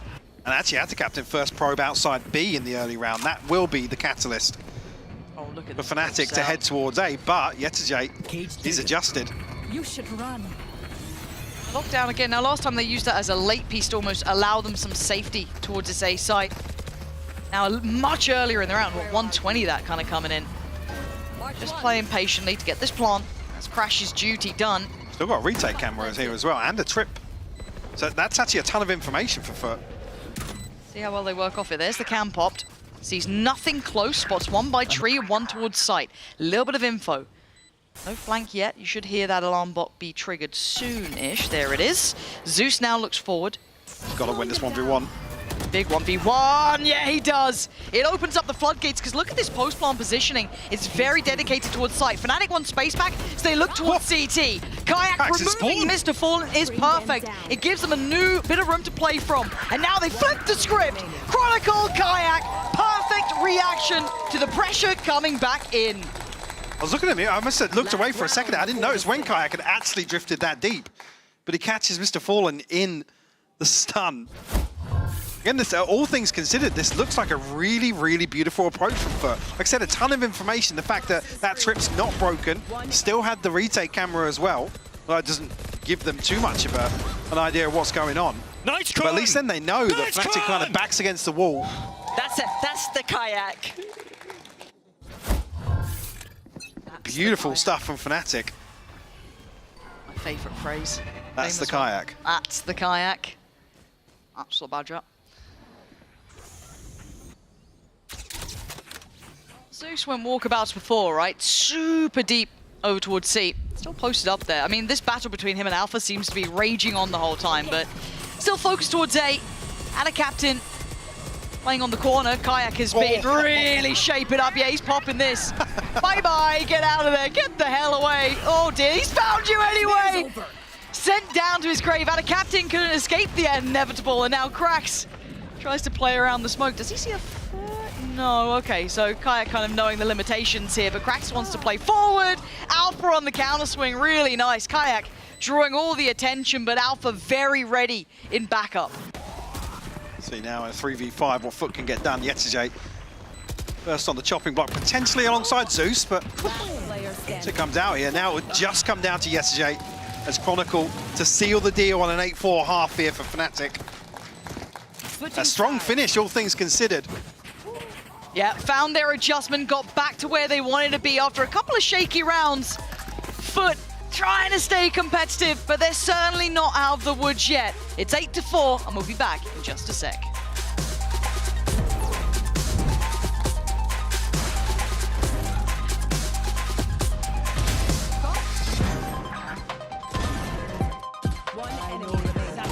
Okay. Nice! Fantastic. You start.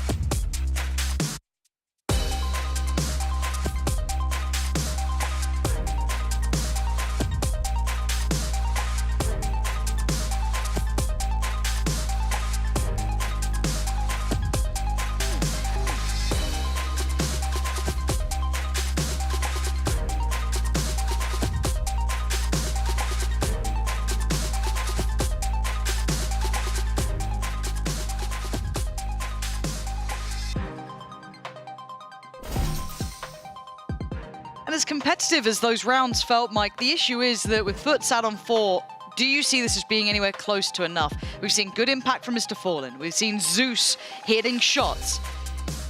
Does that translate well enough to this attacking side now?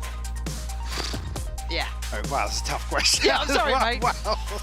I mean, the one thing to take away from that, Fnatic came in with a game plan to really upset the rhythm and maybe the tendencies that Foot were going to try and establish in this half. I mean, that starts off the rip from the round 2 being flipped. So yeah. Foot's first hint of comfort is stripped away from them. And I think actually then Fnatic began to exploit that a little bit, criticizing maybe that round 9 and 10 where the clock kind of decided it, but Fnatic looked consistently happy to play out that sort of round, and Foot kind of struggled to keep up.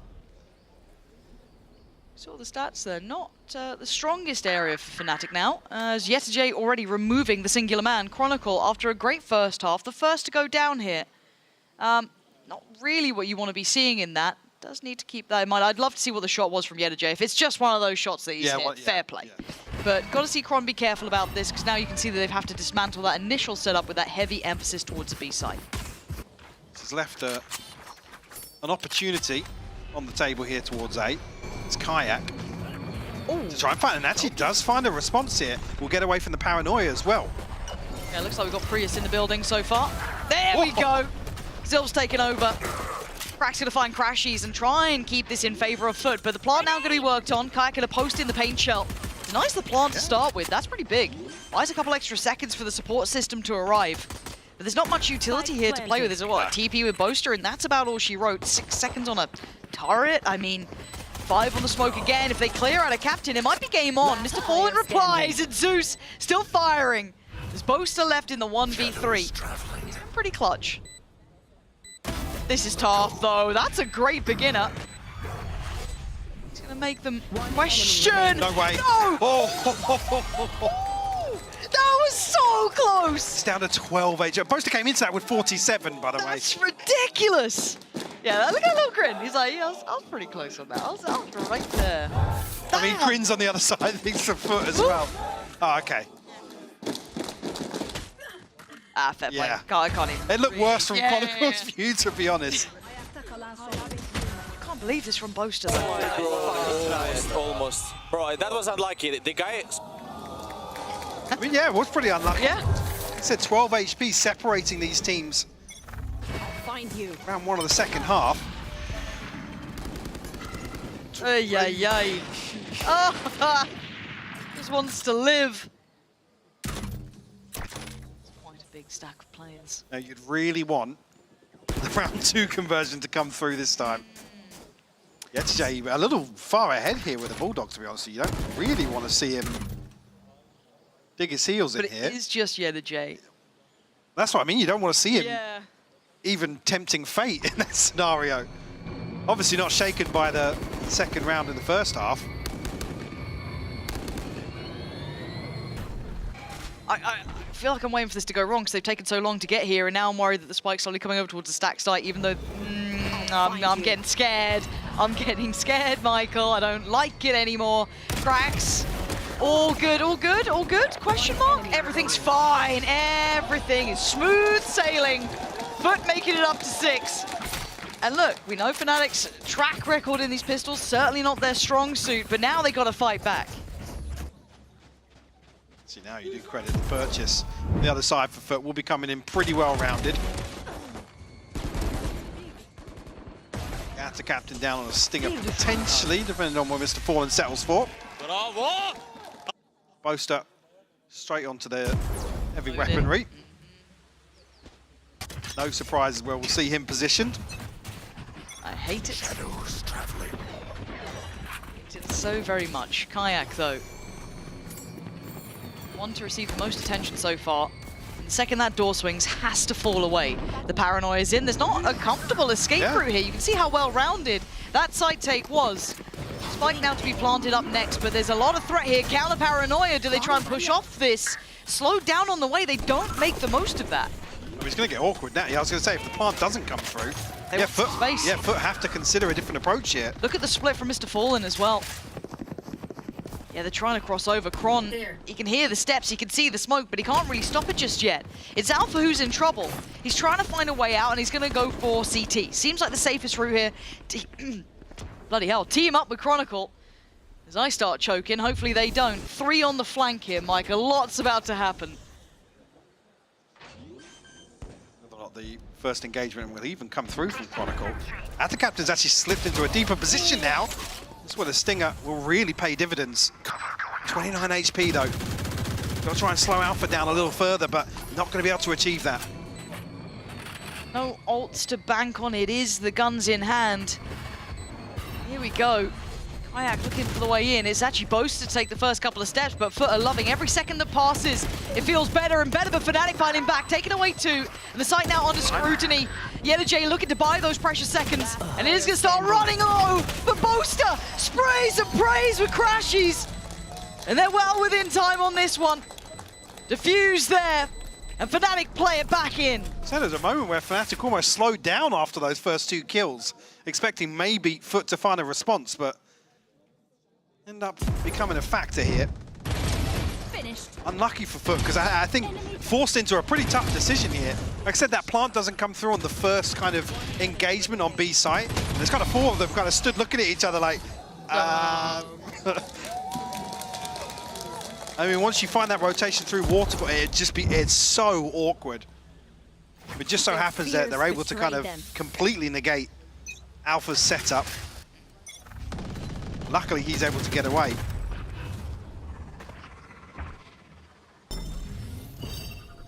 Zeus is up to now. It kind of makes this map feel so unapproachable. Ooh, gets away, takes a little bit of damage for it, but he's spotted out at least 2 there. And they instantly turn around towards it. The pings. Wanted Wanted towards spawn here. Kron's already looking as if he wants to come across and secure the C site hold, but Zeus is able to get ahead of the utility. Yeah, but Alpha doesn't want to give up all of this space. Oh dear. Did he TP into it? Must have done. Sure, something's gone wrong. I'm sure we'll get it on the replay, but Zeus is trying to posture up on site and keep this, I want to say controlled, but Fnatic on these flanks have been good, and considering his Boaster on the way on the flank here, he could do well here, could be able to TP across the trap on that deeper line. Close enough, yeah. No, so that's an eventual threat. Right now they can't get past the front door. J gone.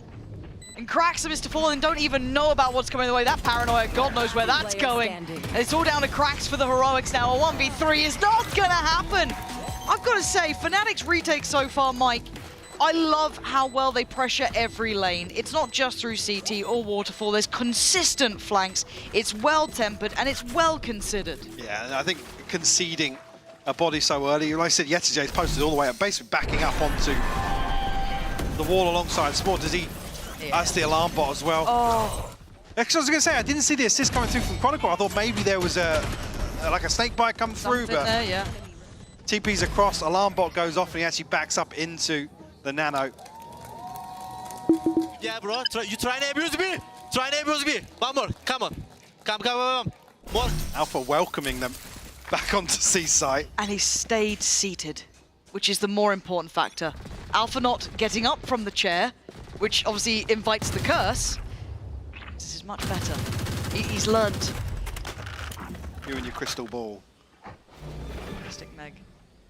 Where are you? Actually ping through? No. Close to not going to be giving any indication just yet. Only Mr. Fallen, I think, has probably taken 1 bullet of that. Well, Zeus has taken the rest of them. Mr. Fallen again with a classic. Hey, just give him a classic. He's been wild with it.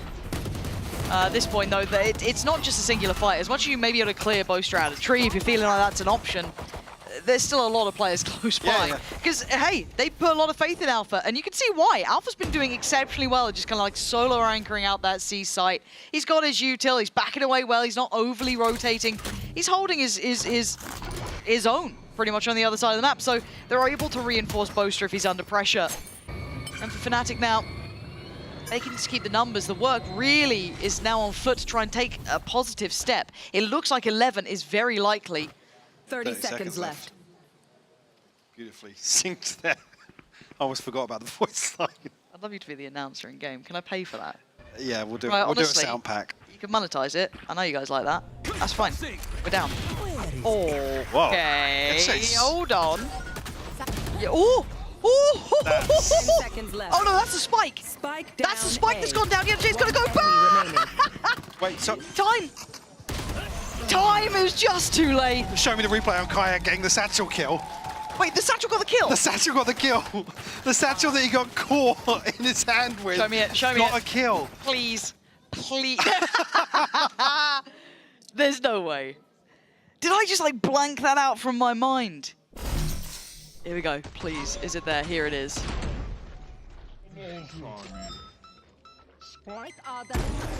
It's a sticky bomb on him. That's so good. It looked even better the second time round. So thank you, observers, by the way, and EVS, all of you guys. 10 out of 10 at your jobs. Now ults galore, right? And Kayak on the operator. This was the thing that activated him before or after a slump of a performance. It's what got him back on that main page, but he's been having a great start already, so this will only amplify things. And chip damage done, Mr. Fallen having to run his way in towards B, trying to avoid that perpetual spam from Boaster. On the other side, Chronicle waiting.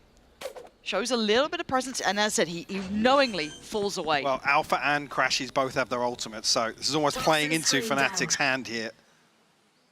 Looking to dig out that lurk. Expecting to find Yetajay here. Spot on. What can you do? Feels like the book's been left open on the table, doesn't it? And Kayak's not missing. Mr. Fallen's gone down. It's systematic destruction. And a captain's got a absolute army to face. 2 found. You got more for me. This is hard work now. 10 bullets, 3 bodies to drop. He's still fighting as hard as he could. A valiant attempt, but a defuse nevertheless for Fnatic, who've really stepped up now.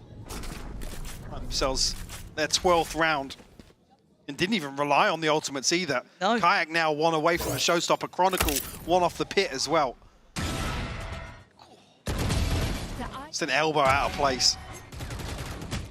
No stone left unturned here. It just feels like they've got such a good idea of what? What is wrong with the classic? There's nothing wrong with Mr. Fallens, we know that much. That one's working fine. But it just feels like Fnatic know exactly what Foot want to be achieving. Even in like, you know, halfway through a round, mid-rounding, they seem so on point with it. Really very impressive. There, it's Chronicle and Alpha. As soon as that first spike tap comes through, they're actively hunting the lurk. Alpha looking like he might get his wish once again. Oh, Yetajay, not so lucky on the other side of the map. Being punished time and time again. There we go. Missile forward, this time gonna find it, and Zeus has been a little quiet on this side in comparison to the first and instantly traded out. Chronicle heard the word, saw the people were looking at him for these performances, and he's absolutely on it. 3v2 now, cracks out a captain. No site security. Backing that one away. Oh, it's here so quickly. Hi, Crashies. And goodbye, out of captain. It's all on Cracks, and he's pretty far here. Horns back. Chucks that in. 1v3. 35 seconds. Position surrounded. Kayak watching. Swing from tree. Should be up next. There it is. Fnatic looking world class there, Mike.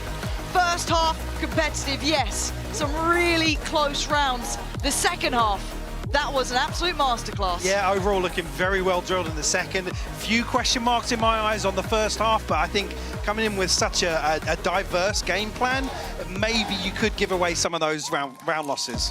Well, we're going to see if there's any hope to be found for Foot when we get towards Split, which will be next up. So don't go too far away. Hold on, I think I figured out a way to beat Footballist. Stupefy! Stupefy! Stupefy! Stupefy! And Expecto Patronum! What song are we singing? I'm begging. Begging. No. Riding hard. When I was here. Playing.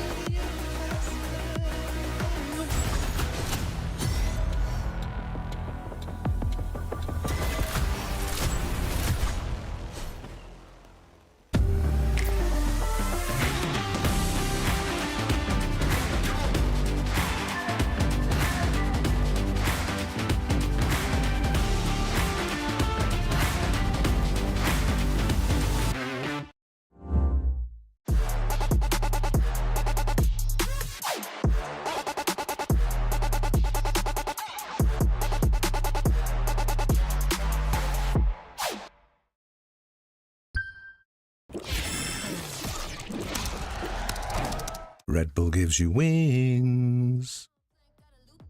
Shall we simmer on down with a 5-step? Where we been? I don't know, going downtown. Got the city lights singing like a ghost town. Got the butterflies hiding all spooked out. Cause we got radiant night, you better bow down. Now, whoa, you from Omega with the oh no. I'm with the Alpha and you know, don't make that ticket spike sound. Put that away, you'll hurt yourself. Be an anchor, let it all come your way.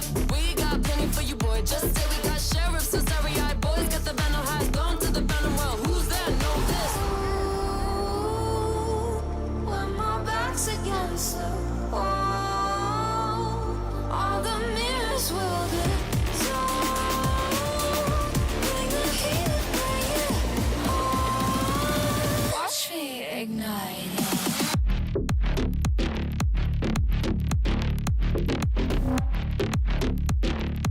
I go inside.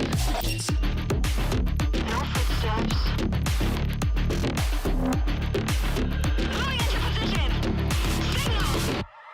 I'ma take you all down like dominoes. I'ma take you out with another spike drop. Overheated, but I love to lock and load. I hear the echo, I hear the echo. Bang bang on the back, team with the versatile. Ra-ta-ta-ta-ta all day. Enough with the chit chat, steady with the one tab. I'ma set it off, just wait. Oh, eres de Omega con la oh no. Sabe que la alfa soy yo. Go, vete y vuelve cuando no estoy así. Desapareció. Oh, como piensa que no traigo la peña, las de Shadow Fellow. Llama al chatarrero que se va a hacer rico de lo que dejaré ti por el suelo. When my back's against the wall, all the mirrors will dissolve. Bring the heat, bring it on. Watch me ignite it.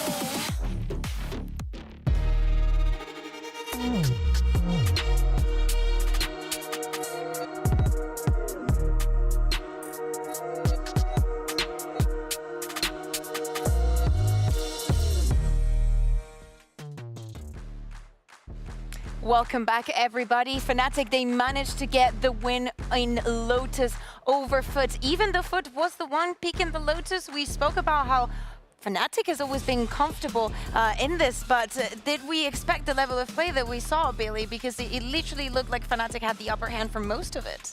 I think Fnatic made it look easy, to be completely blunt and totally honest. I think, yeah, they were just running circles around Foot a lot of the time. I think that attack side looked so strong. I know that Minnie, you were mentioning the call-in coming out from Boaster as well. So, yeah, I think from Foot, you could see some of the ideas that they were trying to implement, but just not all on one page, it felt at times. Yeah, I thought the attack side was clinical from Fnatic. It was a little bit closer than I think that, like, the score was closer to me than how Fnatic played that game, if that makes sense. They had put themselves in so many winning positions on attack, and then their defense was just their defense. Look at that. Foot having 12 first kills, only get those 6 rounds. And when we look at the plants, they planted the spike 4 times, but only one of them was able to be translated into a 1 round. What do we think were the biggest weaknesses on the side of Foot for this Lotus that they definitely really wanted to play?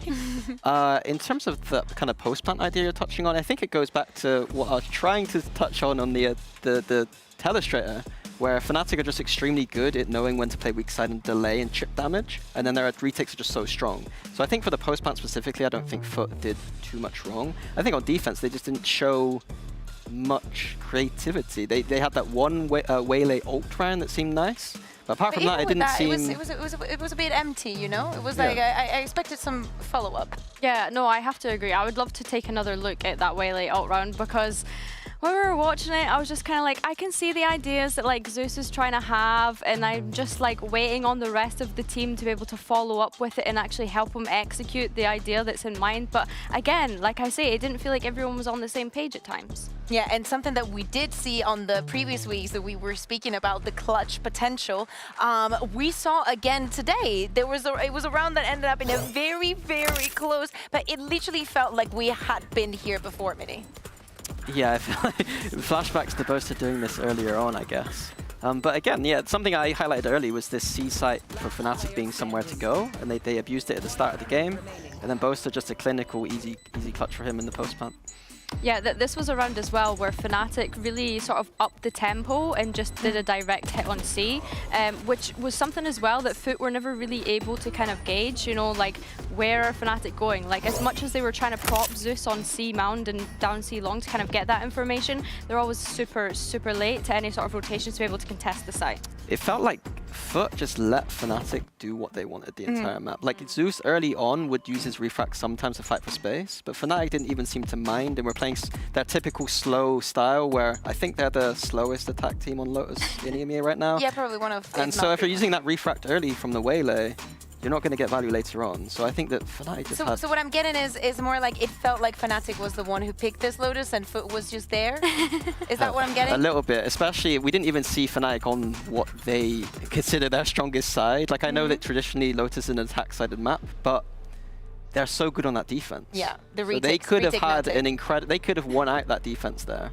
Yeah, no, you know, one of the players that we were excited to see, and I think that we have been excited the entire year, was Kayak. He started off the map pretty slow. I think that he didn't manage to get a kill until like what, round 7, 8? But yeah, ever since then, he just, do you know, we've heard this before. You just need that one round where you find it, you have a great play, and then you're on for the rest of the map. Kayak is such a momentum-based player, as you say. As soon as you get that one kill, you're locked in, you're in the map. I mean, yeah, he's just honestly come on leaps and bounds, I think. Like when he first joined this Fnatic side, I know a lot of people were like questioning whether he was the right fit.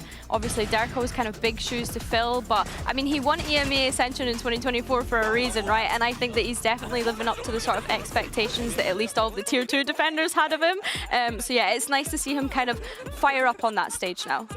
Yeah, I agree. Like Kayak has been their best player, I think, this year. And so when he's doing this against Zeus, like Fnatic are looking like Toronto bound. And Kayak wasn't even like performing amazingly, as you say. Like they weren't just relying on Kayak as their duelist to go in and kill. I think it's crazy that he ended up with this, considering how it started. It's pretty disgusting. And I think as well, like Zeus, you can see him getting like those opening engagements, but again, just no support from his team, which is like frustrating to watch. Yeah, I think that's the way I'd frame it almost, is that I wouldn't really throw Zeus under the bus for this. I think that, like I highlighted it before, like Lauren was memeing a little bit, but I think that he was left on an island and isolated quite a lot.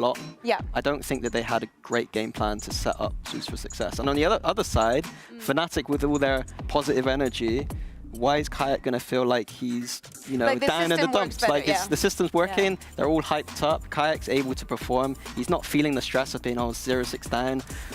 What would Mini say right now? Like he doesn't care. Like he doesn't care. Like they're all hyped up, you know. Yeah, I agree with you. I really hope that this plan revolves a little bit more around Zeus and not just leaving him alone, being like, oh, you have the Waylay, you know, you can go out, and it's like, yeah, but I just need so much more from you guys. Yeah. But let's look forward to what is going to be our second map, and that is going to be Split. As I said earlier, every single time that a team has not banned Split, Fnatic has picked Split. And Lotus and Split, Mini, they just play them a lot.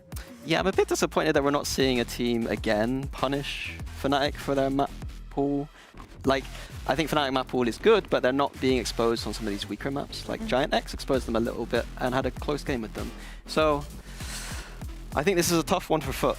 Like the rest of these maps are not looking amazing for them in the head-to-head against Fnatic, in my opinion.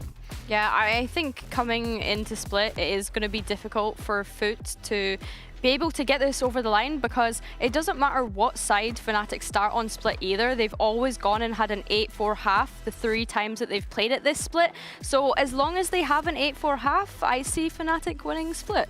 What do we think about the compositions, right? Like Foot have been very famous for changing compositions every time they do not win a map. And they've done it already a couple of times on Split. So Mini, what do you think is going to happen? Well, they were playing the Chamber before, I believe, which is the same comp, I think, that they were playing. And the Sky, do not forget. Shanghai, when Fnatic lost to them. You do have PTSD. But I think Fnatic won like 13-3 and had a pretty good game plan that game. So if they go back and look at that game plan, they might be able to pull that one back out for today's game. I bet the Ben and Milan, that's exactly what they've been doing. Looking back at my old game plans. That's crazy, glazing yourself. Like, that's actually insane. Only Mini can do that to himself. But what would you like to see if Foot are to change something, which I think we kind of can expect to? What would you like to see change Billy? Honestly, like looking at it, Zeus playing the chamber was a big question mark for me. This isn't someone that plays the operator an awful lot, so seeing him on chamber doesn't really make a lot of sense in my head. And then of course they have cracks on the Raze, usually on split. So I think for me, double duelist maybe? Yeah, I want to see a double duelist. That's what I'm thinking. That's the kind of line that I'm going down. I wouldn't be against a double duelist, and I think that Yoru could be much better than chamber. Yeah, I agree with the double duelist angle. I think it's the only map where I really love the double duelist right now. Maybe Haven a little bit, but Split is beautiful with double duelist. If they think Krax is the Raze player in those moments, then we can see Zeus going to Jet. It's good for me. Do you think it's maybe too much to have on the board? Do you think it limits the capabilities of the teams to change compositions so much, or do you think it's not that big of a deal? They've had plenty of time to change the composition for this map specifically. How much time would you say is like ideal, or the minimum? My position on it is a bit different because I don't like to switch stuff quickly. I prefer to have like a more detailed playbook. But for most teams, I think a week is more than enough. So we are going to get Zeus on that Euro, but Krax moving away from the Raze and now onto the Fade. Billy, double initiator, double duelist. Do you like this? I really like this composition coming out from Foot. Honestly, yeah, having that double controller I think is so nice. Obviously sticking with that, but then yeah, moving Krax over onto that Fade. Mr. Fallen on the Tejo. We've been singing his praises about how he performs on the Tejo, but yeah, like I mentioned, is that Zeus on the Yoru. I cannot wait to see how this works out for them. The thing Foot have to be really careful for here, though, is they don't have the breach to combine with the tail. So there isn't that explosivity on their exits. Usually the Euro needs that support from the breach to make this work. So I'm wondering to see how that's going to work. Yeah, let's see. Can Fnatic move on to the next stage, or is Foot going to take us to a map number 3? Pansy, Hypog, any bets? Gamba is really bad, Bayer. Don't believe. We would never take bets. But if I did, if there was a universe that it was okay to, I'd bet on Fnatic. Yeah? Yeah. I mean, okay, so last time Fnatic played Split, I'm looking, recent stuff, it was OT against Apex. It wasn't their cleanest of showings. No, but things it wasn't. have changed. They've started to, get a little bit better overall. They've started to work their way back up, looking in form, but Foot are a dangerous side on this map. A lot of the devs kind of talking through it and kind of explaining what they liked about And this. to come back to the point where we discussed at the start of map 1, where Foot ever hard to quantify. Yes. A comp change is something that kind of reinforces that. So this could be, again, to throw off the prep for Fnatic potentially, where they come in just thinking, yeah, we're confident in our game plan. I actually tend to agree with Minion that the double duelist does look best here on Split. So that's something that Foot are going to have had to have taken into consideration with the switch up. Kick things off though. Well, it's close to a wide open A site. Close are still happy to get ahead of this smoke though. Go for a little bit of a spam. Warded though. Just chip damage. Plant in 5v5 post-plant. Good luck keeping up with this one. It's about to get hectic. Zeus on the front lines here. Anything to clear him from this corner? He's got a little bit of a complimentary position over towards Pillar, but he's cleared by Crashies. Is that a captain next on the chopping block? Gets cleared again. Fnatic. How are they doing this so easily, it looks like? A bit of a mad push from Chronicle, but I guess they have the numbers and no one's denying the defuse. Fnatic with a comfortable first round. Basically digging out every single player they needed to and locking the remaining members of Foot out behind that smoke. That looked way too easy. Yeah, it really did. I think maybe the response here is that Foot have been given a free site. Doesn't feel great to be pushing in, but I mean, obviously, benefit of hindsight and what we can see ahead of time. There's opportunities. Nice, we got a pistol! That's what we like, baby! Whether or not there was... Wait, 2 pistols. The math ain't mathin'. No, it hit really hard for a second then. Okay, look at Zeus though. Gonna see that Outlaw out. Plenty of light shields to prey upon. Just hope that you don't come across Chronicle or I guess Crashies. The other 3, very available.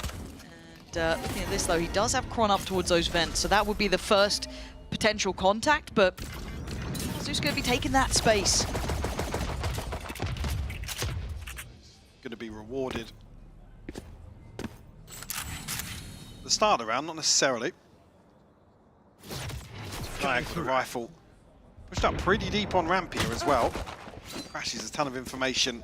As you can see over on the other side, Chronicle takes a ton of damage. Forced away back into vents. Mr. Fallen maybe looking to sniff him out. Yeah, comfortable disengage though from Fnatic. To try and mitigate as much of this risk as possible. Maybe don't have a full picture in terms of the purchase, especially with Chronicle taking that much damage now. There's got to be some questions. Pressure this point. HP are gonna have to backpedal. But Kayak now next in line, clean, dealing with Yeta J in the end. Got a little bit dicey for a moment, but Fnatic holding on to this. It feels a little bit threatening, but they're still in control, and there's no real pressure coming through main, and there it is, controlled there. Really aware of what Foot were trying to do. We saw how deadly they were on map 1 in these sort of rounds. Like I said, the question definitely raised once Chronicle's forced back and takes as much damage as he does, but like I said, beautiful disengage. Fnatic able to take a step back, take a breath. Like you said, no threat really mounting in any part of the map. See Foot coming in now with a little bit of a broken purchase. Bulldogs and a Stinger to round it out. Toxins going up. Poison orb emitted. Chronicle still sat SMG and 2 Guardians on the other side for Fnatic, but they're going to be feeling pretty good about this. I do like... Once they figure out, I was going to say, Alpha's here so quickly. I like that they're taking the extremity control, right? Like, there's that respect being shown, or at least a little bit more of a passive approach towards that B side, which is the jump spot. And they've given up a lot of mid space too, so they have to win out somewhere. And actually, look how far Alpha's going on this. The Prowler's still going to note there's a player here towards sewers. This actually could buy time for Alpha to continue this pathing. Is the awareness there that enough of a window was left open? Because there's no traditional Sentinel utility. Oh, this timing could be massive. Yeah. Again, you almost want to let them commit a little bit further. Yeah, you do, yeah. Let them get a little bit further into Chronicle's this. still here, ready to scrap.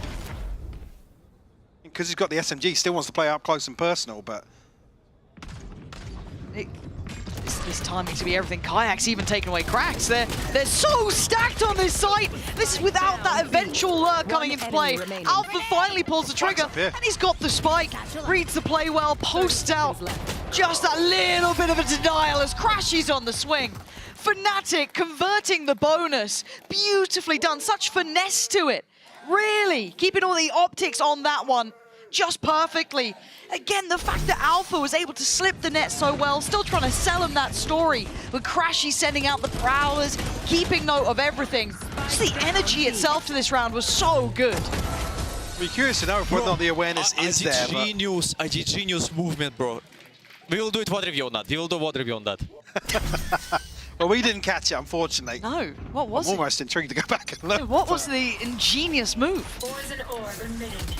Back down on pistols, but yeah, like I was saying, it's tough there because Foot again have a little bit of information to act upon, but it just takes so long. Alpha can shift walk all the way back behind them, up through Mail. It doesn't even end up being a factor, to be honest with you. Chronicle's over-delivered from that position. Oh.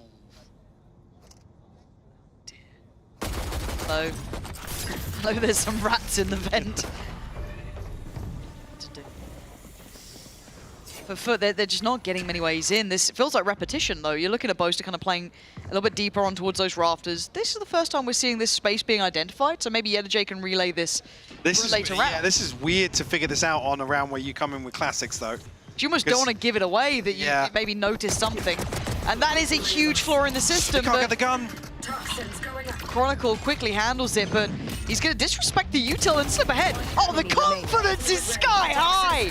Oh, that's beautiful. It doesn't matter at the end. He's done his job and then some. It felt like Foot found a little bit of a window there, Mike, but it got shut so quickly by Kron. There's a chance if he's able to get his hands on that rifle, but like I said, whether or not Foot really lean on that too heavily, or if it's an anti-eco setup from Fnatic and maybe happy to just lean back into a retake potentially. A great spacing from Chronicle here. Oh, yeah. But that trolled a little. Maybe no VOD review on that one. No. Skip that round, it's fine. Operator in hand so early for Kayak as well. Round 5 coming in with that.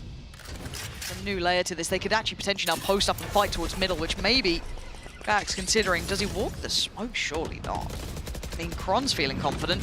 Forced away by the salvos. But again, looking for the final destination, this spacing, maybe looking to explore that here.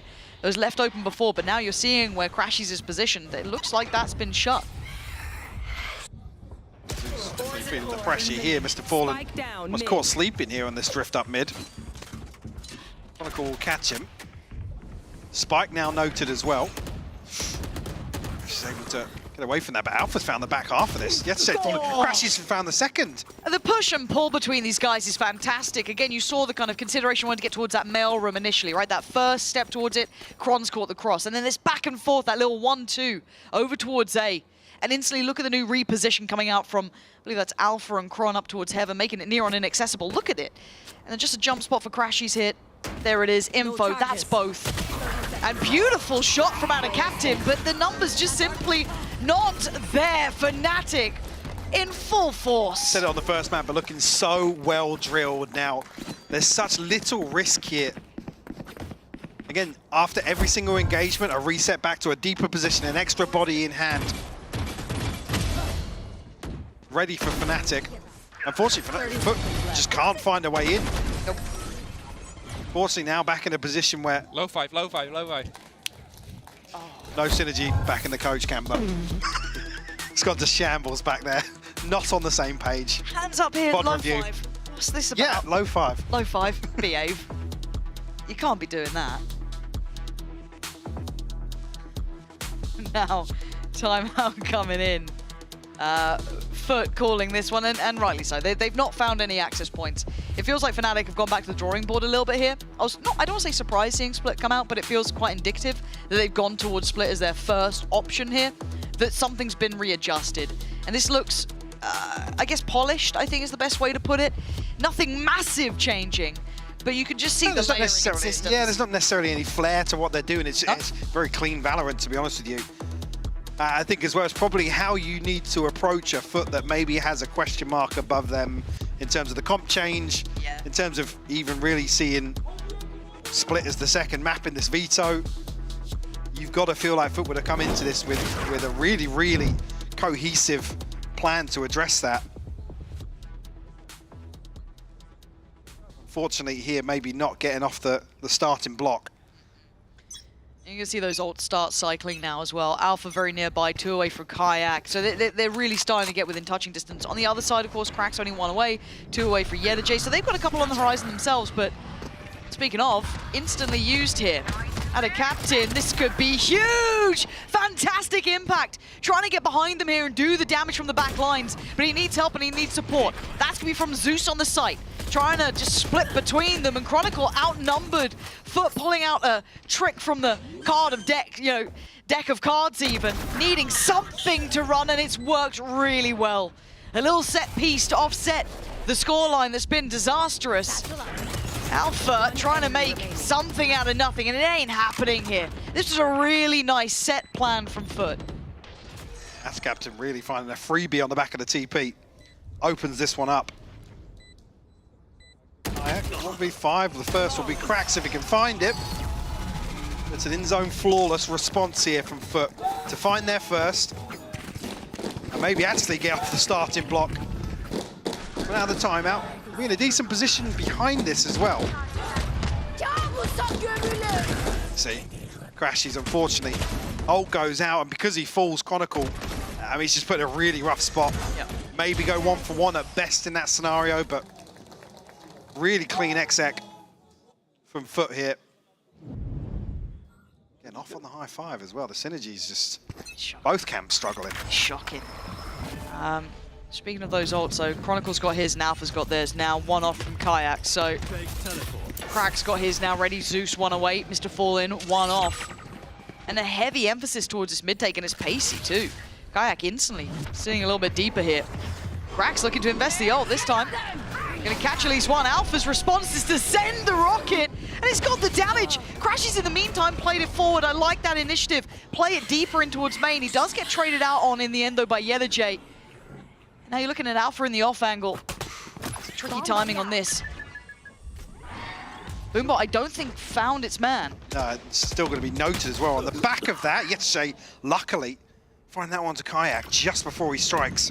But do they still know about Alpha? They've got to know he was here. That Boombot went in not long ago, but the Satchel divides and conquers. Alpha knocks down 2, making his 3rd, 4th overall. Big round from him. I thought that opportunity may have drifted by, but absolutely not. And unable to really force him out of position here. Yeah, it's unfortunate. It was actually a gravity well and a paint shell set up as well here, but Alpha's paint shell just missed. Not sure if anybody actually got caught in it. I'm back in business. And now he's on his feet. Oh no. Oh no. The curse has begun. Just make a note, 9-1 Yep. he currently sits, and then he stood. Round 7 he stood up. Yes. Here. The Foot now looking to cycle through some of these ultimates. We'll spot 2 out here actually. Oh yeah, can we stay in for this one, mate? Yeah, he sticks around a little while, but not too long. Playing it out nicely there. Looking for the play back in though, is Boaster feeling like he's up for a fight, and it's all starting to go wrong. I told you, when Alpha stands, things get a little bit dicey. Crashes in Alpha trying to deal with it all though, and Alpha doing wonders. The flank on the way though, YeTheJ creeping in the back lines. He'll be there eventually, but right now, he's under threat. Crashes goes a little too far on his own, and Cracks finds him. Now Alpha left in the 1v3, can't be done! YeTheJ there, and the curse begins. A back and forth exchange coming out of that timeout. The tempo definitely shifting now. We'll find a second here. On the back of Zeus, really find these 2 openers. Boaster catching. I felt like he caught like 3 flashes there.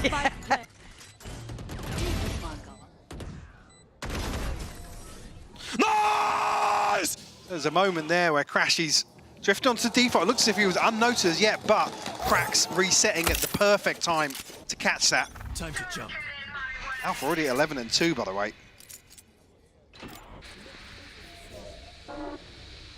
Hit to close off mid. Noted as well now the TP. So maybe an indicator of Zeus's later round intentions. But simplistic so far. Yeah, looking like it might be a little all in towards main. Lots of pressure put towards site. The passive haunt goes up, but Kayak gonna catch Zeus. Where's the punchline to this? Where's the joke at the end of the setup here? Chronicle! Finding 2 as he works his way through the vents. YeTheJ have the captain on their knees as Alpha secures it surely. This is just Mr. Fallen now in a 1v5. Formality in the end. Chronicle securing the in zone flawless for Fnatic and setting them up at the 7-2. There's some fun still there for Foot. But yeah, I mean here there's Zeus fully committing here, but it's the spacing behind this. Even if he falls there should be somebody else to force 1 or 2 players of Fnatic off balance almost, but like you said, no second wave to that. Trading 2 for 2 now on the rounds.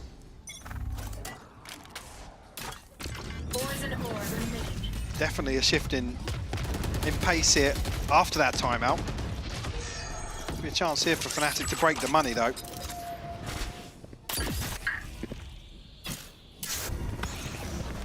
Main.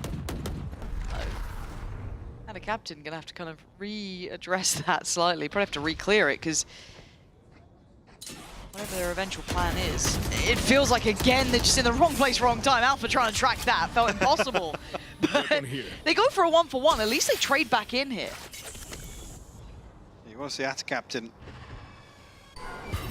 looking to regroup soon enough because he's out of range here for smokes as well. I think the spike's slowly making its way towards Mail.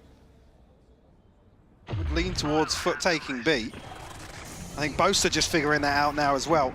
Maybe just waiting on the information on the back of Kayak's ultimate. Uh-oh, can't hear it. Oh no! J, you lucky boy! Kayak makes a bit of a meal of it. And all this time, this was a pivot towards B, but both players now here. Crashies, can you isolate J? It's not quite clean enough. Still wants to try and help out Boaster, but they're all afoot are stuck behind the smoke, excluding one. It's clean for the first. Couldn't quite get the second, but Crashies now called upon here. Position now noted. 13 seconds and a fair 1v1. Oh, Cracks. Great decision making from Cracks under pressure here. Again, big gap between him and Yetijay, and actually down on 12 HP, so really awkward if he goes for that. Speaking of really awkward, the Vents engagement initially, but the second one was even worse. Oh, this. I think I'm being shot in the back. He's behind me, isn't he? Kayak, Shorty and Classic have come from the same factory today. Send them back. It's a little surprising, the kind of Teo usage, considering, well, I mean, they'll be all right for Toronto, I guess, but hold on. A little bit of a quick move off the beginnings here. A lot invested into this, and already Kayak caught. Nice reply from Alpha, but not surprised, you know, Kayak feeling a little hot and cold here. Just a little and off. Some of these scenarios we've seen him in. Comes down to a 3v3 now, though. It's getting brawly, isn't it? Yesterday just constantly on like 20 or less HP. Toxin screen down. I have to see whether or not, actually, well, I'm not even going to hold on to it. I was going to say whether or not the awareness is there that maybe Snakebite doesn't stretch into the corner. Well, not going to matter too much anyway. Yeah. I mean, looking where we see this positioning coming out from, pushed out by B, it allows them that safety on the A site, and completely unawares of the walk-up. Maybe getting paranoid about middle, but we know where it's ending. And Boaster, you're basically in a 1v3 here. The paranoia, perfect. Oh. That was just right between the legs, basically. Leaving just Crashies in a 1v2. Now, the position he comes from, maybe a little bit unconsidered. Doesn't want to give it away with Util. Play this one out as best he can. They're trying to stay together. Yeah, they're both tucked in. She's taking steps closer now. Their curiosity getting the better of them. Are they going to swing together? They do. Foot taking a couple of strides now. That scoreline not looking so impossible. Well, definitely not now, considering the funds on the other side of things for Fnatic as well. Maybe feeling, I would say, overconfident. Looking to continue applying this pressure. Awkward timing here for Chronicle. And Boaster's desperate to kind of get out there. He's got the Cosmic Divide, almost wants to regroup. I said that's why we see this purchase coming in for the final round. Look at the buy. I mean, look at the ults. Yeah, look at the ults for Foot on the other side of things. I'll handle this. There's quite a few, and they're going to invest one instantaneously. Zeus going to trailblaze his way through that A site. No charges.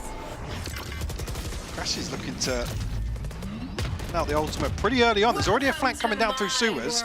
Mr. Fallen's guarding this. Oh, put your knife away. My word, here we are. Oh! He loses that. How? How? I'm baffled by it. And this is now going to get tricky. Time on their side, yes. Here. Fnatic looking to find a couple of players here. Counter ults back and forth. We can't see a bloody thing. And neither can Boaster. But what does it matter when he still finds two? Putting just Zeus in it all to handle. Too much pressure.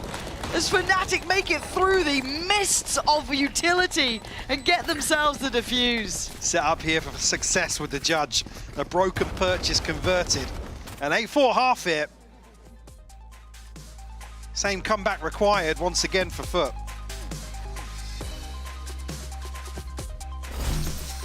Spike planted.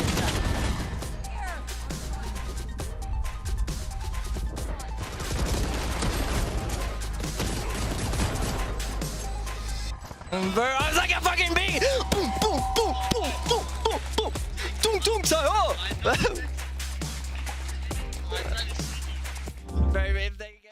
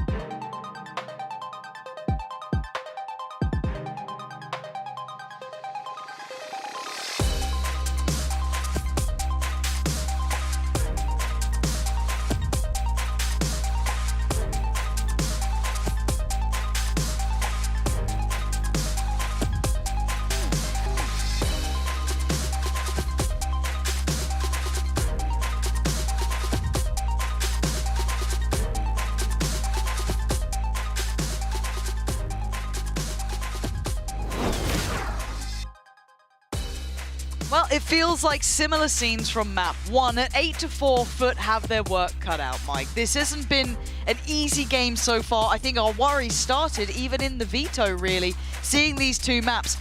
Has anything we've seen really removed any of that worry? Do you think there is enough room left here for them to come back in this game? No, I think the concern now comes that Fnatic are able to get themselves onto the attacking half with this double duelist composition, and already they've shown they're happy to be hyper-aggressive, take the fight to Foot, and I gotta say it, more consistently come out on top. Even in the rounds that Foot are, you know, happy to scrap it out. Maybe a few losses here and there for Fnatic, but the game plan has suited them perfectly. It certainly has, and Alpha having a fantastic showing in the first half, 16-5, enjoying his freedom from the cage he's normally put in. The second he gets let off the leash, he has a brilliant Not that he's ever time. passive on Killjoy anyway. No, but it certainly makes his day, it looks like. And we see the set piece here. Not too surprising. Gonna spot the TP cross it though, yeah. Looking like a cancel on this, but then just Alpha go kill. It didn't work out. This feels like something was mistimed. This doesn't feel right at all. And it's Spike's actually ahead of the smoke as well, so not able to isolate everybody. Great from Foot, but I mean, that felt completely out of sorts. Something nice to kill them with. Moment here where you almost feel like if somebody is playing towards backside and they spot that TP, you want somebody kind of swinging out of the smoke. Getting curious, it's one of those rounds that you almost want to hear. What happened? Yeah, what's happening ahead of time. It certainly makes you wonder, because again, the C's look good, everything looked quite nice, but... Nice! I think Kayak cancels on the flash just because his TP's dealt with, but even so. Yeah, very disjointed. Pistols certainly not perfect for Fnatic. We've heard it themselves even on the replays there. And for Foot, a necessary opportunity to be made here. A good chance to go farming as well, but a confidence to be made. Kayak, though, still going to be a problem. Takes away cracks, yeah. And that's a plant now. Spike planted. The Bulldog. Do you not like it? There we are. Oh, no. Alpha. Well, the problem being, Alpha's got a shorty, so he has to walk up to... Oh, hello. Well, hello there. Yeah, the J turns at the right time, but Kayak strikes back. Can he isolate another? Spots towards Heaven. They now know his position. They want to gap close towards his complementary, but not good enough from Chronicle. So, in the end, 3 remain. They recover the Bulldog, and no harm, no foul. The fact that it's even a full clearance back towards Spawn. Like I said, it's the worst position to be in. And then you see he's got a shorty and say, yeah, he's literally got to walk up, tap somebody on the shoulder. But I think the awareness is there from Foot that there's a gap towards Vents. You see even Mr. Fallen clearing down mid with the drone. Obviously somebody's relayed the possibility Alpha or somebody else has slipped the net.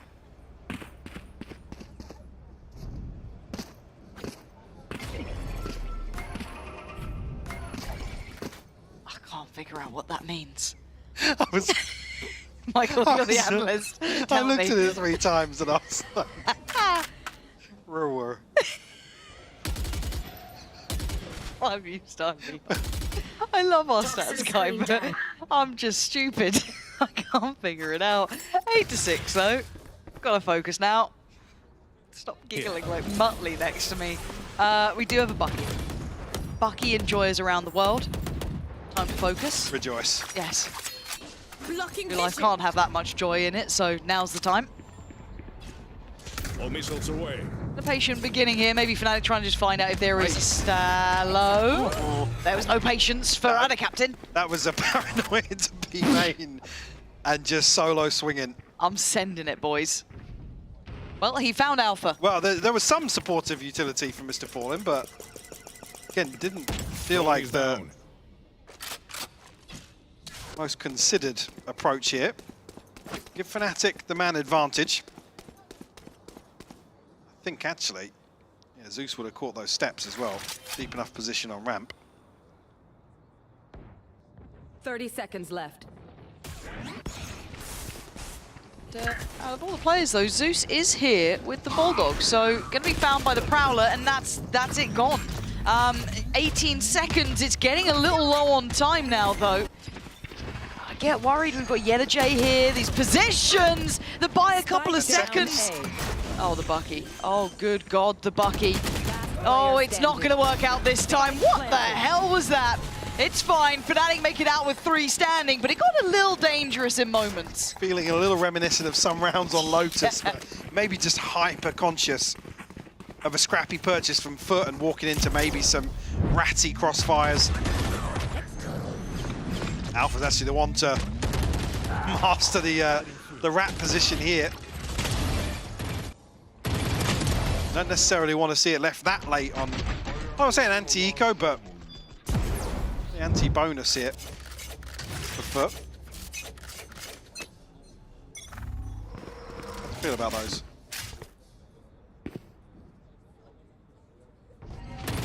No comment.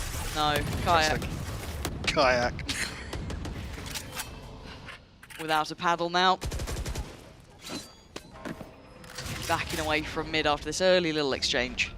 And I hate them, Michael.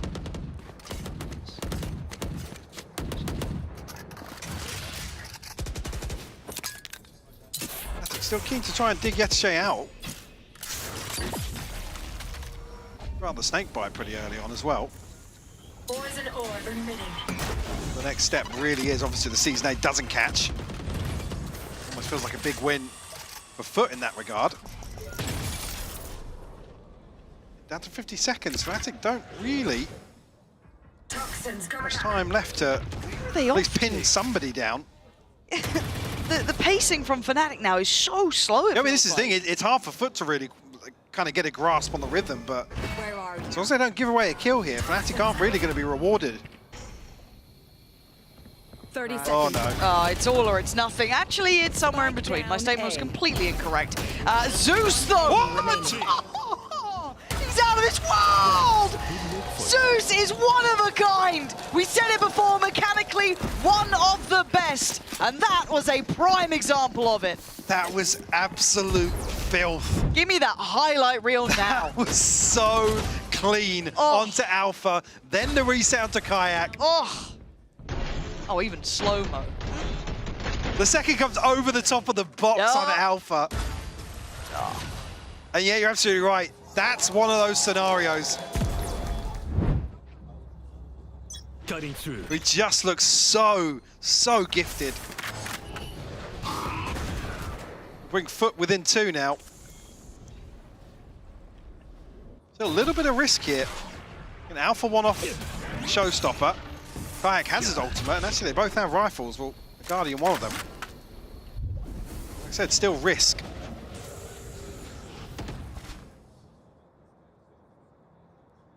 One of the ultimates sitting heavy in my mind here with Alpha. And I'm already looking at the kind of positioning from Foot, how deep that... Oh, okay. Committing to that spray, I mean... You want to swap it across now, he's got the Showstopper, so... Oh, it's cursed. It's gone. Here. Yep, Oh, gun no. here. Close, so you can have that one, mate. She's hitting a banger on Zeus, though. And they're starting to get a little bit scary now. And turn around, turn around. I don't know what's happening, Mike. It's gone absolutely wonky. This is awful. That's the spike. That's the spike, and that was a good paranoia. And now they're right. Oh, of course it's the Sheriff that wins it. Yeah, this one's... This one's for you. Not gone to plan. Yeah. I mean, we're crediting Foot previously for identifying a little bit of risk or an opportunity towards vents. And here, Mr. Fallen's sight. I feel like he's playing a different round. There's so much pressure towards ramp. What just happened there? I mean, is this just awful timing? He's trying to... Oh, okay. The Tracer spam suiting Alfia better. Yeah. Like you said, banger of a shot. But yeah, it's Mr. Fallen just thinking like, yeah, I can get into bottom mid here and maybe look back towards Mail. Okay, we made him sit down again. I guess you got to try and keep Zeus under the thumb a little, right?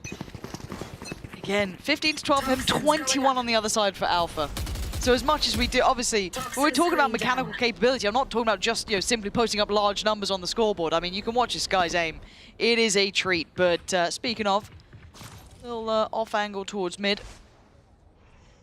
Whether or not he's going to get much play into this, I think it depends really on Boaster. But for now, Fnatic take their steps towards going up ramp. Cracks here. Is going to get a catch on the Prowler. Waiting from above. J going to try and hinder the progress, but it's still going to be Alpha working forward here. Slowed again. Plenty of obstacles, and it's still fantastic. At the same time, Cat did get cracked, so you are starting to see those numbers looking a little bit more even. And that showstopper caught Mr. Fallen in spawn, by the way. That's just heartbreaking. Back-to-back rounds for Mr. Fallen just being... I mean, yeah, caught without even a say in the matter. Not allowed to play the round. No. Oh, there he is. Zeus did eventually catch Boaster drifting through middle. Do they catch him drifting through bloody spawn? Fnatic. Feeling a little slippery here. 30 seconds The captain not gonna see it either. Just cresting the corner, but maybe it's relayed that this was open. Yeah, it has been. Zeus firmly on patrol. Yeah, perfect from him. I mean, I feel there's got to be a timeout for Fnatic soon, though. Right, they've got plenty of rounds to play with still. They're not in any problem, but I feel like you want to slow it down here. Yeah, definitely. Oh my god. Oh, cracks. Where did this go? Yeah, it literally catches Mr. Fallen in spawn. I feel so bad for him. I mean, it's just it's sat at 3 and 14 as well. So when you're dying like this, it's like. Nice! What was the discussion we were having earlier? Mr. Fallen's alongside like Rien's, like the overall stats for stage 1, which again is a statement in itself. Mr. Multi-kill from map 1. Yeah. And then he's having a map like this. Oh, where's that happened then? That was a bottom mid. Okay, unlucky Boaster, I guess. See you next round. Didn't he literally just kill him in the same spot last round? I think so, yeah.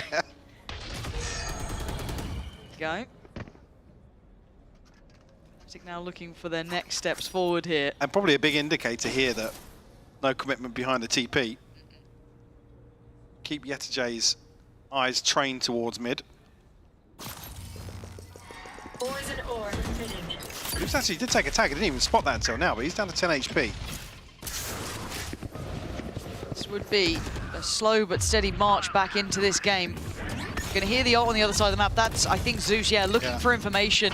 Maybe just want to note those additional bodies, those additional players. Sees nothing yet. It depends on the pivot now from Fnatic. Focus towards middle, maybe trying to sell a bit of a ruse towards that A side. But 30 seconds though, so not much time left to formulate a plan. And again, this position from B main, left. if they don't have anyone to try and clear that late, they can find safety there. Now, obviously, Foot don't know that. But with 25 seconds, it's time to go. They've got to make their move. Mr. Fallen, he's been having a tough time. Does he get anything working on his side? No, he doesn't. And Fnatic, with 15 seconds, clearing out the B site. Plant next on the cards. It's left. Zeus and Krax to try and find anything they can. Nice to say. Yeah, I was going to say it's as well, it's close to a 1v4 actually with 2 bodies standing for Foot. No way for them to find a way back in here. And yeah, the comfort factor should have been B main for Foot, but Paranoia lands, can't pin down a kill on the back of it. And then the flood is just perfect from Fnatic. It felt like, again, another situation where players on Foot are just getting shot in the side of the head, the back of the head. Yep. Completely caught off guard. And again, a little surprised we haven't seen timeouts from Foot in this or Fnatic. They're happy to play this one through, as is both sides. I was going to say, you would almost expect the timeout to come after this one, potentially. Again, Hero Rifles coming in from Alpha and Kayak. I mean, Crashes, oh yeah, not in a scope at least here, but there's this situation here, yeah. Oh man, it's such a hard game for Mr. Fallen. It feels like he is having like that horrific game of Val where nothing's working. The sprays aren't clean. You're getting shot in the side. You got rockets from across the map. It's a tough one now. If we're looking at who took this timeout, it's actually Fnatic. So even though they did convert that previous round, they're the ones to call it. Maybe this was a pre-fire on the timeout to maybe consider things. I mean, a very different situation now. It's going to be a... Liking this. This is the best timeout. Yeah, what? This? On the playlist. What? We've just pulled this out for playoffs. I was about to make, I can't even remember what the point I was about to make that was. I mean, we're in like a different swing period for both sides, though, right? You're looking at Foot, who also probably needed this timeout as well. Oh yeah, absolutely, yeah. I mean, they're going to come into. They do have the pit, so obviously the purchase can be offset ever so slightly there. Atta Captain's still going to struggle.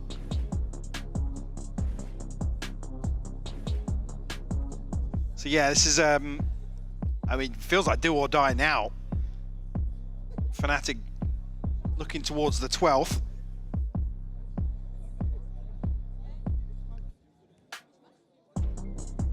Feels like I'm about to go on like E1, M1 and like do something. Like, what is this? It started off as like, it almost sounded like the GoldenEye pause music. I was just like, wait, are we doing this? Is this it?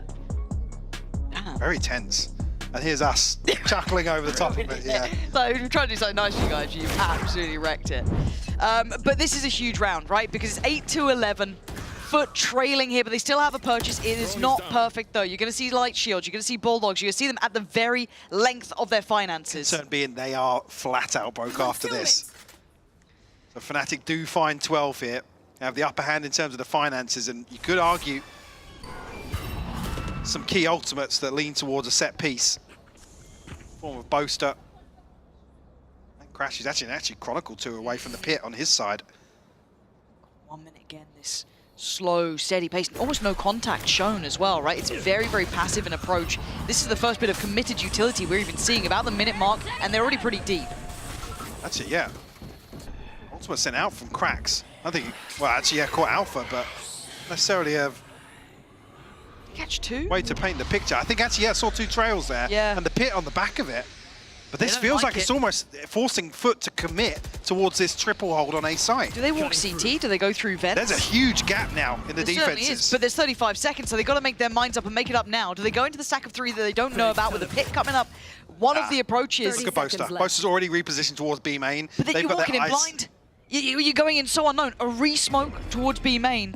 They're going to be battling down the hatches, right? They know that something is afoot here. 20 seconds. Fnatic needs to speed up. Mr. Fallen, though, you've had a brutal game. Now is the time if you wanted to really turn up here, but they're going to get the ult going. Paranoia goes in. 10 seconds now. He needs to hold the line, and he can't. But it looks like Atta Captain could, but only for a moment. Time is a factor. Spike, I think, just going down in time here.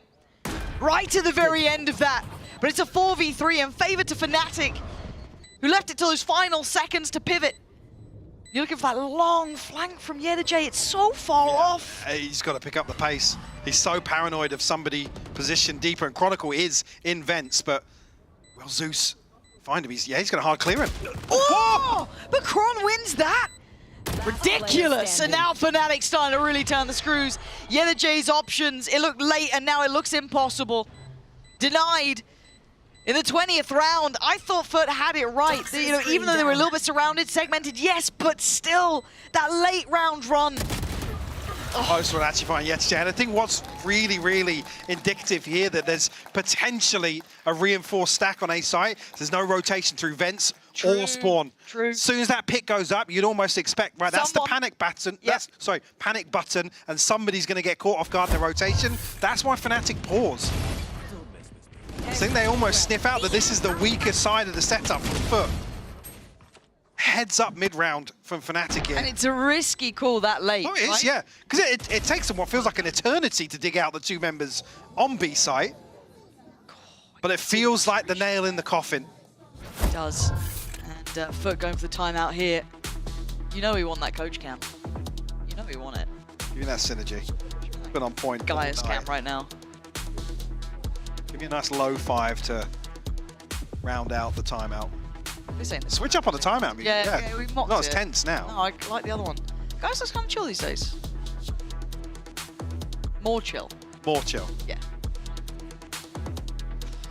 But, I mean, lots to digest here. Not many, I guess, opportunities in terms of, you're looking at the purchase specifically. You got Atta Captain's ultimate, but... The money, Mike. Yeah, Mr. Fallen's got his.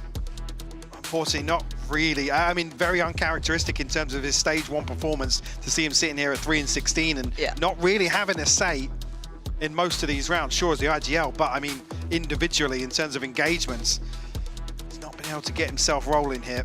No. Fnatic money's fine. Ults really nearby. But yeah, Boaster's the key one, obviously. One off for Chronicle, potentially. did burn up Crashes in the previous, so... Oh, no. Oh, Mr. Fallen's had a nightmare of a day, Mike. And you can see the desperation for him to get something on the board. Find even just a small victory.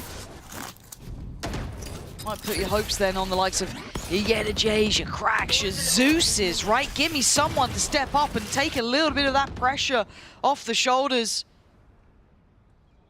So far, Fnatic's patience. What? Have they heard a step? Maybe Crashes has in sewers. It's a weird ping. It's a very weird ping from Kron. Okay, well, he's been... Now Crashes is going to catch him. Yep. Yeah. Just has to wait. It is stunning to witness. Poetry in motion to see how Fnatic operate in some of these rounds. And again, as much as, you know, yes, they do have a lot of those kind of well-choreographed plays, a lot of this mid-rounding and kind of communication in between has been the strongest point, and it feels just like a celebration of them in some of these halves. That second half of the first map, the second half here, starting to look much better. As that a captain and Cracks. 30 seconds left. Well, do or die time really here, and it looks like die's the option they pick. Chronicle slowly but surely hunting. Trying to find him, and it's Alpha to claim. A bit of a fizzle out at the end there, but Fnatic looking fantastic, Mike. I don't think many of us were worried after the loss to Heretics. I think a lot of us going, play that sets the stage going forward, but they've come out today looking improved. And Fnatic are one of those teams that, you know, every so often a series loss will result in them coming back and looking really well composed and almost that back to basics, which, you know, a veteran in terms of the leadership here on stage for Fnatic. I think that's really important versus a team like Foot that, we keep saying, hard to quantify. You never really know how they're going to perform on the day, but I'll come back to the same comment I made earlier. Really well drilled. There was some rounds here where Fnatic just looked as if they were suffocating Foot. The synergy's there. They're starting to look scarier and scarier, I feel, for Fnatic. It makes me nervous for the other teams if they keep finding this synergy, this layering. Again, going back to Split coming out for them here in the second map, looking very good. Deeper into the map pool we go. How does this team continue to keep looking stronger? Game by game, it feels like. Even in the Heretics loss, it was a fair result. I think everyone's seeing that Heretics very much at the forefront. Fnatic now, almost in my mind, starting to really confirm that second spot. Yeah, I mean, to be honest, you come into the Fnatic Heretics, I almost had Fnatic taking it, but I think as well, we'll come back to that same point, that the loss is always going to force a team like Fnatic to go away and say, right, guys, we've been operating at this level, we really need to actually elevate above that. I think today's probably a really good example of that. I also want to say Chronicle having a much better impact. Yeah, we were ready to call him out today almost, but especially on Lotus. Yeah, there's been a couple of things we've been keeping our eyes on today. Fnatic had all the answers, but this time couldn't quite be the team to pressure them like they used to. However, a treat for you playing along at home. We're going to hand it over to the post plant where Kakuka and Billy will be waiting.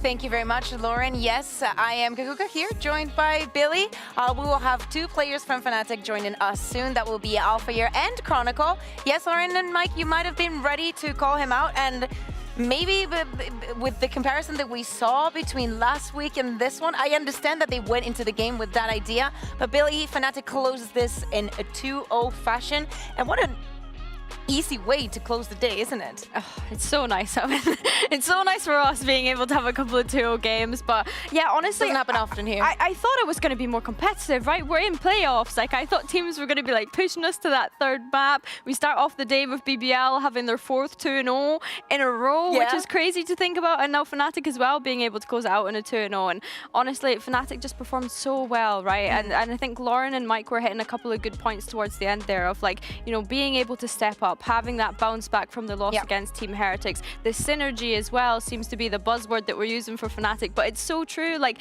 the synergy has come on such leaps and bounds since kickoff, I think. Many teams are able to bounce back, and we see this kind of points of inflection in turnover rounds, where the player gets a crazy clutch and then the team starts escalating rounds. But with Fnatic, I agree with you. It has the scary factor of, you know, they are capable of just keeping escalating, because it's not that one player is going to have a clutch moment, which they can. It's actually that you see the team come up together and you finish around, you're like, well, there was a little things that I could have done better for this. But going on to the point that you were mentioning about BBL having 4 games now with 2-0, haven't lost a map in ages, even losing all the pistols today, they still managed to close in a 2-0 fashion. Coming into today, we spoke about Fnatic and Foot coming over tough losses, right? We spoke about a Fnatic that lost against a Heretic that looked impeccable. And on the other side, we talked about a Foot that was on the losing end of one of the BVL's victories. But I agree with you. I expected maybe a little bit more coming from Foot. And not only that, but also after having that interview with guys, who of course was very confident and was saying that if they were to lose today, they would just prove that they are a weak team. Yeah, and I think that's really harsh. Like, as much as I love like coaches being able to have that sort of accountability, like that's great. It does feel harsh, but I can also understand too that like they're in the playoffs. If they want to be making a global event, if they want to be winning a grand finals in EMEA, making it to a grand finals in EMEA, like we discussed, then they do need to be the better team. They need to be able to face anyone. It doesn't matter if it's your big names like Fnatic, like Heretics. It doesn't matter. They need to show up and be the best version of themselves in each match. And right now, it's not exactly the greatest start to playoffs, is it?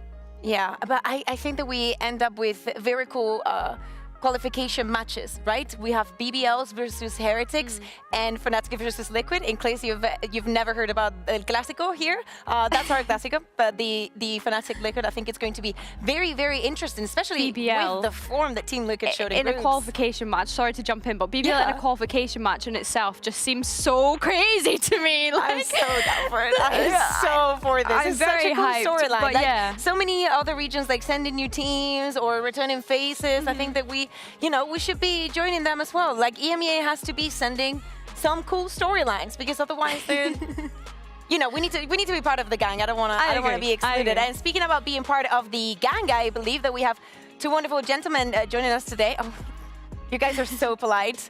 Welcome, Krom. Welcome, Alpha. Congratulations on the win. How are we feeling? Thank you so much. Obviously good. I don't want to say bad, of course. You won. I'm also happy. I'm happy to be back as well. Yes. Finally. Yeah. Actually, let's start from the beginning, right? Because this match for us was a lot. Let's talk actually speaking about the map, Vito, because some people were having questions of how favorable it was to you, right? Like because you were the higher seed, you had that coin toss win. You chose to be Team B. I'm just refreshing your memories in case you didn't catch this. And chose to be Team B, and then Foot goes on to ban Icebox, which is not really a map that you guys placed, and a map that you have banned in the past, and they pick the Lotus. Did you guys expect this to be the veto coming into today? Also, we didn't really fully expect that. We said for us, expectable maps is Lotus split. Obviously, the Heaven map pick was pretty strange from our side because we played it a lot. We show how decent we are. Obviously, the last match against Heretics didn't go really well. It's also like because of us, I would say in some way. Like we just didn't really play our match. And we were surprised that they banned Icebox. But maybe just because they also didn't have any data on us. Like we never played it properly. So they don't know what to prepare for. And we probably expected what they want to do on that map. I'm actually lying. We actually played the practice against. They actually knew how we're gonna play and they still didn't pick it. Maybe they're just scared. Yeah, because in my head, right, you guys have picked split every single time that it's been open, and we can understand why, okay? But going into today, we were like, well, if you're banning to your opponent's strengths, is it the Icebox? Maybe that scrim, they were more scared than you thought of at the end. I mean, I still remember the scrim results. I mean, I'm not gonna talk about the results, but they were actually good for us, of course. Maybe that's why they got scared. But I mean, again, we were pretty much surprised by this Icebox ban. I think they could actually do it, but it didn't really go for the third map, so it doesn't matter like if we'll play Icebox or not. We just did 2-0. Yep. You mentioned being back, both of you. I think that the performances that we saw last week and what we saw today was on a different level, especially you, Alpha, Kron, you as well. But it was so uncharacteristic to see your performance on Haven last week. We understand that, Heretics was coming in very strong and whatnot, but we've seen you through so many times playing the map, how hype you are and how insane you are within the game. And I feel like I want you to tell me what happened then and what has changed coming into today, because you were on point. I actually don't know what happened last week. I couldn't shoot at all, but I think I changed in this week. I just started focusing Valorant. I was like going office at the morning, I was playing Valorant. Before I go home, I was playing Valorant. I just played Valorant. And I say to myself, this week, I'm just gonna play Valorant and do gym. And let's see if it's effect good or not. And it effect too, I'm just gonna keep it. That's the tech, everybody. You go to the gym and you play some Valorant. No, I love that. Alpha, I wanted to come to you and ask about the Turkish rookies. So we kind of bidded today, being the day of the Turkish rookies, with all the ones making it to playoffs playing today. Is there anyone that's kind of impressed you so far out of that bunch? In this EMEA? Or? In EMEA, yeah. Zeus, of course. I think he's a really good player. And on Stars also, he showed before the playoff starts, Levin as well. They are really both good entries. I think the Turkish aim is different. Yeah, it is completely different. Let's take a look a little bit also at the compositions that we saw on the split. As I said, every single time that the map has been open, you guys have picked it. We understand why. It looks very good. But Chronicle, did you expect the changes that we saw coming from Foot, or do you think that it had any impact on the preparation that I assume you did for the match? I would say, It's okay, we're all growing. Yeah, there was a 10% chance in my head that they will change the comp because, like, from what I saw from previous practice against them again, and also what we saw in the officials, their previous comp with the Sky Chamber was very strange. I mean, we didn't really see any strong point in that. Thankfully, they changed it to a pretty good one, and obviously it affected our game plan a little bit. We still stick to it and we won because of it, but obviously some rounds didn't go really well because obviously different util set changed Were you around. struggling defending mid? I mean, thankfully or somehow, I actually was getting frags and I was always alive on this middle, which is surprising. Like, I was actually finding a lot of good ways to find an info and like getting like good ways to win the rounds for us, which is very good for us again. Like, mid control is very important on split. It's just insanely good. And I also, like, before maybe this match on this week, I just watched like 5 different demos from different Viper players, trying to understand maybe I can find something new. Sadly not. But I was gonna say, did you? No, but I mean, I tried to find like something really good that will counter it, and maybe that was like a result of it. So yeah. You were ready for everything. Like every scenario was already playing in your head. Also, let's speak about like what do you think the keys to winning today was? Besides you guys having a good performance, what do you think clicked? We like the fact that Alpha, when you were hyping yourself up, you did not stand up. We like that. We took. He actually stand up once. Yeah, I did once. Pansy did call out, to be fair, yeah. You know what happened after that? I told the team, guys, I stand up, I think we're gonna lose the round, and we lost the round. So when are you going to learn the lesson? I was so hyped. That's okay. I think that you have excuses. But yeah, what do you think was the key to winning today besides you two having a good day? I can say, I think it was energy. Because whenever we lose to someone, I think we are losing to ourselves. We are not losing to enemy at all. Because on last week against Heretics, I don't think they did really good, but I think we just lost to ourselves. But today we didn't lose to ourselves, and we managed to keep the energy really good, and we were like what was the name? Word? Complimenting. Yeah, complimenting each other. It was really nice. Let's actually take a listen at that because we have some video footage of you complimenting each other. I'm back, you know. Nice round, boys. Good job, Kayak. You see, you're not a spectator now. You're just fragger now. Nice. Well played. You beast. Let's go. Yeah, bro. You try and abuse me. Try and abuse me. One more. Come on. Come. More. What is wrong with the classic? Maybe I should control it, bro, with you, bro. Bro, why this guy is acting like he's from Harry Potter, bro? Bro, I did genius movement, bro. We will do it WOD review on that. We will do WOD review on that. Oh, that's the one. I'm back in business.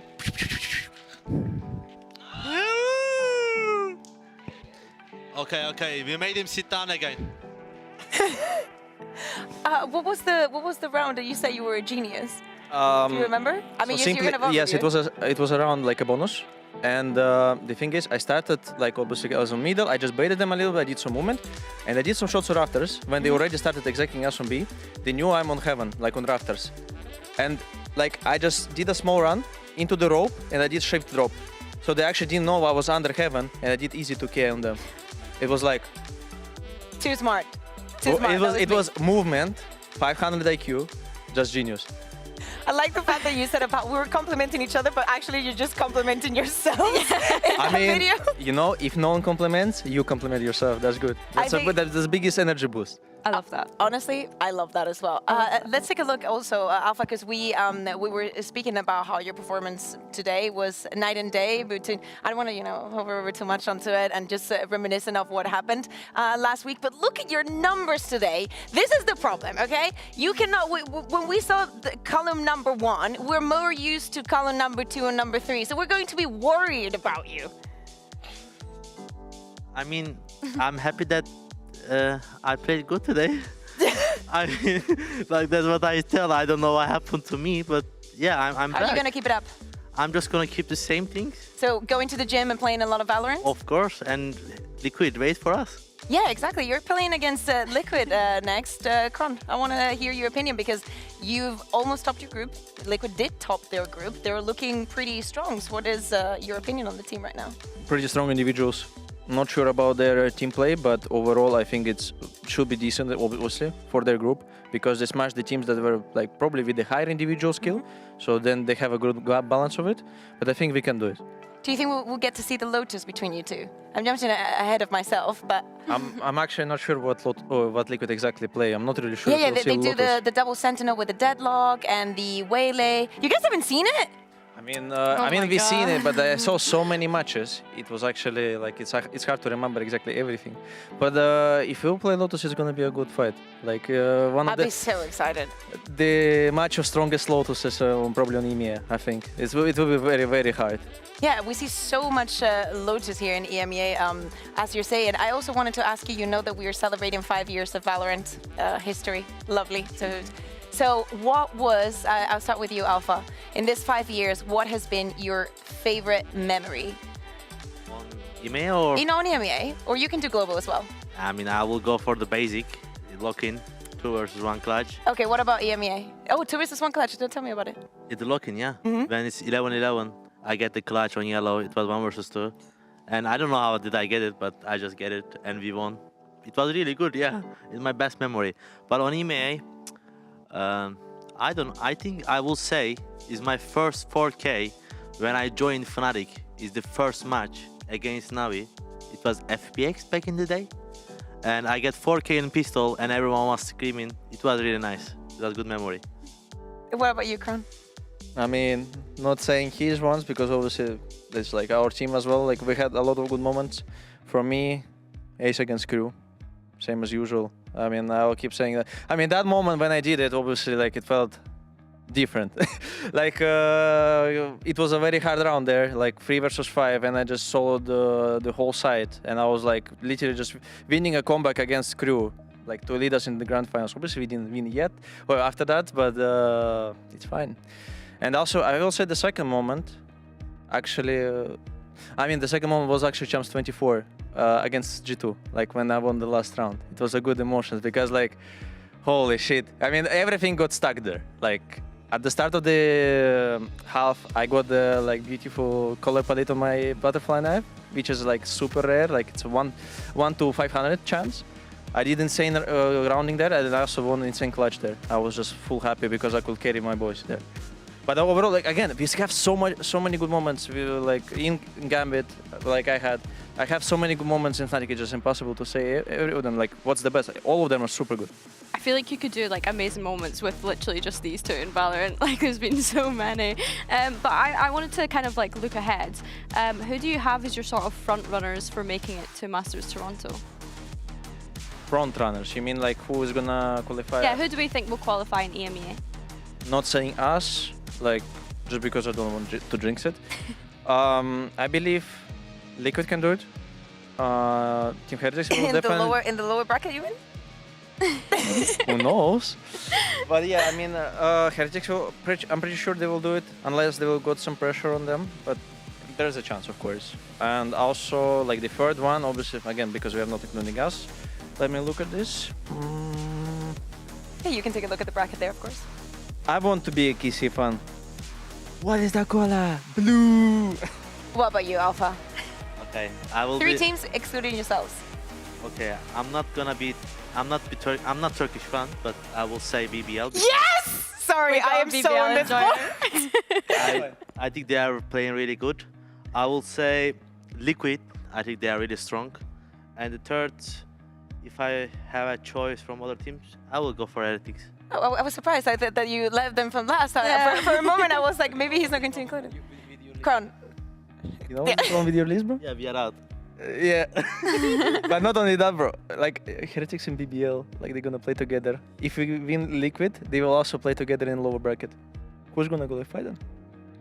I don't want to say who is going to eliminate it, but I think they're going to eliminate it. Good job, bro. Okay. Very nice analytics. Very nice. You see the schedule that we have there for tomorrow is Navi versus KC and Foot versus Vitality. Quick predictions from you two. Con, you want to go first? I think Navi, Carmine Corp. Carmine Corp, I would say. It will be very rough. Like, probably 2-1. Win with the close maps. On the second one, I would say... I think it's very tough for Food right now because, like, again, the schedule is not favoring them because, like, they have to play already tomorrow. Like after being defeated is just hard. I'll put Vitality if they will wake up on a good, on a good hand. Do you agree, Alpha? I will say Navi. Navi? Navi win, White Heretics win. Navi and Vitality. Okay, we got the sign. Well, we do not want to keep you here for very long because we know that we haven't not give you pretty much of a break and you're playing in a couple of days. So congratulations on the win again. We will see you in a couple of days for your possibly qualifying match to Toronto. Thank you very much for joining us. Thank you very much, Billy. Thank you to everybody that has stuck with us today. We will see you tomorrow for more matches.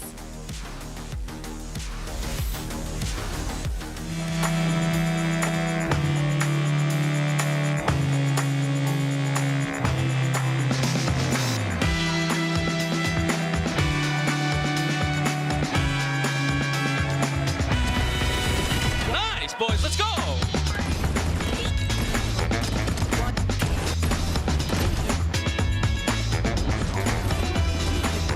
Sociable has played the timing perfectly. It's going to be a 7-5 half in their favor.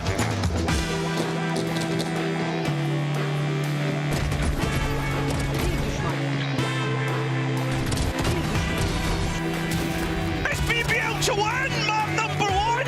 They're only one map away from that qualification game.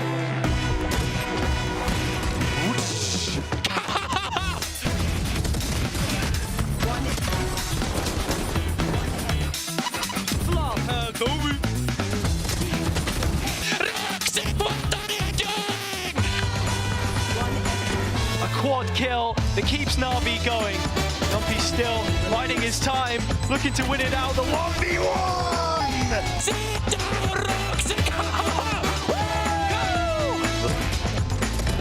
BBL make history! 1 win away from Toronto!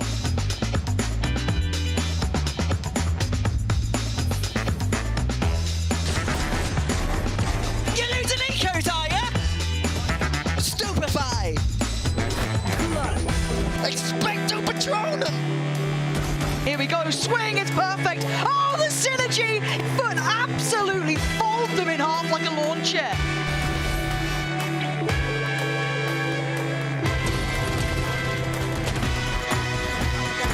Bayek's utility is so good. The second half, that was an absolute masterclass. Yeah. That's what we like, baby! I did genius movement, bro.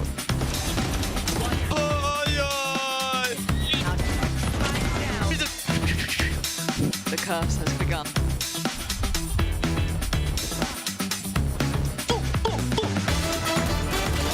He's out of this world!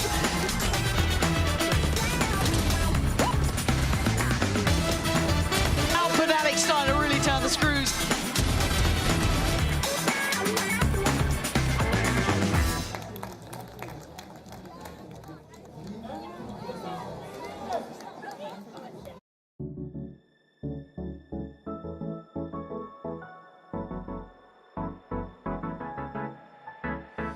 Let's do something crazy.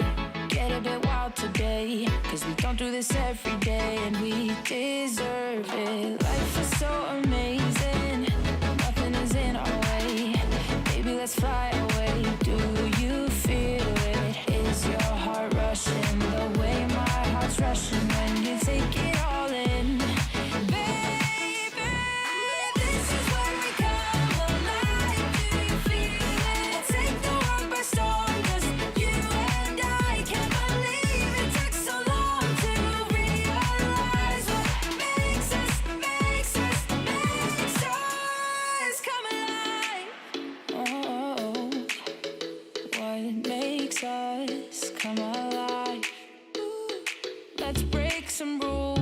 we don't always have to be good. Don't always have to do things that we should. We'll feed the fire. Let's see it through and let go of what's holding us back. Just light it up and we'll burn through the past and take it higher. Is your heart rushing the way my heart's rushing when you take it all in? Baby, this is where we come alive. Do you feel it? Take the world by storm, just you and I. You and I.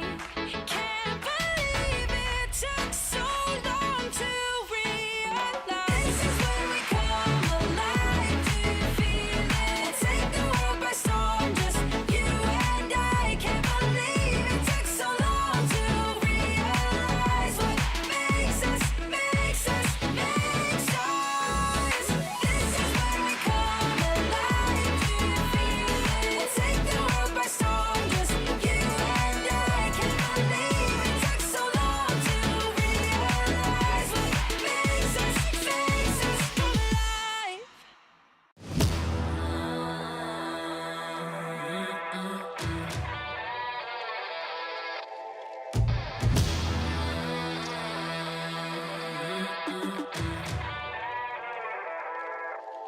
Yeah, motivated on focus. Came a long way from the lowest. Yeah, gotta get it the mindset, gotta put it in motion. This is the moment, gotta one up my opponent. Back then they ain't noticed me, now they know it's me, I'm the chosen. It's my time, yeah, I put that on Bible. No excuses, gotta get to the final. Take all of my idols and turn them to rivals. It's all or nothing, man, the trophy is vital. Game time, bet I'm coming in clutch. No hang time, man, they can't keep up. The game's on the line, seconds on the time. Who can't fight? It's gotta be us. Better under pressure, go ahead and let it fall on me. I'm destined for it all, you better call on me. They say what doesn't kill you make you stronger. All that pain, it done made me to a monster. They say what doesn't kill you make you stronger. All that pain, it done made me to a monster. Yeah, whole lot of times they doubted I wouldn't be who I am without it. Sleepless nights, I counted.